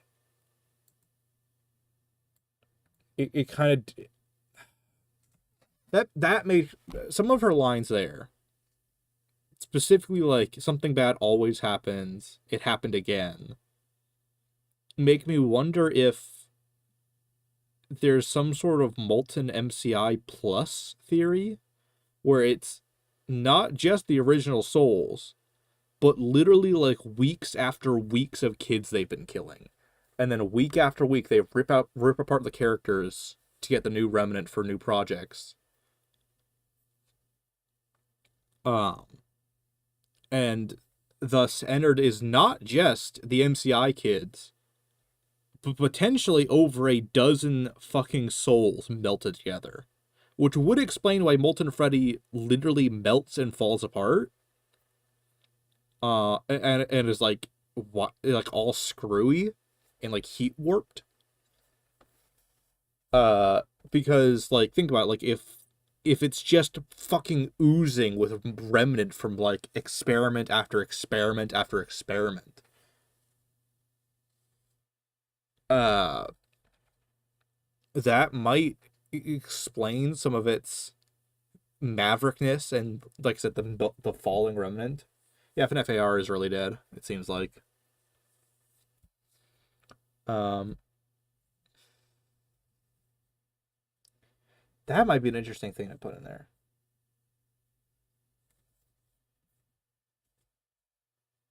Too much dead kids, even for Willy? What is that supposed to mean? Because if Baby's quote is correct, that it's like something bad always happens, that implies this has happened not only consistently, but, like, several times. So whatever bad happened is a constant. And maybe just saying it's like baby lying could be a simple answer, but it does make me wonder. I don't see why it's too many souls. It's already minimum 4 plus Elizabeth. It's already minimum 5 souls. I don't see why we're drawing the line at a few more. I think the literal point is it's too many souls.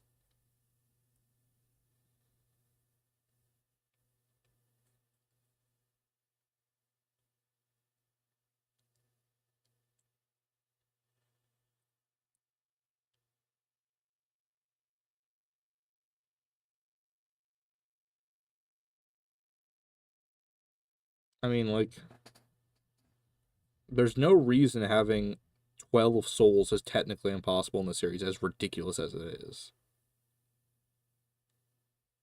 Like, if... For melting, what? I don't get what the complaint is.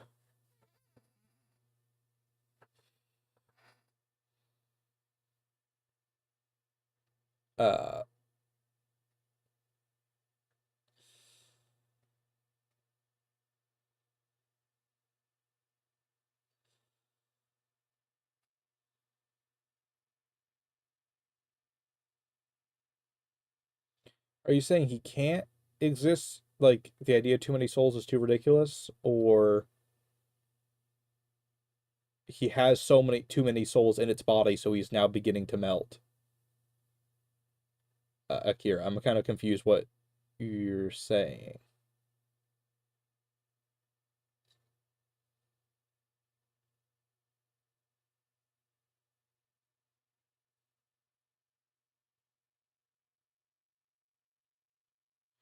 Maybe it could be them being reset. Yeah, I can see something like that.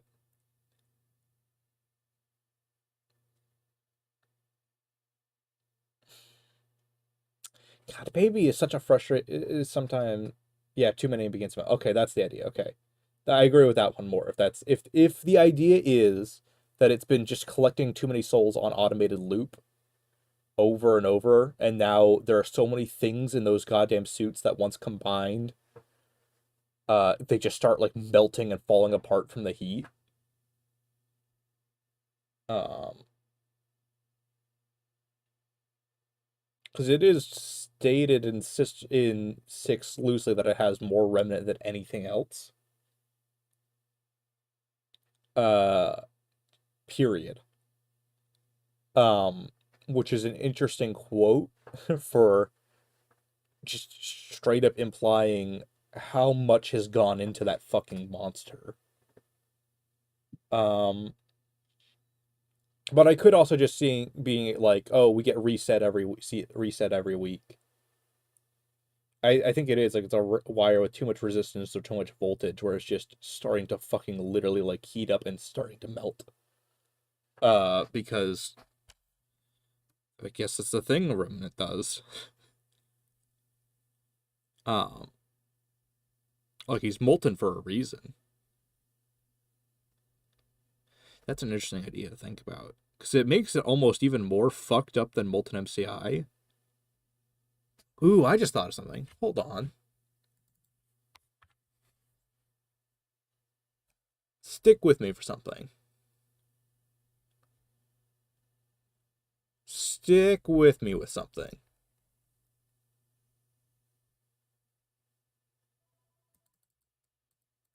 Hear me out on something. Come on.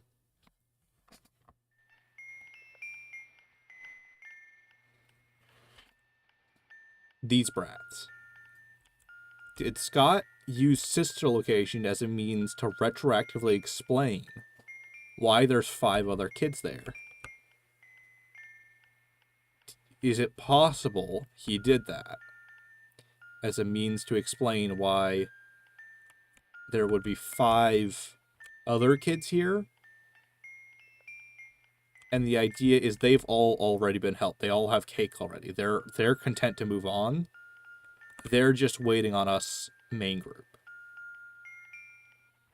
Because the MCI kids have been through the fucking ringer at this point, man. Like, it's one thing being molten metal bear for a while, maybe a fucking decade. But remember, Decision Locations, like a lot of the community agrees, it's after 1. And around 1. At which point the animatronics have already been themselves for over a decade.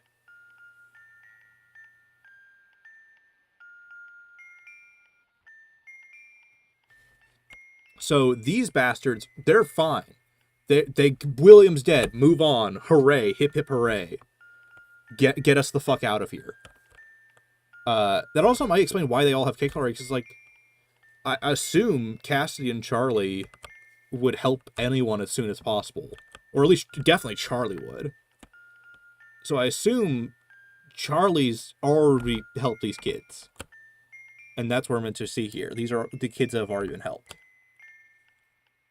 And this brat is just so much harder to help.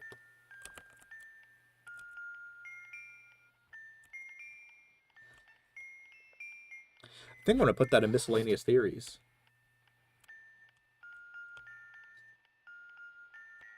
It could be the mediocre melodies, but those aren't haunted, which makes the mask association really weird. Also, it's not quite perfect. We don't have a blue character. We don't... No, it's not... Now that I'm looking at these guys, where the fuck did mediocre melodies come from? We have one color that lines up.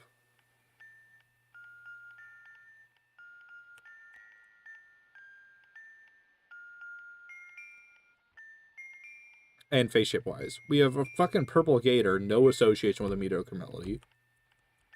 I guess we have an orange bird crow thing. But that's not a mediocre melody. I'm now genuinely wondering where this theory came, because we have Green McSnoot here. Say Andrew Proto, whatever you want to call this guy.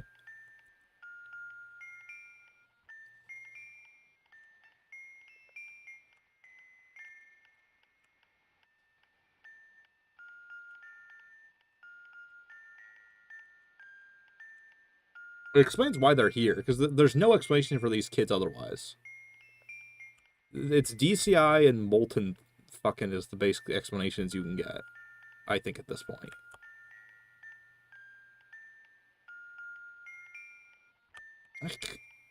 It's a little generous to call Greeny McSnoot here a frog. It's also a little generous to call this an elephant. Maybe you could.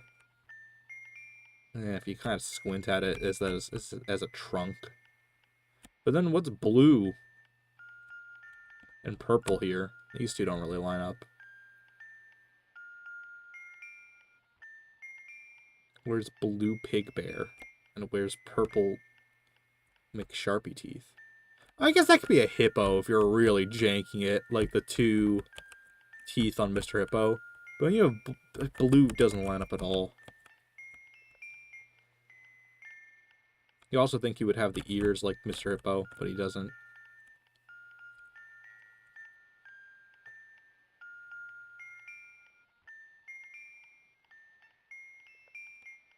I see green. I don't really see...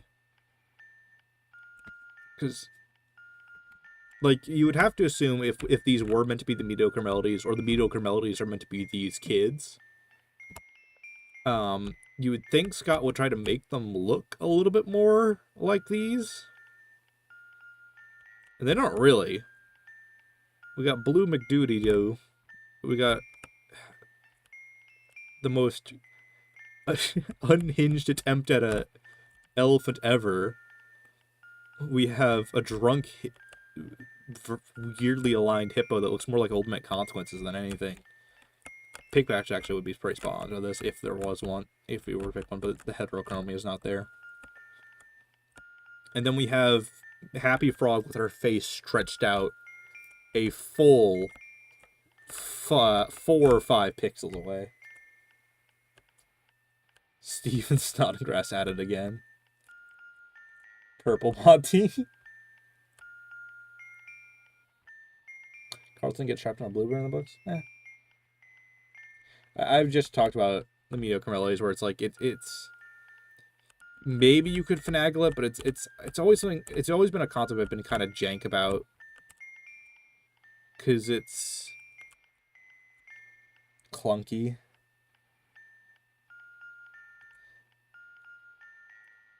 I don't see why you wouldn't, like, what's the problem with making Ned Bear blue if your idea is, if Scott was like, this scene I need to make it into these characters, I don't see why you wouldn't just make Ned Bear blue. If I think this would work a lot better if Ned Bear was blue and Scott just didn't care about sprite consistency, but like, it's one of those when one part falls apart, it makes you question the other parts, and the other parts aren't great.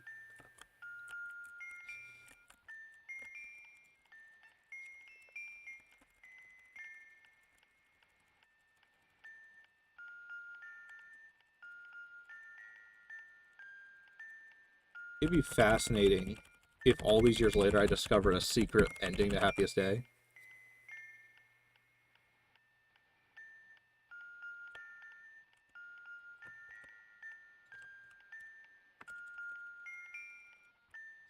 That's how I would think I would do one of these kind of secrets, is like have it just barely between things, and then like you clip through the floor by doing this too much.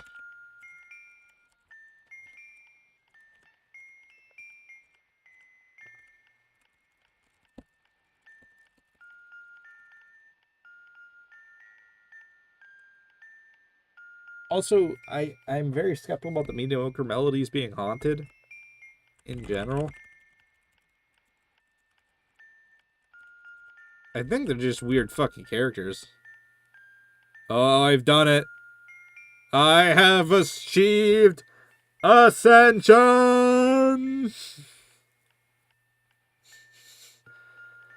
Oh god. Sorry about that. I didn't even... Charlie, you doing okay? Giraffe MCI! It is! It's clearly Giraffe MCI. Charlie, you doing okay there? I didn't know you could bug it this way. This is really funny. I mean, yeah, the one does speak through the mediocre melodies, which is funky, but like, are we implying William killed 5 of their kids and stuffed them in the mediocre melodies? That's an interesting Frights theory I've never really seen. Doesn't really work that well, though, with Greenie McSnoot. So hear me out for my shitty Frights theory. This is Andrew. That's all. Just like, the reason the one you should not have killed that speaks through the mediocre melodies, in this wacky hypothetical, is because they are part of that set, and then they're kind of mentally bonding to that. So then Andrew's like, I'm these brats, I'm these fucking, I'm these damn dorks, and I speak through them. These are me now. Especially this gator, and that's why he wears a gator mask. Yeah, biblically accurate. Biblically accurate Charlie.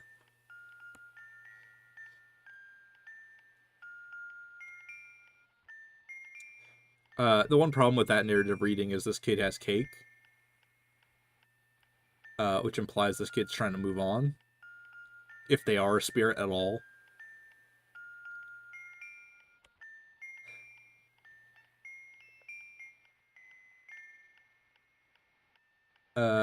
That's the only thing I can think of for like trying to justify the stupid gator mask. The gator mask is one of the wackiest inclusions in Frights, where it's like, why, for like a character who is not that ridiculous otherwise, I would argue, like, there's not, it's not like in the flesh with Andrew typically. It's a lot more like, I am angry kid, I want to torment William. And then he explodes. Like, that's the wackiest thing that I would say that happens to Andrew's storyline directly. No, there's wackier things that happen in the Stingers, but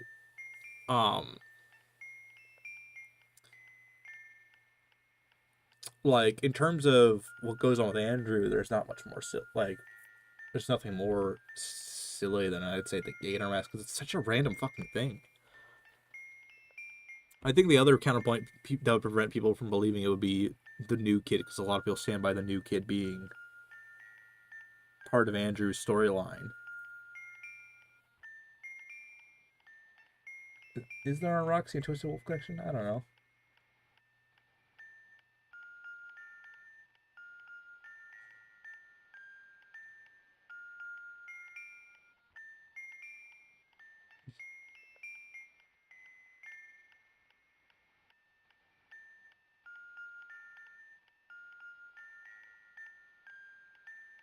Hmm.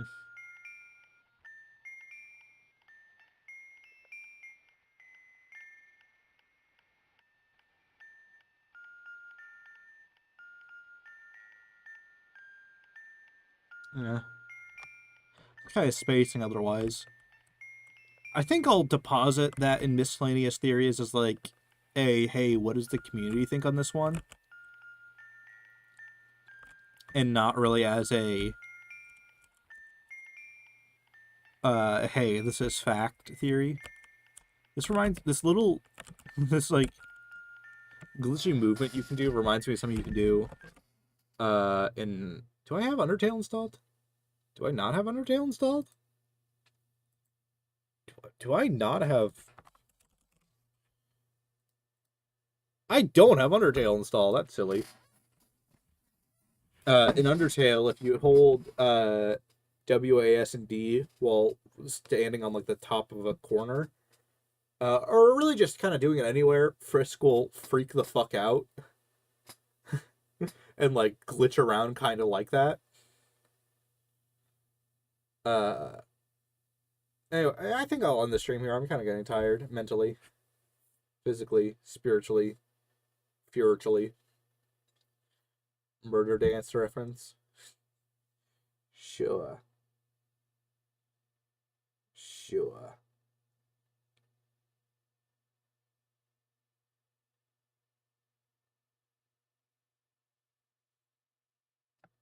I think it's a good reference ending point.